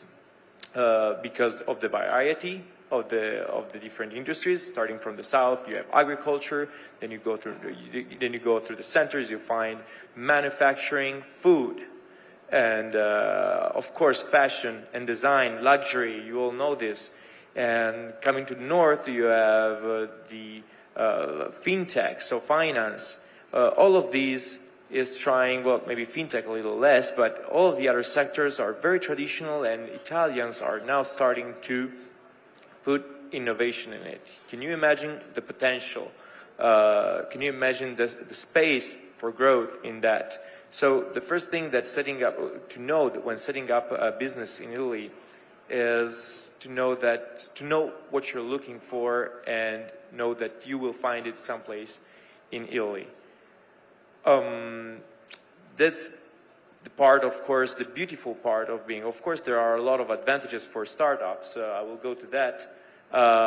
If you are a startup and you also are innovative, the government gives you a lot of benefits. So, first of all, you need to bring innovation to the country. To bring innovation when you incorporate a startup in Italy, that means that you need to have at least a significant part of your expenses, 15%, dedicated to R&D, or you need to have a workforce that is highly skilled. So if 1/3 of the workforce has PhD, you are considered innovative, or you need to have proprietary software or proprietary patents. In this case, you're innovative, and you get access to a lot of benefits. First of all, there are public agencies which are funding startups, which acts in strategic markets for Italy. Also, you will find, in addition to funding, there is a lot of also financing. So the government will finance your startup up to 1.5 million euros. Or if they will give you a guarantee on bank financing up to 80%. In addition to that, there is a lot of other benefits for investors. There is a deductibles, as there was in Cyprus. So the capital you put in, if you're a physical person, you get 50% deduction of the money you invested. If you're a company, you get up to 30% of the deduction. So there are a lot of benefits. As a lawyer, my favorite is what we call the regulatory sandbox. This is highly used in fintech. It means that if you have a startup and you start a conversation with the government, they will allow you to breach some of the regulations, of course with certain limitation, like in a testing area. So you have a test environment where you can test your product, you can test your service, and see if it works. If it works, you bring it to the government, and they will even consider it a change in the law to have that into the country if you can benefit the country. So I'd say that setting up a startup in Italy will bring a lot of benefits. Thank you so much. It was very insightful. I certainly learned a lot of new information. Now, Juti, I appreciate that you may have touched on this already, but maybe we can explore this subject in a little bit more depth. What are the opportunities for technology partnerships with Indian businesses right now? You see, as far as I will speak first about what is the government system doing in this regard. There is a whole umbrella of accelerator programs, incubation programs. Yes, if you can grab your mic. So that I thought my voice was so loud that I didn't need it, but I think it's all right. yeah, that's all right. The government officers are very fond of speaking and speaking loud. So everywhere, I think, all the countries. Yeah. So there is a very well-oiled ecosystem of accelerators, incubators in the country where there is a direct, collaboration with the businesses happening. Now, you see, when we talk of startups having collaboration with business, it has a lot of meanings. You see, it could be in terms of equity funding, it could be in terms of giving market access, it could be having joint working jointly together to solve a problem. So there is a whole ecosystem of this is one part. The second is there is a concept of center of excellence. I don't know, since most of you are kind of very experienced startups, I must say, because you have been chosen to being, I think, honored by this August forum. So this Center of Excellence is being run in collaboration with different departments and also with NASSCOM. NASSCOM is already a body which is represented by the private sector. So their seed funding is done by the government, but thereafter it is the private businesses, they do it in 50-50, and they also give you the problems to work together on that. That's one kind of thread on which the business collaboration happens. Second is, I would like to give the example of Department of Biotechnology. I don't know whether you have heard about this BIRAC, which is, the name itself is Biotechnology Industry Research Assistant Council. Most of you must have heard about Kiran Majumdar and her Biocon company. This was a startup from BIRAC because there the business model itself is working with the private sector to solve the problem of industry. So this is, and there are, for example, if you want to go in deep tech, there are different kind of 22 kind of center of excellence. Now, the AR/VR Center of Excellence is at Bhubaneswar. Blockchain Center of Excellence is at Gurugram. IoT startup is this Center of Excellence is in Bangalore. So they have, government has actually designated Center of Excellence. This is only, I'm talking about METI. Then there is Department of Science and Technology. They also have the similar program of Center of Excellence, where the accelerators and the Center of Excellence, they collaborate together to bring the industry also to solve the problem. So because the time is very limited, I would just like to mention here about the METI Startup Hub. If you have not heard of it or if you have not accessed it, please, it's a portal where every information is given about the private sector people interested, mentorship, the program which the government is running, the challenge program which government runs, where they're bringing private partners, the businesses, the NASCOM initiatives. So it's given in one platform. So please access it. There is a calendar of activities which is happening, and there is a lot of information there. Thank you. Thank you, Jyoti, so much. I'm also conscious of the time. So, Sean and Richard, I have a question for you, and it would be great if you could keep it brief. So we spoke a lot today about the UK being the gateway to Europe and Canada, being a business hub for North America. Could you tell us a bit more about that? Share some insights and advice? I'd be interested to hear your thoughts as well, Sean, because I think some people in the UK people thinking of moving to the UK, see the UK as an opportunity to then extend into North America. Does the same happen the other way around as well? Yeah, did you just call us a hat? We're like America's hat? No, it's a hub. It's a hub. Business, Yeah, yeah, okay, it's a a hub. business Okay, hub. I thought I heard It's not a hat. hat. We'll say we're a hat too. UK, you must be the gloves or something like connected. But yeah, I think there's an opportunity from both UK and Canada to access the North American market just because of the strong and very long relationship that we've had for so long in so many different ways. So with different technical sharing of information, with the influx of AI, we have hubs for AI in both UK and in obviously in India and obviously in Canada, and so there's a lot of strength of connectivity there between all of our organizations. I think interesting as well, we see the question about EU as well. Clearly we're still a part of Europe, we're not a part of the EU now, and an example we discussed earlier is there's still a great opportunity to do business within all the countries. And I mean, my business partner said earlier, the great analogy was, it's like going to an airport. We now have to queue a lot longer to get through the gate, but ultimately you get to the same country at the end. So the opportunity we still miss you a lot, though. Thank you, guys. I believe our time is up, so perhaps we just have about enough time for our very last question for Christos and Georgie. Perhaps we could very quickly discuss leveraging local markets as a launchpad into the EU. Very briefly, if you may. Very briefly is... I appreciate it's a loaded question. Well, basically, we are a gateway. Cyprus in particular, the emphasis we put is on the gateway. That's it. Okay. Thank you.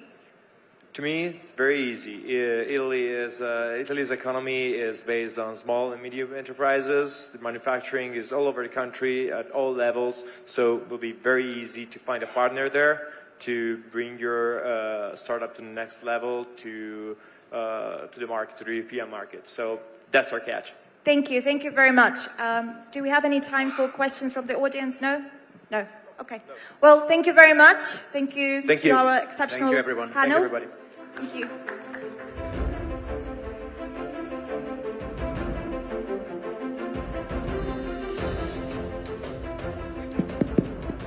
You have closed it? Okay. See, all this information which we have given is fine, but I think it's the organizations like DGEMS, Forbes, all these can play that kind of a role to bring the international, how do you go to different markets, how different people come. It's very difficult to connect one-on-one to every country and everywhere. So I think there has to be I think that is the purpose behind this conference also, that you have all these people are there to help you. I mean, you can just get an information, but it is always better to go through an organization to just find out and land in a particular country. In India, in the government also, we have a lot of trade missions, etc. going, but that's only to explore the market. But actually, if you have to go there and do it, you need to have somebody to handhold. Yeah, that's very true. Well, thank you very much. Thank you much, everyone. Thank you, everyone.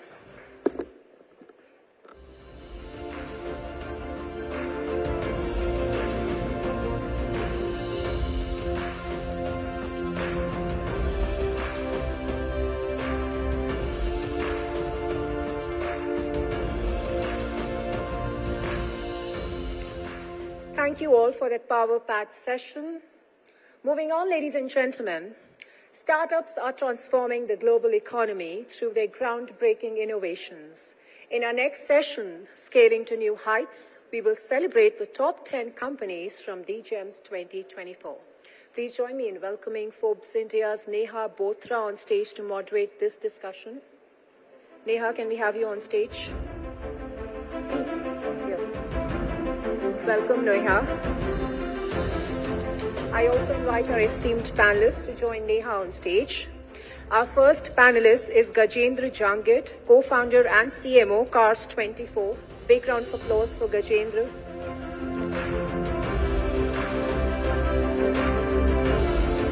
Well, our second panelist is Harsimarbir Singh, co-founder, Pristine Care. And last but not the least, please welcome on stage Vipul Joshi, co-founder and CFO, Idea Forge.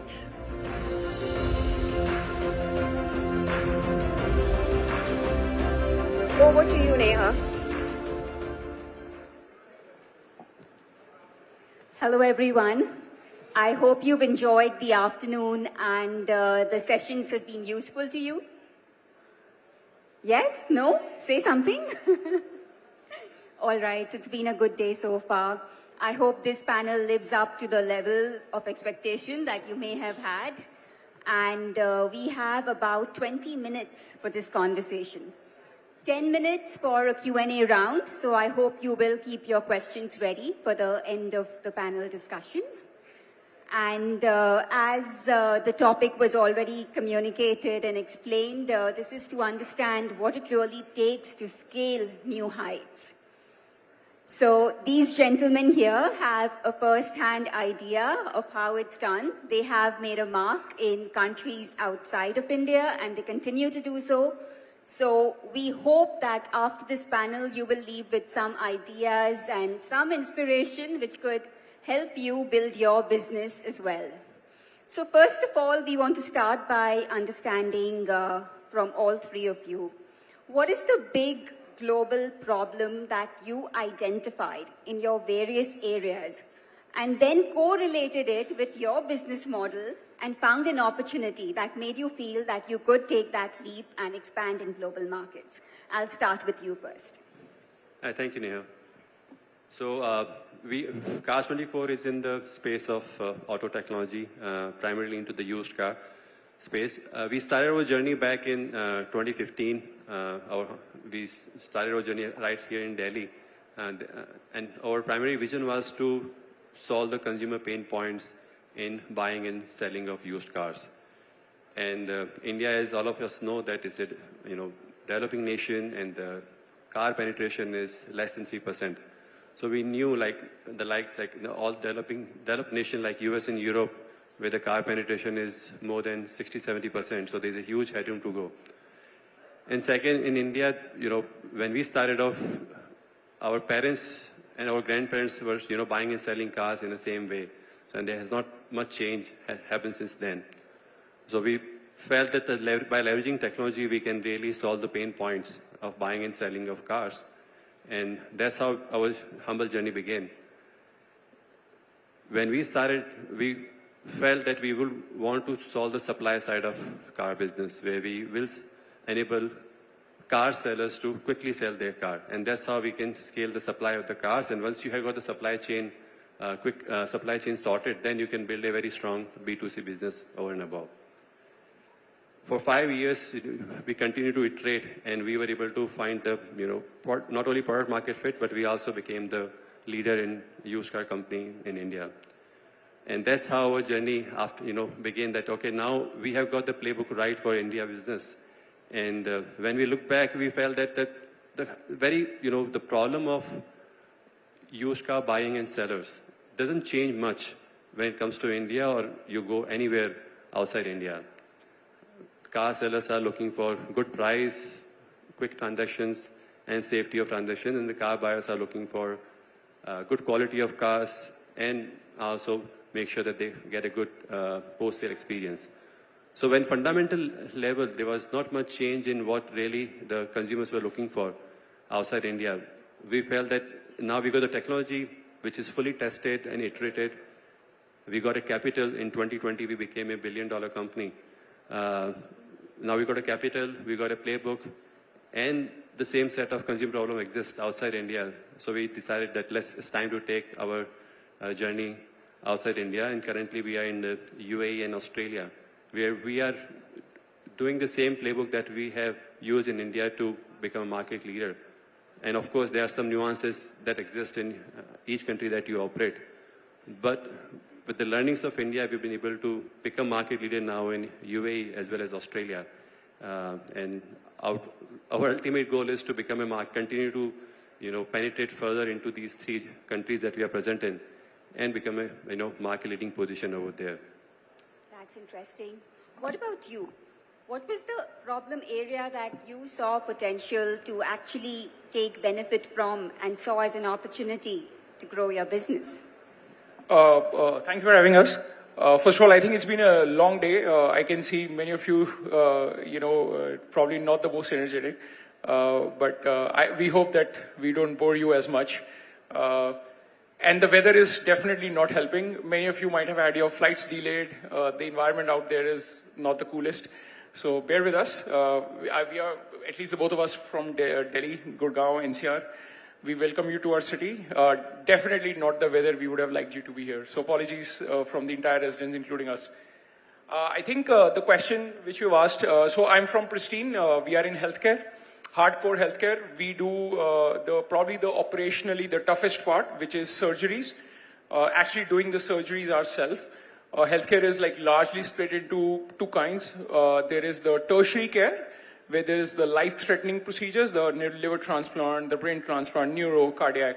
And then there is the very large non-emergency surgeries, right? Cataract, ENT, hernia, gallstone, or knee replacement. So we do that. And, although we are labeled as a tech company, but at heart we are healthcare enabled by everything else. So if we can't solve healthcare, we can't really do anything else. We've been lucky over the last 5.5 years. We've become, fairly large in India, which also leads me to why we are trying to look outside India. So we're there in about 30 cities in the country. We do almost 100,000 surgeries a year. To give you context, we are still 5 years old, 2 years of COVID, and healthcare is the field which takes a toll when COVID comes in. Some of the largest corporate chains do 150,000 surgeries. So 100,000 surgeries is a fairly large number. So we were lucky enough to do that. The context for us was the problems which led us to start healthcare in India was we saw 3 large issues. The first, the hospitals. There are too many hospitals in the country, unlike what we believe.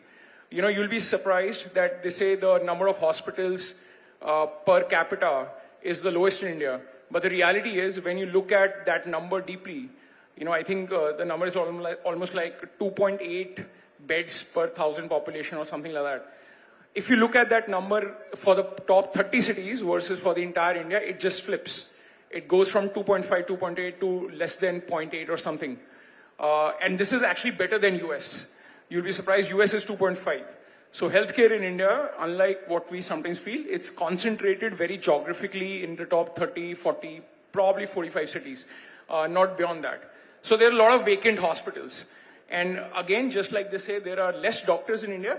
You'll be surprised that you go to, in Delhi NCR, and, my wife is a doctor, my father-in-law is a doctor, my best friends are doctors, so I've seen those ecosystems around.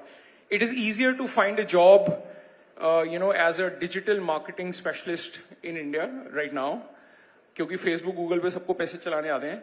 But it is hard for a 35-year-old MBBS, MD, residency, expert, practitioner to find a really high-paying job in top metro cities. So they start practicing on their own. And, they end up having all the challenges of finding the patient, managing safety, risk, charge, collection, so a lot of those challenges. And then because secondary care is so unorganized, which is like the cataract, the hernias, all these diseases are so unorganized, patient care is fundamentally broken. And I think we've been doing that for the past 5 years and have, scaled at this point. When we started to look at our future over the next 20 years and not just 5 years, we said, what have we been building and why we should look anywhere else outside India? I'm sorry, a little contrarian view. Why should we look outside India? So we had to really convince ourselves that we should go out and build to the world. And unlike maybe our friend here, we didn't go to the rich countries. We are not in Australia and UAE. We are exploring countries such as Bangladesh, Kenya, even Indonesia. We're exploring those countries. And the reason for that is the healthcare situation in those countries are slightly similar to India.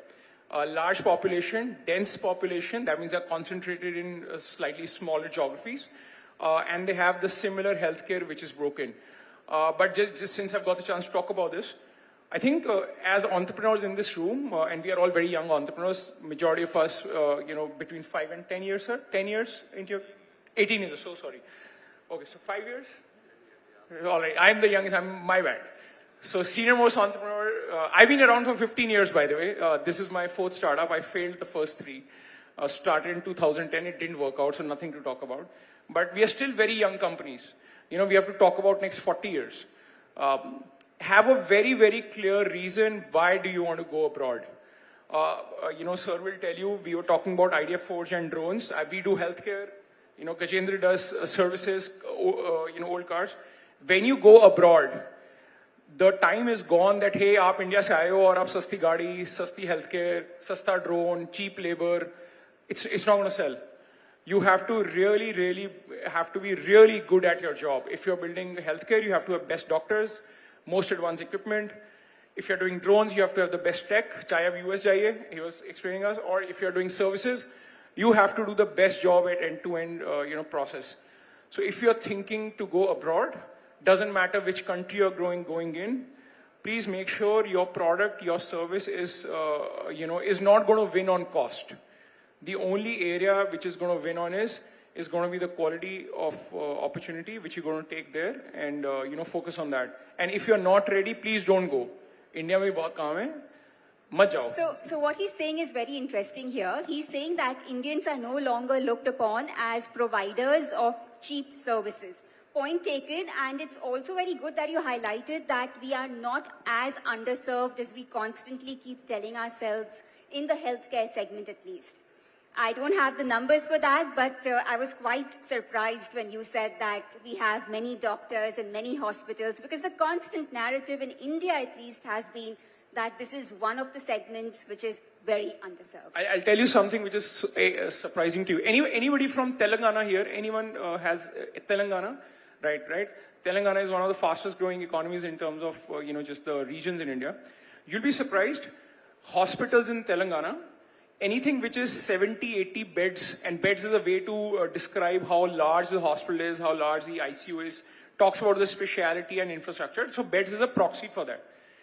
Out of any hospital in Telangana, which is 70, 80 beds, 90% of them are in Hyderabad alone. 90% in Hyderabad and nothing else in the entire Telangana. Chennai has 30,000 patient beds. Even in COVID, they were lying vacant. But you go to larger part of, Tamil Nadu, Telangana, Punjab, Maharashtra, you'll be surprised when you go to tertiary towns or maybe tier 3, tier 4. And we were in 38 cities before we came back to 25. You'll be surprised how geographically consolidated it is, and it's crazy how difficult it is right now. So that is indeed food for thought. But Vipul, coming to you now. Now, you did say that you have a subsidiary in the US. Tell us a bit about why the US. I mean, drones is a sunrise industry in India. There is so much scope to grow. You probably haven't reached your potential in the Indian market. What was the problem you thought you could solve globally by expanding to the US market? Thank you, Neha. Good evening, all. Myself, Vipul Joshi. I am the co-founder of IdeaForge. We are probably the first few companies who thought of picking up hardware as a startup. Yes. And when the whole world was wanting to solve through softwares, I think we picked up a difficult problem to solve in bringing a technology which was non-existent in the country, and then to build the whole ecosystem as well as a defense-oriented startup to help build a technology wherein, as a country, we were always bent to import defense tech from across the world. And once, when we started taking this technology for practical demonstration to our probable customers, the first reactions used to always be, "Ye college ka project kyun leke aaye ho?" And from there to change the perception to become the company which is supporting now and becoming a reliable second go-to drone product provider, and having done more than 500,000 flights in the hands of the user, I think we have tried to push and bring the change that, India can also build hardware. India can also build a tech which is globally competitive, and it is a safe, reliable system and products which can also be equally relevant for the global markets. So that's the story that we have built in the last 18 years. And now, why in US? Because while I think most of the startups here and most of us who have always believed that India is a great market and India is where we need to build our solutions, because I think we as Indians and we being present in this market, we solve for India better than anybody else in the world who can solve it for us. So we build it for India, sitting in India. But US is, I think, from a very specific to drone as an technology, I think they probably were the first adopters of this technology in various use cases, not just whether it is an ISR, which is purely from a surveillance or security perspective, but also from, whether agri use cases, whether it was for mapping, whether it was for inspection, even for consumer tech perspective. I think that is the market which showed the world that this is how this technology could be used from a day-to-day perspective, as well as how it can be a disruptor from ease out of a lot of efforts that were being done either through a heavy equipment or through, let's say, helicopters, which could be riskier.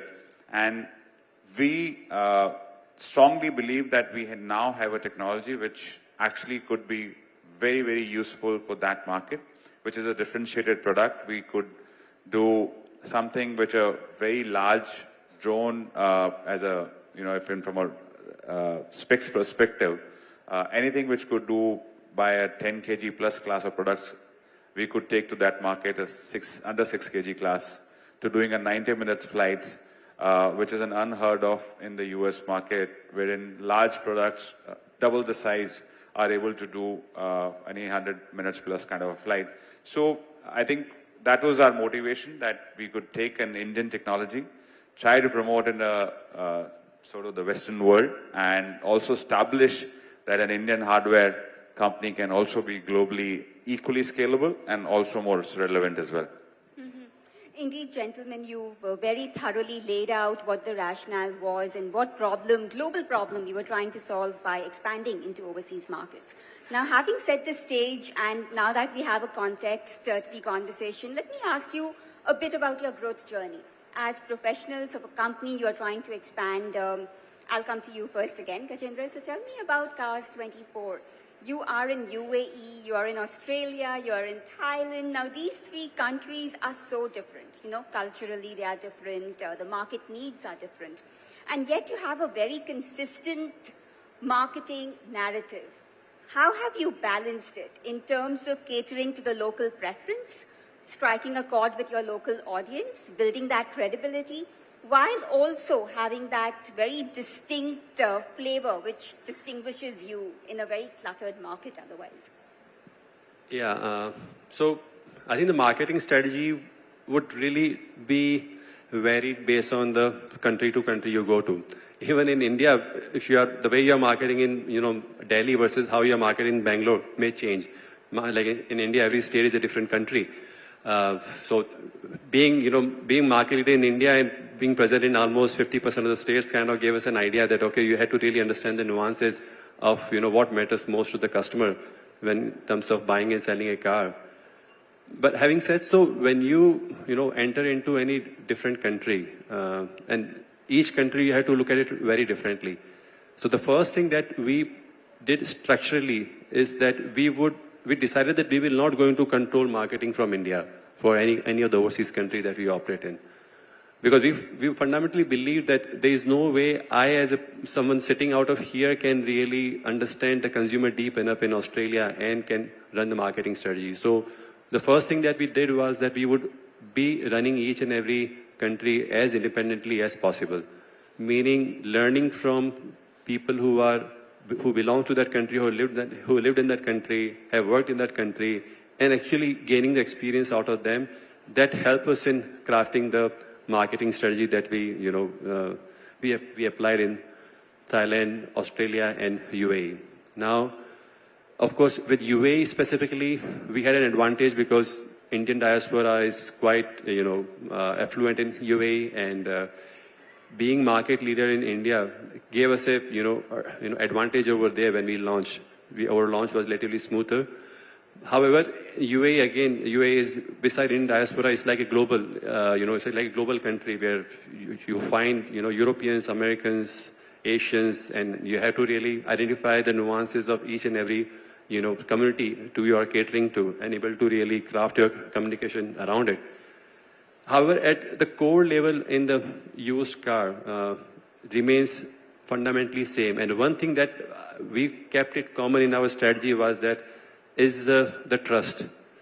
And, there's this very famous line that in Cars 24, that the new car needs marketing and the used car needs trust.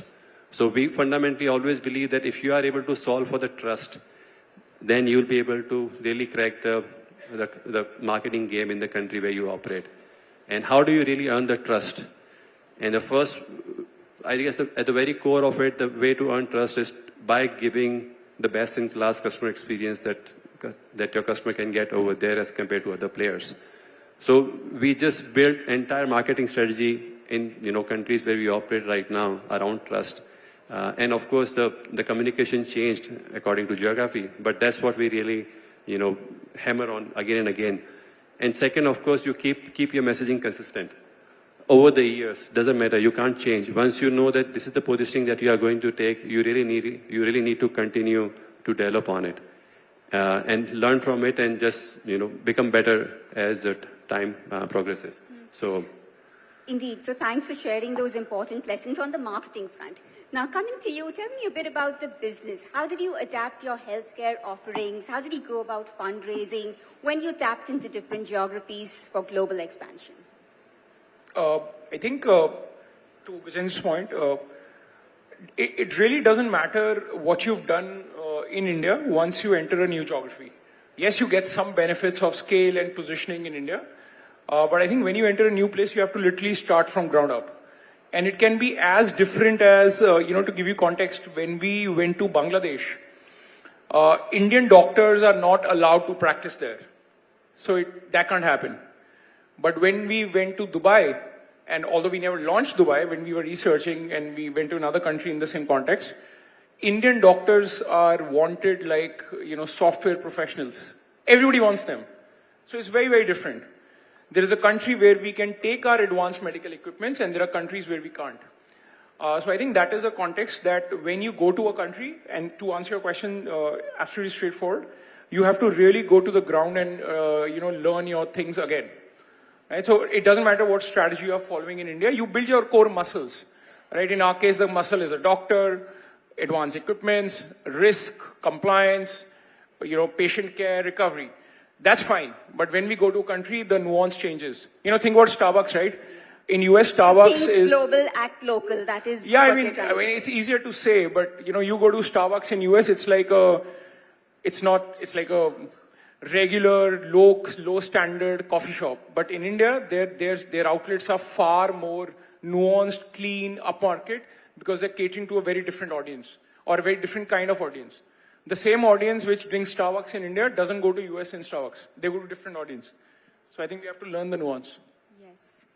Vipul, tell me a bit about the regulatory front. When you go to international markets, the regulatory requirements are very different. How do you build a team that is able to adapt to the changes in the regulatory font?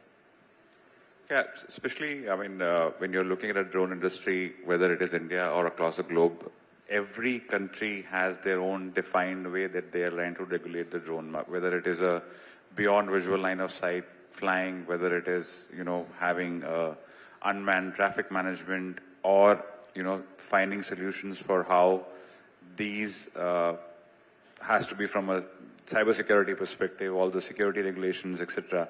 And even from pilot licensing perspective, also how you will get your product certified. So it's like, again, driving a street legal car. You also need to have a licensed product as well. So all of this, again, and I agree with both of them that you can't define this, you can't solve for it sitting in India or, without putting your steps on the field. And actually, there are many use cases where you don't really need as well regulated environment, because, the use case doesn't really need for you to be in a more complex spaces. But how you look at it is in terms of going to, understand it from a legal standpoint is where you go to the legal regulators, you understand how they give permissions, what is the way forward that they're looking at, because not necessarily that your current product actually suffices or can really deliver as per what those regulations really define. Because, from a very specific to drone perspective, you might have that, you can only fly to, let's say, about 100 meters in the height and then do your surveillance, which is not necessarily practical because you're right in front. So all of this is when you put your foot on the ground, you really go speak to people. How IdeaForge did it was that we also launched a early adopter program for the users on the street, which is basically also working with the local police force in some of the countries, giving them the products in the hand. And we were speaking backstage that our product is actually what you see, what you would believe, and it not just purely what you've seen in terms of videos, because it's just easy to create some of those videos, and whether they are actually from your product or not. So when the person tries to use it specifically for their use case, they try to understand what this product can do for them and how efficiently or automatically that they can use this product for their particular use case. Okay, we have 4 minutes before we end the panel, but I can't let you go without asking you this question. So in 30 seconds, each of you will get 30 seconds. And you have to tell me what is your big global vision that you want to achieve in the next 15 years. I'll answer less than 30 seconds. So, at our global vision is same as what the vision for the organization that we have, that we want to build a company that really outlasts each one of us, each one of our founders. So that's the vision that we really stand by, that whatever we do, we'll take long-term bets, we'll take long-term goals, and we'll do what is right. Not compromise or not taking any shortcuts to get quick wins, but always and always optimize for the long runs. Interesting. I think our vision is more nationalist. We want India to be a developed nation, and we want to abide by the vision of our Prime Minister. So India needs to be a developed nation in the next 20 years. And not just pristine, but as an entrepreneur, I want to be a small but an impactful contributor to that in whatever capacity we can. And I think our generation is lucky to be living through that timeline. We have to do it. There is no chance. So product, services, we have to build India, we have to build global, we have to dominate, we have to win. There is no other way. Indeed, there's no other option. Noted. So I think the long-term vision is to build an Indian hardware product equally successful in at least 3 countries in the near future. All right. So with 3 minutes to go, the floor is open for questions. Please raise your hand. A mic will come to you.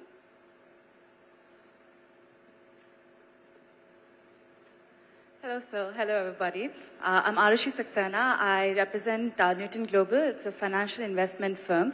And we are at the stage where we want to evaluate markets where we can penetrate in the most possible way. So I'd like the entire panel to kindly guide on how do you really evaluate, how did you really evaluate which markets you wanted to penetrate, and post-penetration as well, what did you really, which parameters did you utilize to see whether this was a success or whether there was more to build, or if there has to be a plan B or C or D or something on those lines? Yeah, so the first rule of thumb is that don't go and open any other market, or don't evaluate the market till the time you are in a top 1 or top 2 position in the market that you already operate in, right? When we try to, venture into the new territory, we are always, I would say, we overestimate our confidence and underestimate the complexity that new market really proposes. So, right, like we kind of follow that rule of thumb. Of course, TAM is one of the things that we, always look into, that what is the TAM right now and at how fast that TAM is growing year on year. And the second most important for us is that whether you have an early mover advantage or not. Right? Because time will run out. You are ultimately, in a way, on a clock all the time because of you are funded by the VC money. So you want to make sure that how soon you can see yourself being sustainable over there. And that time clock will also depend on how many competitors do you have out there.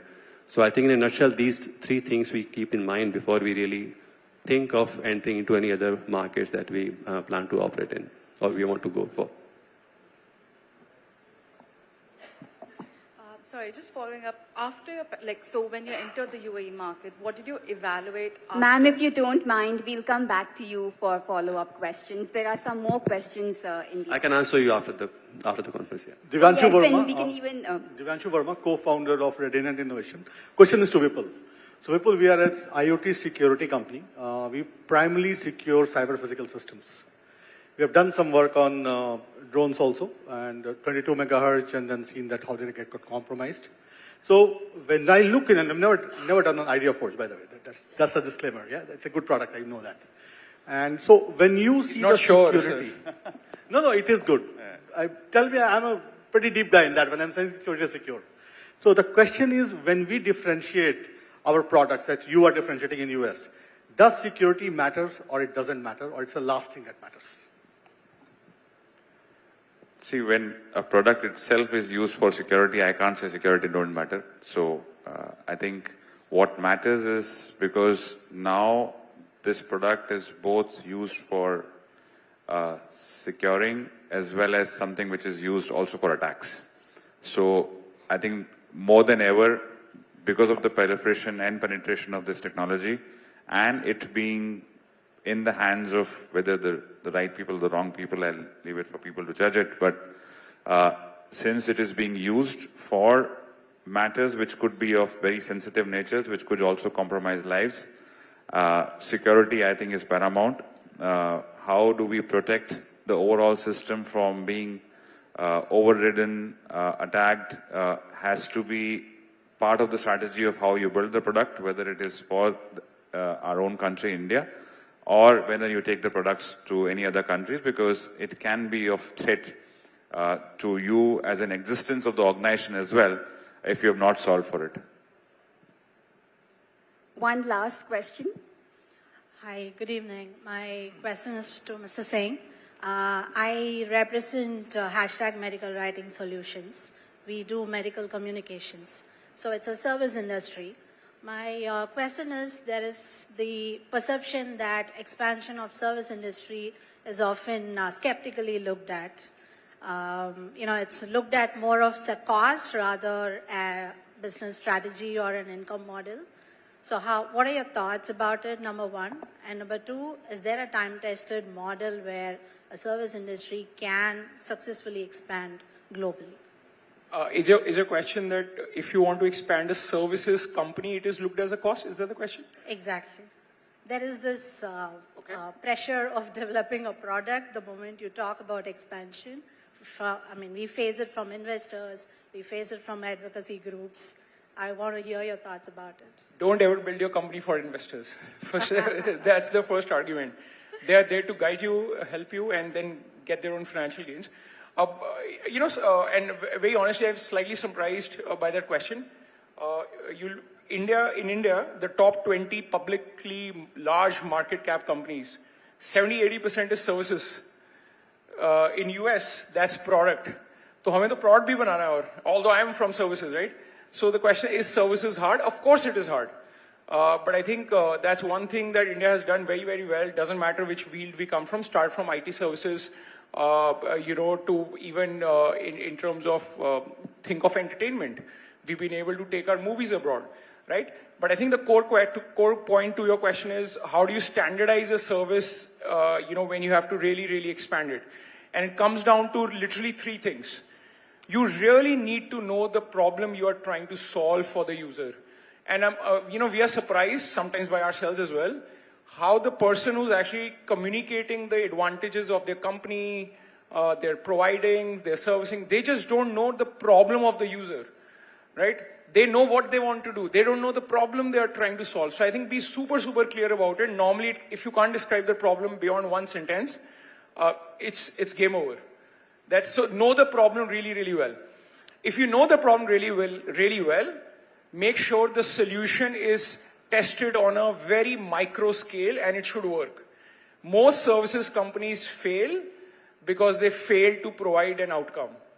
They give the notion of an outcome, right? I will increase your, sales by my email marketing, but I don't know what is the open rate of my emails, right? So don't have the notion of that. And my problem might be that I'm in healthcare. Nobody wants to read about hernia. They want to read about fancy cars and drones. So my problem is that you are not a great email software company or email marketing company. My problem is I'm in healthcare. Nobody wants to read about it, let alone sitting on a panel, right? So please know the problem of your user. And when you know the problem, make sure you know the solution. You have tested it on ground zero. Once you've tested it on ground zero, then develop a product which can scale it as, at a slightly larger level. And the final thing is, services is dominant on people, right? You can create the best product out there if you fail as people to deliver those services. And I'll give you the simplest example. One of our close friends runs a company called Blue Smart, right? And Bhavesh is a school senior and very, very close friend as well at Ola, right? Blue Smart has democratized that a driver will open your car, he will be clean, he will not be eating and smelling something, right, which all of us don't like, and the car will also not have tertiary smells, right? And they've been trying to do it. The scale is still maybe few cities and, by the way, another country, but they have democratized the final end of provider person, in this case, a driver. So if you have a representative who is selling your service in US and it's a software, you need to work equally harder on that person as hard as you work on yourself as you selling in India. So the person who's delivering, the problem has to be genuinely, you need to know it, and the solution has to be tested on ground zero with outcome. Don't have the notion, really solve it. I hope it helps. On that note, we'll end the conversation. Gentlemen, thank you so much for your time. It was a pleasure having you here. And audience, I know many of you have questions. The speakers are around and you can connect with them offline. Thank you so much.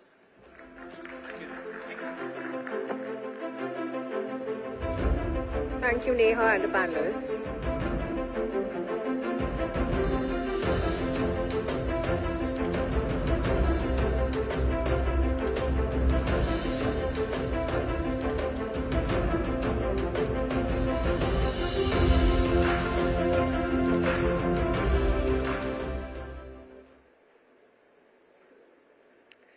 Ladies and gentlemen, let us now hear from the inspiring alumni of the Select 200 cohort from our last edition of DGEMS.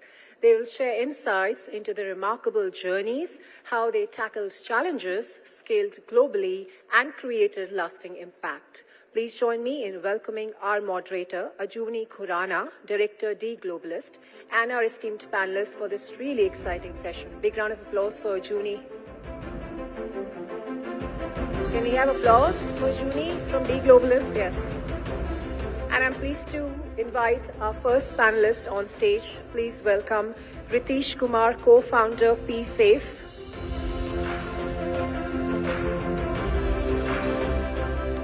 Our second panelist is Utkarsh Singh, CEO, Batex Energies. Please welcome the third panelist, Manu J. Nair, Ethereal X. And last but not the least, please put your hands together for Saket Saurabh from Refit Global.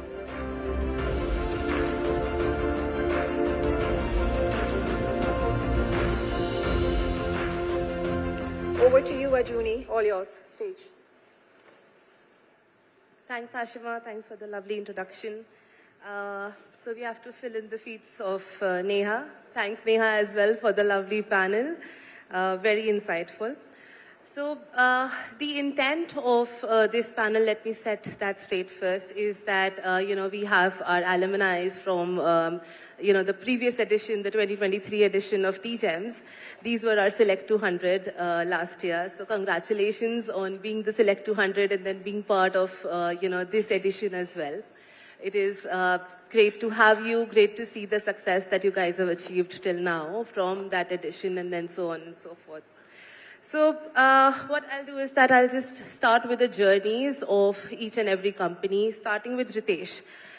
So about PSafe, I would love to know that what was the intent of, first of all, launching a brand firstly in toilet hygiene and then, expanding into menstrual care, intimate care, grooming hygiene, and not just the segments, but also the industry that was very fragmentized. People were not very openly talking about. There was lack of awareness, lack of knowledge, and it was kind of an out of sight, out of mind concept, right? So how was the journey and what was the motivation there? So we're about 7.5 years old now. When we started out, in fact, the company was actually started based on one of our personal experiences. So my co-founder, Srishna, she was traveling and she caught UTI during one of her travels. And when she was returned to Delhi, the doctor said that it could have been because of the travel. And perhaps you've used one of the unsanitized washroom, maybe at a dhaba or something. And the fact was that she never stayed, she didn't stop at any dhaba. She stayed at 5-star hotels. She was on a road trip. And she was eating at some of the best restaurants, and there was no concept of unsanitized toilets, which to her surprise actually turned out that even the cleanest looking washrooms are not clean. And when we looked across, there was nothing being done on that globally. There was not a single product which was actually solving for a woman, and perhaps women have to sit down more frequently on the seat, to actually sanitize it before they sit and also ensure a more, a risk-free or a protected kind of toilet experience. And therefore, we, brainstormed and figured out a product. To our surprise, we're the first in the world. We're still the highest selling globally. We sell more than 200,000 sprays of toilet seat sanitizer every month. And we've reached more than 12 million customers already in India. And when you really build up a company and you start with one product, even though that product is baked through, just the economics of really building one product, makes you actually wonder, how do you further scale it? And that's when we looked at and we understood that we were solving hygiene for women, and therefore getting into feminine hygiene made so much more sense. And therefore we picked up category by category. Every quarter, 6 months, we would pick up one category, really think about how can we do it differently, and expanded within fem hygiene. And I'm happy to share that, of all the categories we've actually picked up and really disrupted in, barring one, we're actually amongst the top 1 or 2 players in all those subcategories within fem hygiene, right? So be it a panty cleaner, we're the number 1 in India. We're even ahead of some of the incumbents like Whisper and Stay Free. And likewise, when we got that confidence, we understood there was also a need of grooming and hygiene, which grooming is basically a subset of hygiene, which was not being catered to during COVID. Women could not go to salons, etc. And therefore, we launched a brand called we also launched another brand for women sexual wellness called Domina. So that's how we've gone from really just one product to multiple other products. I think I've already taken a lot of your time. Maybe I'll leave it to other guys to explain what they do. Thanks, Ritesh. So for Utkarsh, would love to know what was the defining moment for the BATX team to, create a circular economy in the industry of batteries. So what was the Eureka moment, and was the vision same till date, or has it changed? Okay, first of all, thank Ajuni for inviting us to this panel. I'm really happy to be here after 1 year of getting the Forbes DGEM, and things have worked out very beautifully for us. We are BATX. We are into the recycling of lithium-ion batteries. We produce critical materials, that is cobalt, nickel, and lithium, which are used in new generation battery storage applications. As a company, we have grown tremendously, and one thing that we have realized, the vision that was there on the day first, that was to create a circular economy for our country, because we all use mobile phones, laptops, even electric vehicles today, and you will be surprised to know the amount of metals that are being used, and these metals are coming from all mining that is happening all over the world. So if we don't start reutilizing these critical materials back into the supply chain, this will become a problem, because one day we'll run out of these metals. So therefore, what we thought on day one, to develop our in-house technology here in India by our own research and development. We started this right out of our college days in our college lab. By the way, Manu and I, we both come from same college, and happy to share the stage with him today. So what we started in our college, it is a 4 years old startup today, and we have already taken up a majority share in the market. We are growing super fast. We are one of the largest lithium-ion battery recycling company here. Last year, from last event to this event, we have already exported metals worth of 20 million, and we have imported different raw materials from all across the globe, ranging from more than 7 to 8 geographies of around $10 million, and have recycled it here as well. So yes, the vision stays the same, which is the passion to create circular economy. And the first thing that we have started is for battery materials, and we'll keep evolving. Thank you. Thank you, Utkarsh. Now for Manu, you are coming from an industry of Mr. Musk, who is, one of the most loved as well as at the same time hated founder. So being in the similar industry where you are facing a lot of global competition, why Ethereal X? Why in India? I think it was always about when and not about if or why. At some point in time, it had to be built outside of the US. Today, we see that more than 4 of these large-scale rocket companies trying to build in this sector that can put over 20 tons into orbit. They're all building from the United States, and then you have China on the other hand. India has been blessed for the last 5+ decades with ISRO, and over the last 5 decades of operation, we've put over 500 tons. But as humanity, as a species, when you look at it in the last 75 years, we've put over 15,000 tons, metric tons into orbit. We feel like India has had always more potential to take a larger role in the Indian space, the world global space economy. And in fact, Department of Space in 2022 had said we need to capture at least 10% of the global space economy by 2030. So, but when we started, we had no idea about all of this. To be very fair, Shubhayu and I and Prashant, none of us even thought we'd be building a rocket company 3 years back. We were at 3 different divides. I was going to pursue my astronaut training and all of that, and Shubhayu was a scientist at ISRO. Prashant had an offer letter from Rocket Lab. But one dinner and one fundamental question that really gave birth to Ethereal X was, why is access to space still a luxury? It's been 75 years since we've been doing it. It's the same reason why Maggie costs you 400 rupees in Leh. Getting there is an expensive affair. So it was a very focused mission. of getting down the unit cost per kg in any way possible. And we also saw that, folks like Elon had already figured out the equation of the combination of bigger rockets and reusability. Then we just had to solve for one layer above, as in how do you attain absolute reusability of launch vehicles? And that's precisely what we engineered for.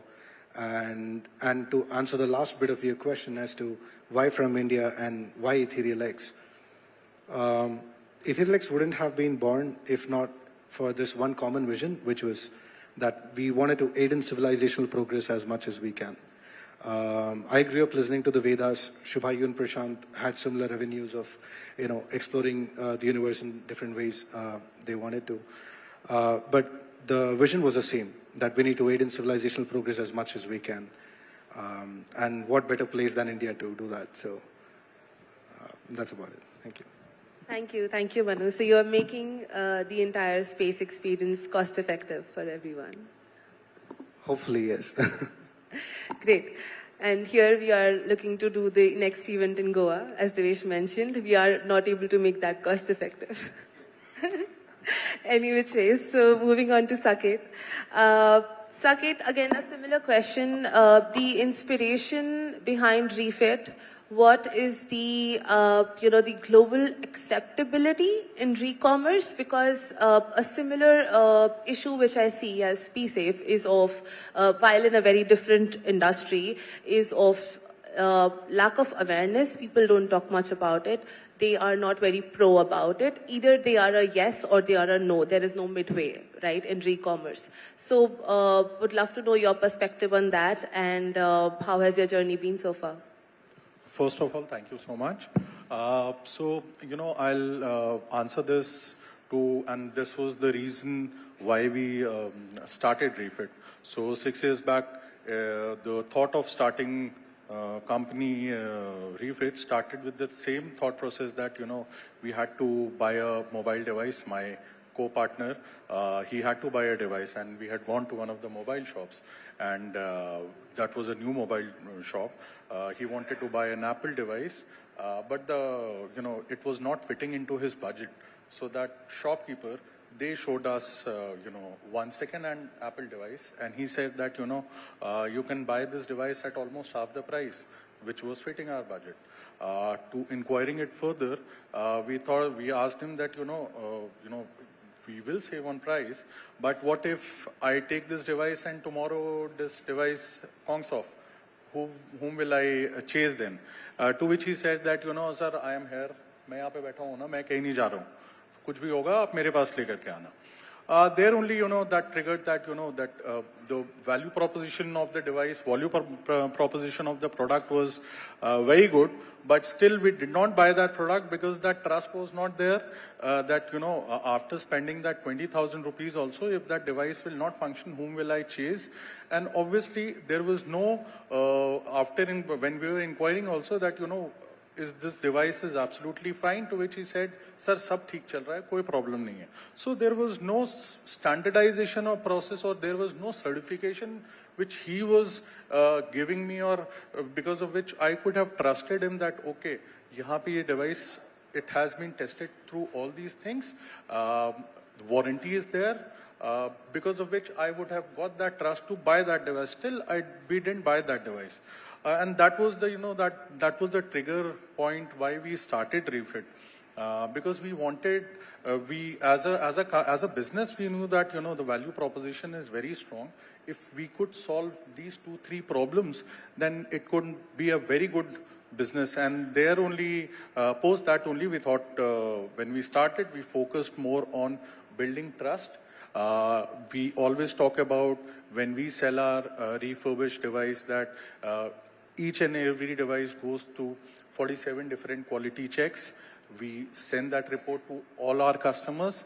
The price of our device, refurbished device, is almost lesser than 40 to 50% of the new device. So, which also, we are also targeting those audience who, aspire to keep an Apple or high-end Apple Samsung device, but their pocket doesn't allow, where we come and fit in. As far as the entire standardization of the process is concerned, that is also we are trying to do it by sharing the each and every, the device report for each and every device. So these are the problems basically what we have we are trying to solve, and also talking about how our journey has been. When we were listening to the last panelist, to which one of the questions, I think someone asked that, what about what should be the thought process when you think of starting a company, that should we do that market survey before starting?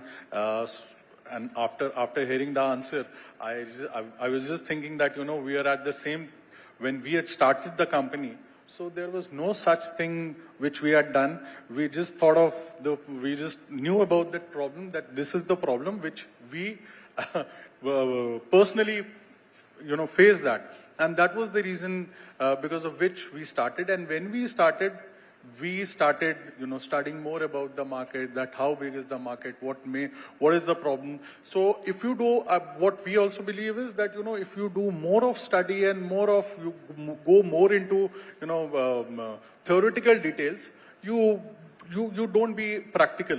You don't solve the actual problem, you just keep on studying about numbers and I have to do this, and you don't execute that much. And since the time we have started, we have almost grown 100% year on year. And talking about the numbers and the overall market, nobody, I think amongst the audience also, if I would ask that, how big you think overall refurbished India market would be, I think most of us would say that, it would be hardly $1 billion or $1.5 billion.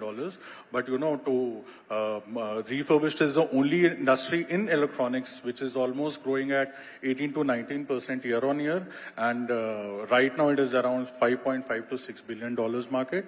And by 2028, it is expected to touch almost $10 billion big dollar a market. So I'm just giving this perspective because when we started, we had no idea that, this market can be this big. But after starting this company and, being in this journey for almost 6+ years, now we are realizing that, the market is big enough to cater to. Thank you, Saket, and thanks for the, the candid response in terms of the problems that you have faced, right? And the journey has been commendable, of course. Coming back to Ritesh. So we happen to notice, that a lot of products of P-Safe are good for planet, So I would like to understand your maybe opinion on the concept that, good to planet and sustainable focused products. Yes, the consumers like to hear that. It is the talk of the town. Having said that, when it comes to D2C products, the final decision of the consumer is based on the functionality, efficacy of the product. So the D2C brands, while they should have, or it is good to have a good for planet concept, but that cannot be their opening batsman. So what's your opinion on that? I think that's true. And this is something that we also figured out with time. When we kind of launched our first set of products, which was sustainable, we were actually thinking of only doing those for the foreseeable future, right? But when you go in the market with a sustainable product, it of course comes at a price premium, and therefore there aren't many consumers out there looking to buy that product. So you have to really, figure out your way into it. But the ones that you actually acquire are really the loyalists, and they really trust you, and therefore they will be spending so much more than a regular customer. So pre-COVID, honestly, we were entirely sustainable. All our product ranges were sustainable. But post-COVID, we have kind of developed alternatives of our existing product, which are non-sustainable. By the way, in terms of efficacy, there was never a question. All products earlier also were as effective as the one that we have now. And yeah, I think, but the future is sustainable. We are increasingly, in fact, advertising more sustainable products. And therefore, I think maybe for us to actually, reach our SDG goals, we will have to kind of continue on that part. So, yeah. Thank you. Thanks for that.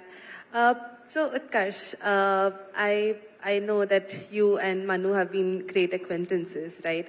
So, why don't you give us an understanding on how such connects when you have peers having similar vision, be it a vision of making a sustainable brand, be it a vision of becoming a global brand. How does thus having such peers in your connection benefit, provide, or motivate you? Because here we have 200 companies, we had 200 companies in the previous edition, all of them having the same vision of going global and becoming a global brand eventually. So what is it to take from the network, from the warm connections, how to take it forward, how to benefit from each other, with each other, and grow together? Okay, I think that's a wonderful question, and the word that you used, peer. I think going global is a fundamental of peer-to-peer communication and relationship management. So I'll start with how we are expanding. The first thing that we did was, we had to produce the final products, which is lithium, cobalt, and nickel. But we realized that there is an intermediate also, which is a composition of all, and we can produce it in very short time. Because to set up the plant, it is going to take 1.5 years. So we immediately started producing the intermediate and started supplying it. So we would call one day in Singapore to different customers and tell them, okay, we are making this. This might be useful for you. Would you like to take it? So they started taking and buying the stuff, which is just an intermediate. So now it started with Singapore, Philippines, Malaysia, Germany. What happened in this process was we started developing relationships. We started developing friendship, because going global, what we realized specifically in our case was all to do with management of the friendships. Because you don't know anything about Germany. Like, I personally never went out. I have never been abroad before we started going out. So we knew nothing, right? I come from a very, humble background, and nobody from my family went out as well, right? So we were very scared of going out. But when we started talking to people, I started learning about Japan. I started learning about China. I started learning about Korea. Then over the time, we started knowing more from their updates and started realizing their culture. Now, every geography works very different when it comes to peer-to-peer relationship. For example, if you're working with Japan, you have to be very, very specific. If you want to raise money in Japan, you want to expand in Japan, you have to become the talk of the town. The same goes for UAE. If you have to expand in Europe, and you have a technical product or you have a technology that you want to sell in Europe, the best way that we found out was not directly go and sell, but to tie up with the educational institute over there, be it Fraunhofer or any of the university. So it's not when you want to go to Europe, you will reach out to your customer or partners. You should reach out to the professors out there who are working in your field. And they will go and tell the person locally that, hey, this company is doing great, why don't you talk to them? And that's how your sales become much easier in Europe. Where in US, that for our product, how we manage peer-to-peer connection building is by taking the help of the government initiatives, because there's a critical mineral mission that government has set up. We were very active in that. Then we started studying the policy of US, and we started talking to the policy makers. So the approach to entering in US was very different, because you would have to directly talk with the policy guys. So when you want to go out and develop a friendship, because ultimately you have a business goal, you also need to cater yourself and do your, I would say personal learning for different geographies. But whatever product or whatever your product is in the stage, whatever the stage is, just start talking about it. Don't wait for the final product to be ready, and then you will study the market, you will figure out the entire strategies. To be honest, and I'll close with this, to be honest, you don't have to study the market. That's what I realized. Like when we were young, we used to go out and play with different bunch of kids, and the other day we'll go out and play with different bunch of kids. We go to our nani's house, we'll make friends over there and start playing. why don't you try that? And I think that has worked beautifully for us. We just went out for friendship and ended up having good businesses. Thank you for that answer. That's exactly what DGEMS is also promoting, knowing this year's themes as well, the connect, collaborate, conquer.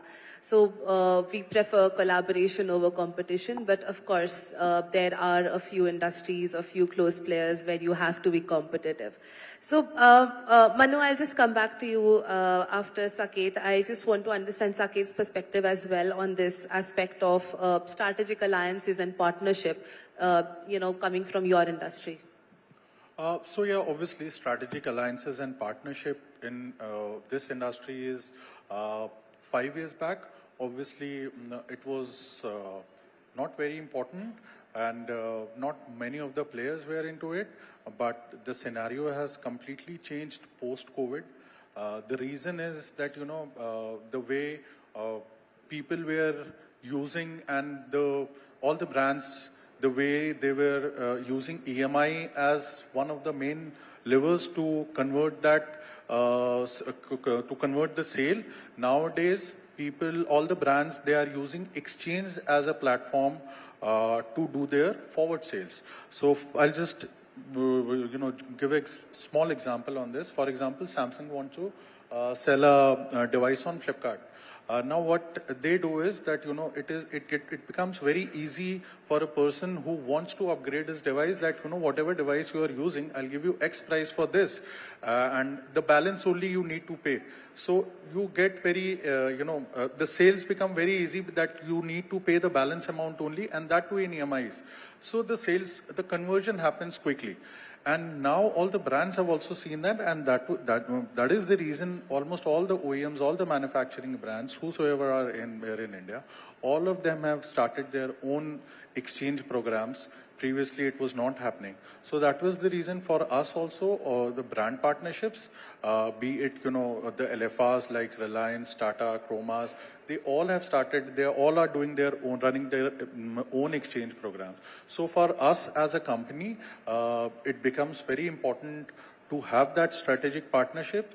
And, that was this strategic partnership only, what we also feel is one of the main key pillars in our industry, because the kind and the quality of inventory what you are getting depends, a lot depends on what pricing you are going to sell it to the end consumer, and how fast that rotation of the inventory will happen, because at the end of the day we are buying used devices. So if the quality and the pricing of that inventory would not be good, we'll not be able to make money, as well as we'll not be able to deliver customer in terms of that trust. And this has also been one of the main reasons, why we have been able to grow in terms of revenue, and why other competitors in our field, they are still making losses, and we are the only ones at this scale who are profitable while doing a revenue of around 350 CR plus. So we are the only company in this industry with this scale who have been profitable. And we also feel that, this is one of the main reasons why we have been able to do this, because the partnerships, whatever we have done in the past 4 or 5 years, have played a very crucial role in this. Understood. Thanks for that, Saket. So Manu, I would like to understand that, Ethereal X is balancing on profitability and sustainability, right? And you're also in a very high capital intensive business. So, and also in an industry where ROI is not instant, right? So I would like to understand, and for you to also guide to the audience and all the other companies out there where they are in a capital intensive industry, ROI is not instant, there is not instant gratification.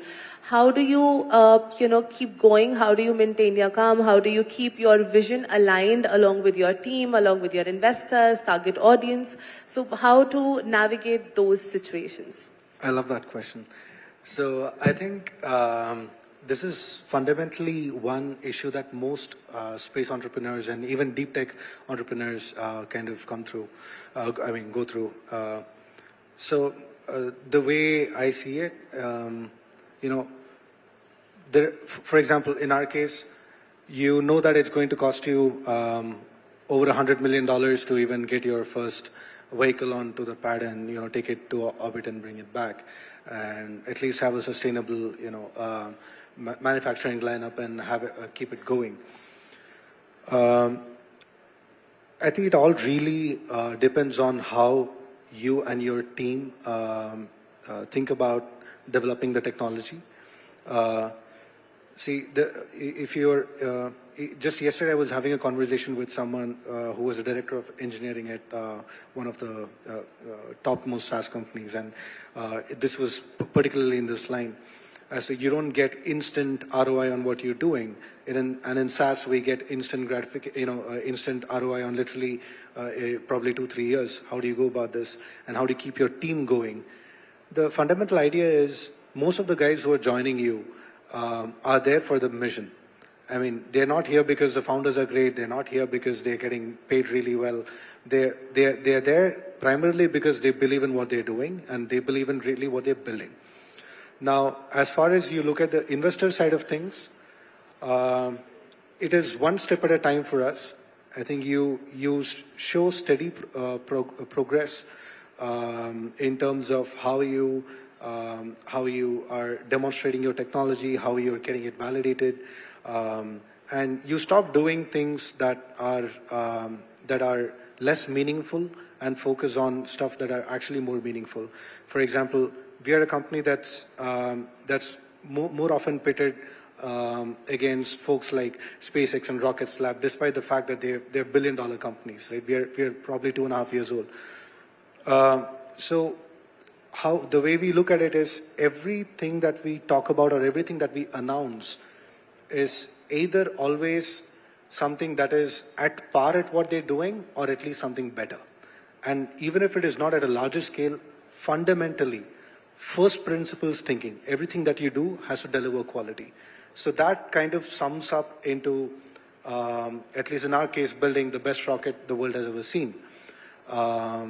So I think it is more about the process in itself and about how well you're able to keep your team together in getting through that process.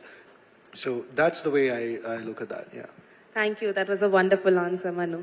So our time has been up for a while, but to just, conclude the session, I have a quick rapid fire. I'll ask like 3-4 questions to each one of you and, just answer in a word or in a sentence. So I will do 4 for one and then we'll keep on going forward. So for Ritesh, I'll start with you. One word, describe PSafe's journey. Hygiene for the world. Top 3 countries where, PSafe has its radar to expand to. Want to expand to or already have? Want to expand to. Want to expand to US. I would say Saudi Arabia and Japan, because Japan is already the pioneer in hygiene, but at some point I would love to be there. Got it. With the budding, peer companies in your industry, the D2C companies in healthcare, competition, collaboration. Collaboration for sure. And one advice you'd like to give to the D2C brands in the 2024 Select 200 cohort? I think some of them who are trying to go global, before you do any of the supply chain or registration regulations, get your trademark in that country. That's the biggest learning we've had actually over the last 5 years of actually expanding globally, right?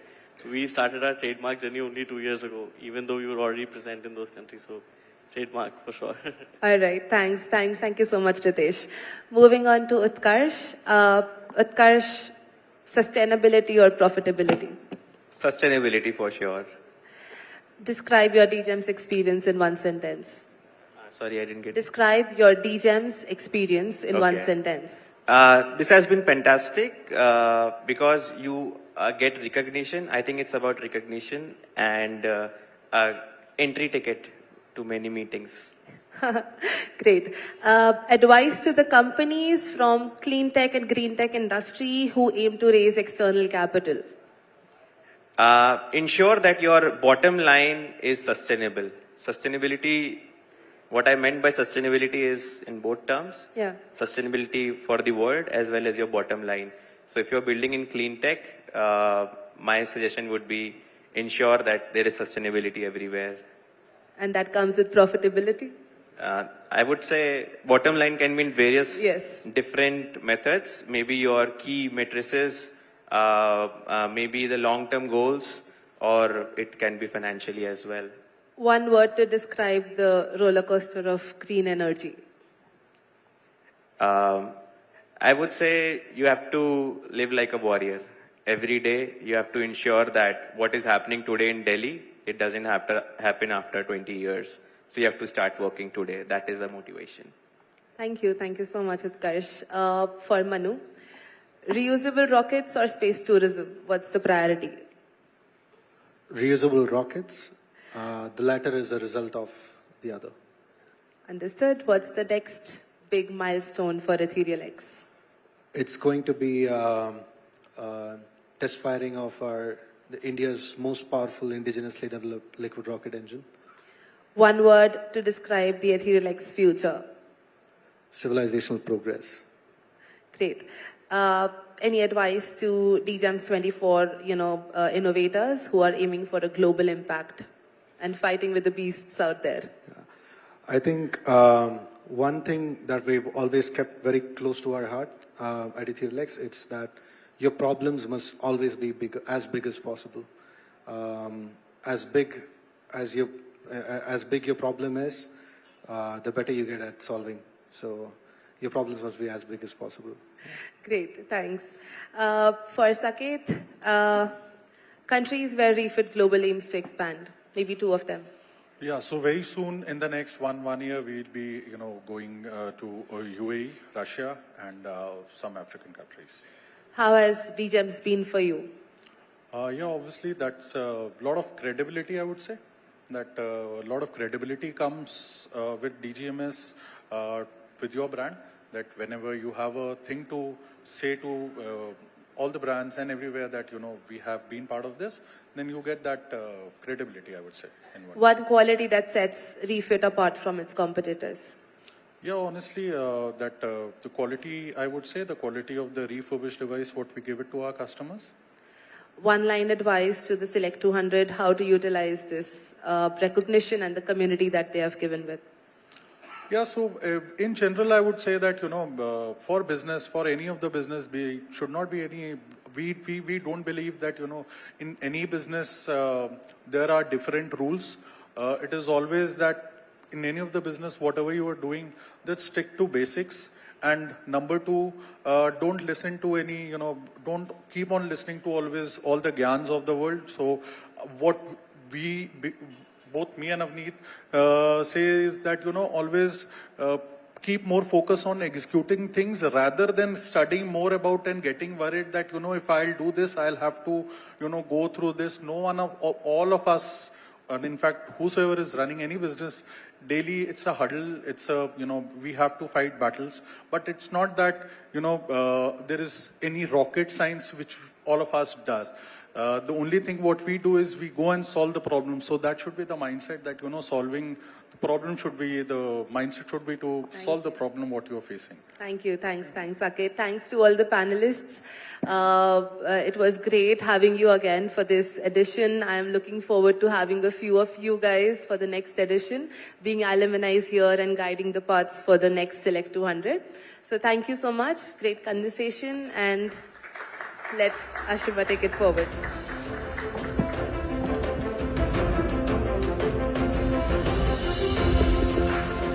Thank you, Ajuni and the panelists.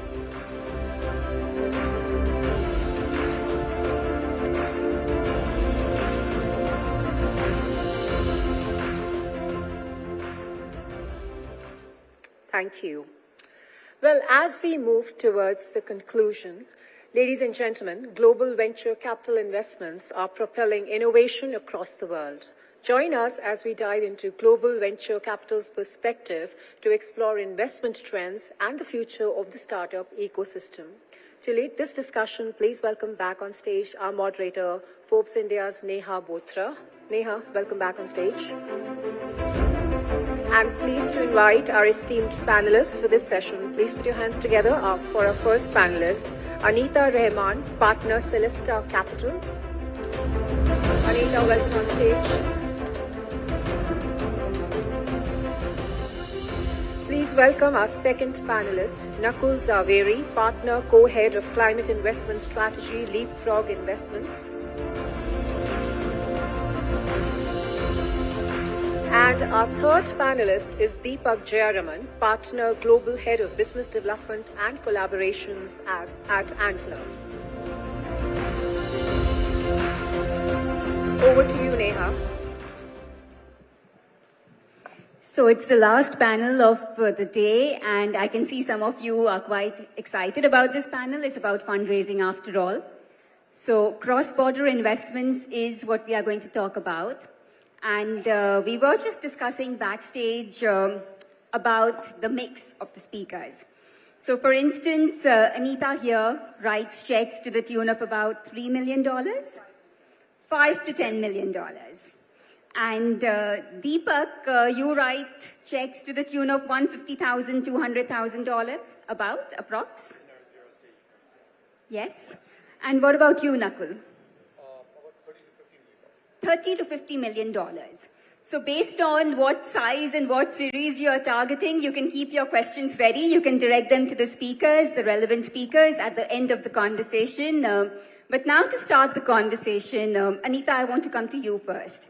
Tell me a bit about what do you see in a company, in a founder, when you think about lending funds to them or investing funds in that company. What are the important criteria for you? Sure. It's great to be here today. Thank you for having me, DGEMS, and the whole team that's worked so hard. I'm with Celeste Capital. We are a deep tech fund. We're based in the Bay Area. We were founded in the Bay Area. And we've deployed across 4 funds over $1 billion. And we're now investing out of our 5th fund. And the 5th fund is also expanding into India. And so I returned to India. I grew up in Bangalore. I went to the States. I lived in the Bay Area for over 25 years. And I've returned to Bangalore. Last September, I spent a lot of my time on the ground here. I'm having a great time meeting all of the entrepreneurs and the full ecosystem. And so what we invest in is deep tech, and the way we define that is it's some pure innovation, science innovation, engineering innovation. We typically invest in Series A, but having said that, I'd say that we also, if we love the invention and we think that it's extremely special, we will go in at the seed stage. So don't count us out for that. Our check sizes are typically between $5 and $10 million, as Neha mentioned. And so what we typically look for in our companies is, obviously we look at the team. Team is really important. We want, credible founders that have some undue advantage in their space, so they've developed something that's incredibly novel. The second thing that we look for is, a product and some version of a product. Deep tech, it's very hard to have a fully formed product by Series A. So we look for some version of a product, some version of a prototype, but some proof that you're along the right path. And then all of the other boxes obviously need to be checked. We look for large markets. We look for, novel ideas. And one thing I would say that we are different in, and that ties really nicely back to DGEMS, is that we're very focused on building out the US-India corridor. And so we're looking for technologies and inventions that can be taken globally. And so not just things that can be applied to the Indian market, but inventions that can be taken to the world from India. Very interesting. Deepak, I'll come to you next. Tell me a bit about what do founders need to know about global fundraising when they plan to structure their business? What are the important nuances that they should bear in mind for this? Great. Thank you. It's great to be here and see you all. Thank you for DGEMS for having us, and to Forbes as well. A little bit about Antler first, and then I'll answer the question. So we are the world's most active early stage investor globally. We are investing from Melbourne all the way to Sao Paulo and everywhere in between. We have more than 20 offices and regional funds, about 1,300 portfolio companies across the world operating sector agnostically across every industry and every capability. As I said, we are zero-stage investors, and what that means is that our funds are writing the very first check in startups. You can sort of think about it as, institutionalized friends and family at scale. So what that means for us is that we're looking for the best founders that we can this year. Over 160,000 founders will apply to Antler to be an Antler founder. We'll accept 2% of them in our residency programs around the world, and we will venture build with them, and roughly of that 2%, 50% will get invested in. So that means, by definition, we are backing people first, not companies. We're backing people. We know that founders will pivot 2 or 3 times before they land that early on. So what we're looking for is the resiliency and grit to go out and build billion-dollar businesses that have global appeal. And we will back our founders, through pre-seed and seed, and then we have a global continuity fund that will invest, writing, $2 to $5 million checks in the breakouts from that point on. But what is very clear in this journey, and to your point, to answer the question, is that, a founder that wants to build a really global business has to understand that this is a pretty volatile journey. It's not easy to build a business like this, and you need to have that resilience. You need to have that grit. You have to have a base of foundational principles to lead people on that journey, and that will be tested multiple times over the course. And what is clear in the data and what you see is that the founders that don't make it not necessarily because they didn't have a great company to build or didn't have a great idea to seize upon, or certainly weren't trying to solve a great problem, but because ultimately institutionally they just didn't have the right temperament to kind of get it through the line. Luck and serendipity has a lot to do with it as well, but that's what we look for. Nakul, I find the companies that you have invested in your portfolio very interesting. Tell me a bit about how do you do the delicate art of balancing social impact and financial returns? Because at the end of the day, as an investor, you also want to maximize your returns and you want to maximize social impact. The reason I ask you this question is because many projects look scalable, but very often when they are trying to address a problem, be it due to technological innovations or other reasons, there seem to be challenges. So how do you identify the companies and how do you balance this delicate bit about social impact and returns? It's an interesting question. So at Leapfrog Investments, we do growth investing across global emerging markets. We do $30 to $50 million, and we focus on business quality first. Obviously, we focus on management quality, we focus on financial quality and strength. But because we're investing in emerging markets, we believe that when you look at certain thematic sectors, which are focusing on very large markets, or TAM as we call them, a large part of these cohorts are emerging low-income consumers. And the fact is that if you're able to give them essential services, you will drive impact at scale. Now, what is important is how do you become authentic about that impact? How do you measure it? How do you report it? And we were discussing some time ago, impact is across the spectrum. There is impact which is delivered by philanthropic capital, by grant capital. There is some impact which will be delivered by commercial capital, but those businesses will have to scale. So if they do not make profit, we don't invest. So our business is not to only drive impact. Our business is to drive profit with impact. And therefore, over the last 2 decades, what we've done is built a framework which deeply understands where these business will scale and how they'll drive impact. Anita, how are you trying to tie your objectives as an investor with the global trends that we are currently seeing?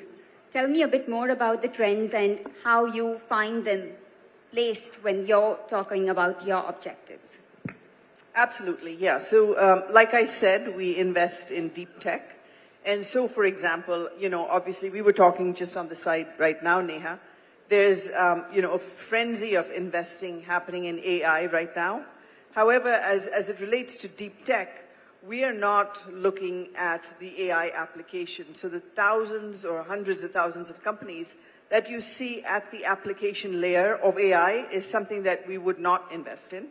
However, if you go down a few layers, there's still a lot of interesting things happening around, AI infrastructure software, the way data is packaged and pushed up to the cloud or pulled down, because there's so much more data these days.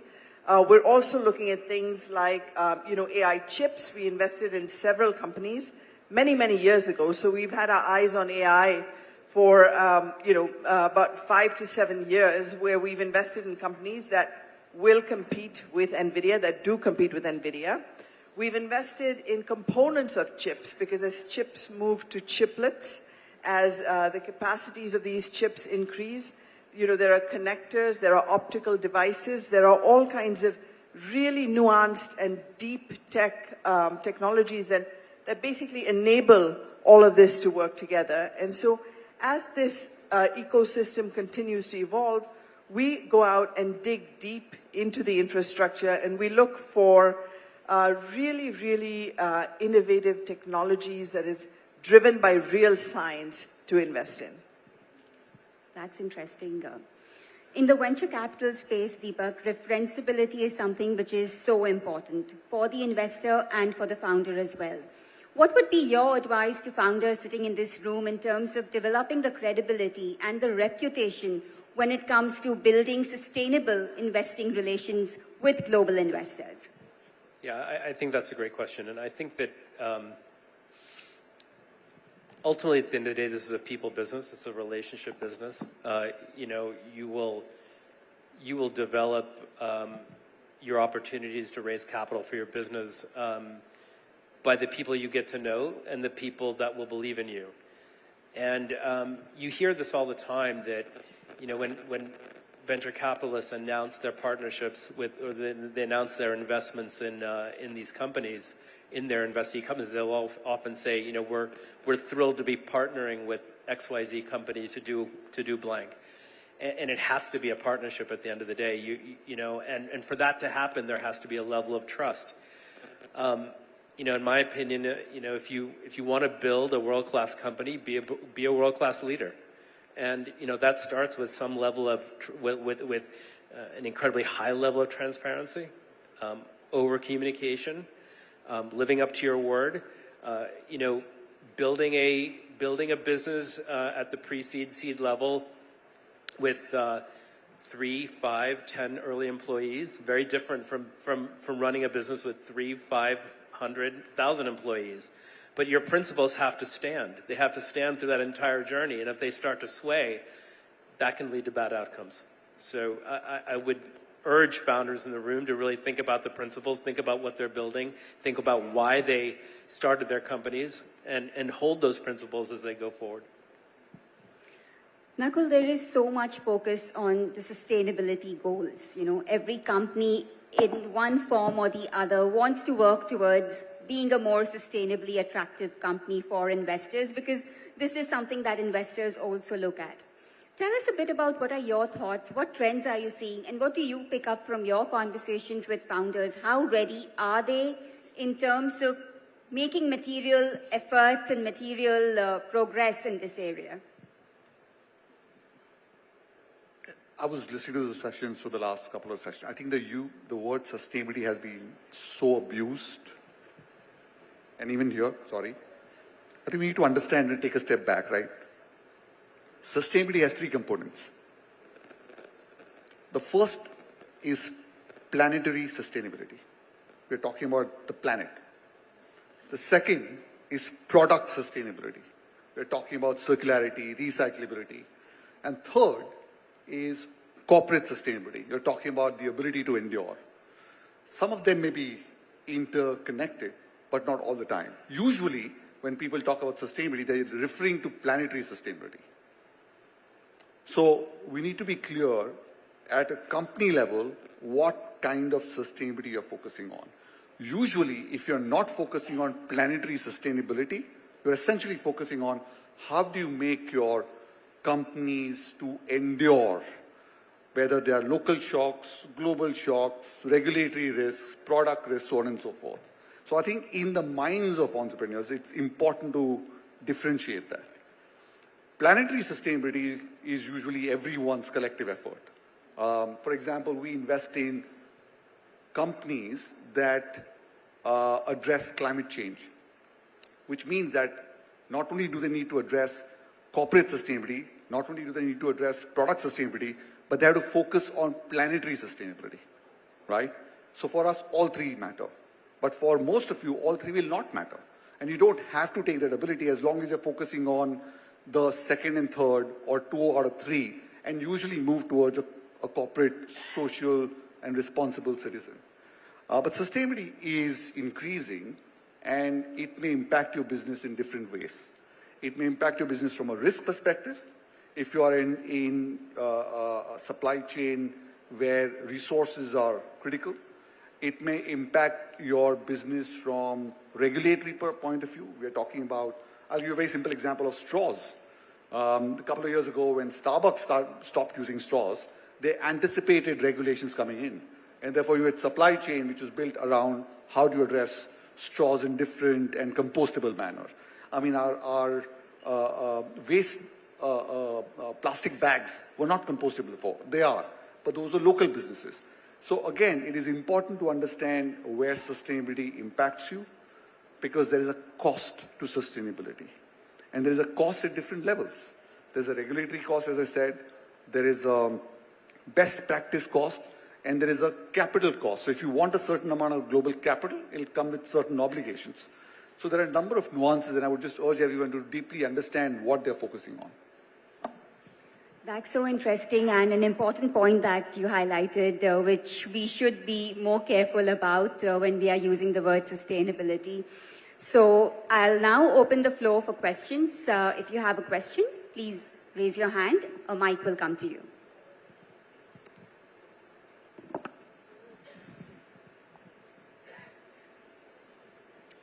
Hey everyone, I'm Sandeep representing Resilience AI. Question for Nakul. Nakul, in the planetary sustainable space where any organization is trying to build solutions, given the uncertainty around a solution being viable, how do you as an investor evaluate some of these ideas? That's the viewpoint I would like to hear from you.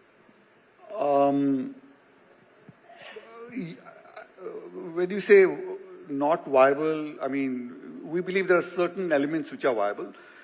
You need to take a step back and see that why do we even need to invest in climate business? I mean, why? Right?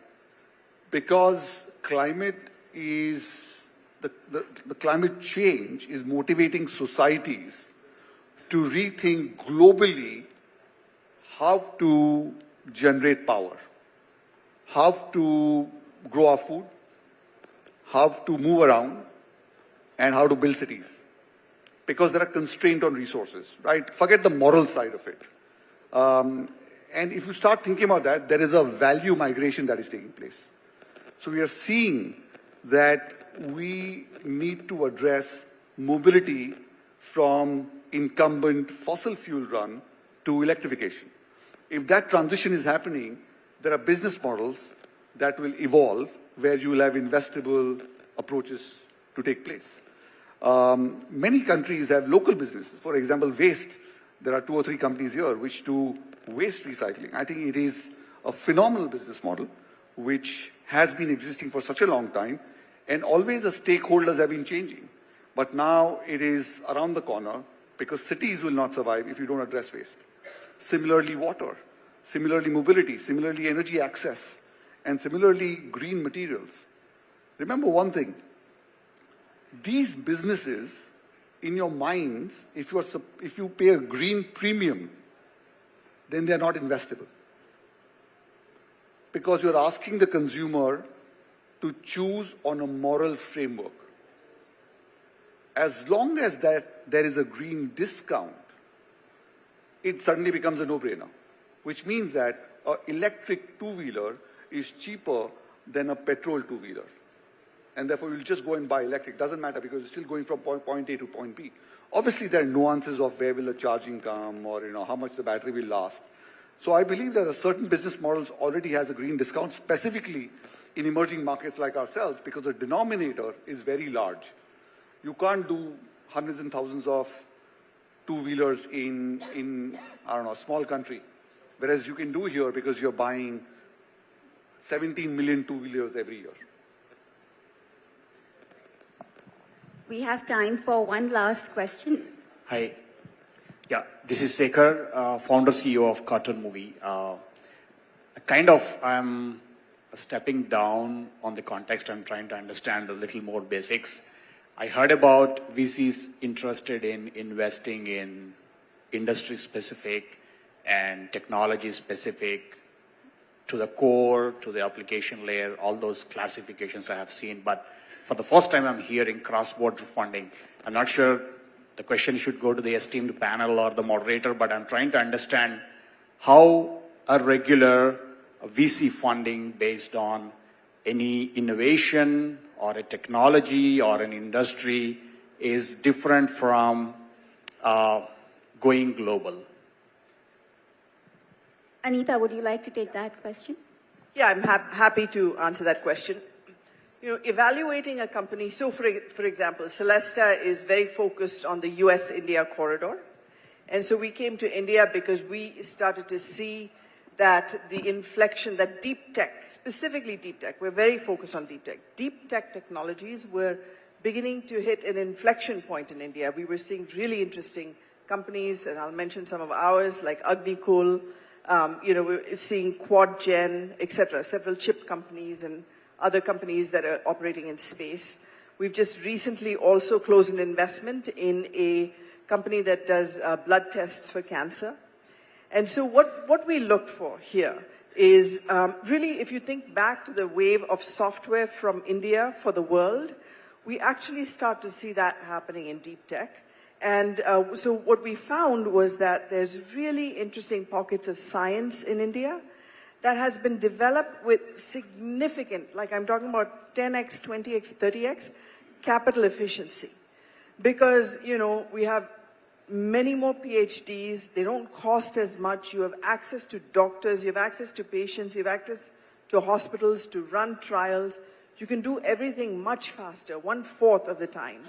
And so we were looking for novel science, but then at the end of the day, when we're evaluating this company, what we found is that if this science was applicable only to the Indian market, then as us VCs and for the return profile that we were looking, it didn't really apply to, to invest in those types of products. And so what we did was we evaluated sciences that we could take to the world. And so we're finding, in this specific case, again, we have a CEO that's been in the United States, that worked in the pharma industry in the United States, that knows how to commercialize. And we have an incredible science team that's previously worked at the National Chemical Labs and Piramal, etc. And so that combination was magic, because you could leverage the capital efficiency and the brains and the speed of India and the data of India, and you could also take it to commercialize globally. Did that answer your question? Yeah, absolutely. Thank you so much. Thank you. Yeah, thanks. Can I just add to what Anita said? The other way to also look at it is the framework for businesses to go global is in 3 parts. First is the business has to be scalable and asset light, or it has to be standardized and repeatable, or it has to be in the knowledge or consultative sector. It cannot be in the heavy industry or asset heavy play, ideally. It cannot be culturally sensitive and localized in that nature. Or it cannot be regulatory facing, right? If you're doing government contracts, it's going to be very difficult to move out. Obviously, there are exceptions to this rule. So as long as you follow this big framework, then a lot of these things will, evolve. Having said that, you can't say a local South Indian joint will not go global. We have seen one example, but you can't see that in many, many businesses. Thank you. I know there are a couple of more questions in the audience, but I'm really sorry we need to wrap the panel. We are completely out of time. You can connect with the speakers offline. They are around for some time. My apologies, but we are really running late. Anita, Nakul, Deepak, thank you so much for your time, for sharing your insights, and thank you, audience, and my apologies once again for not being able to take some questions. Thank you.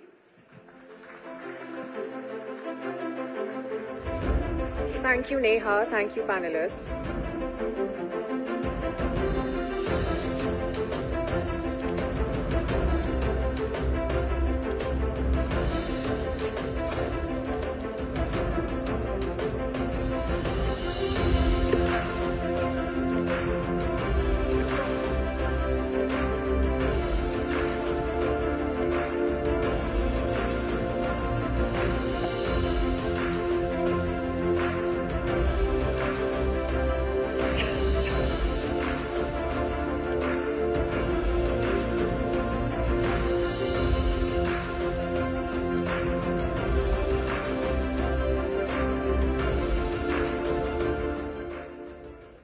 Thank you, panelists. Neha, may I request you to deliver the valedictory address?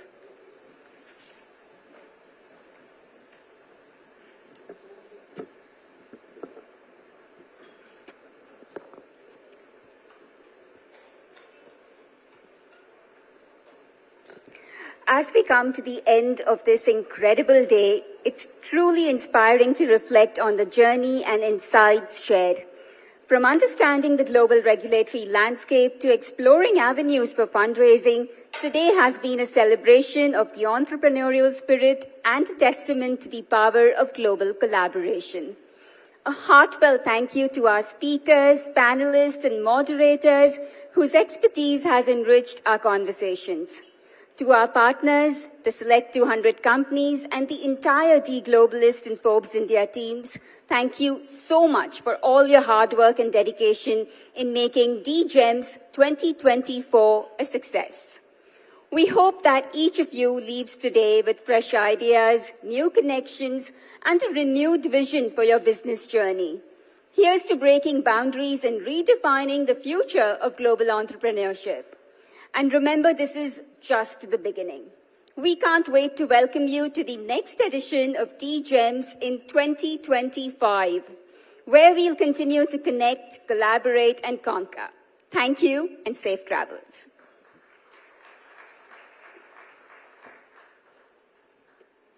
Thank you, everyone, for joining us at the Forbes India Globalist Entrepreneur Mobility Summit 2024. Let's continue to celebrate innovation and global entrepreneurship over a few cocktails and dinner. May I request you all to join us for a cocktail evening, musical evening, along with dinner at Rani Bagh. Have a great evening ahead. Thank you very much, everyone.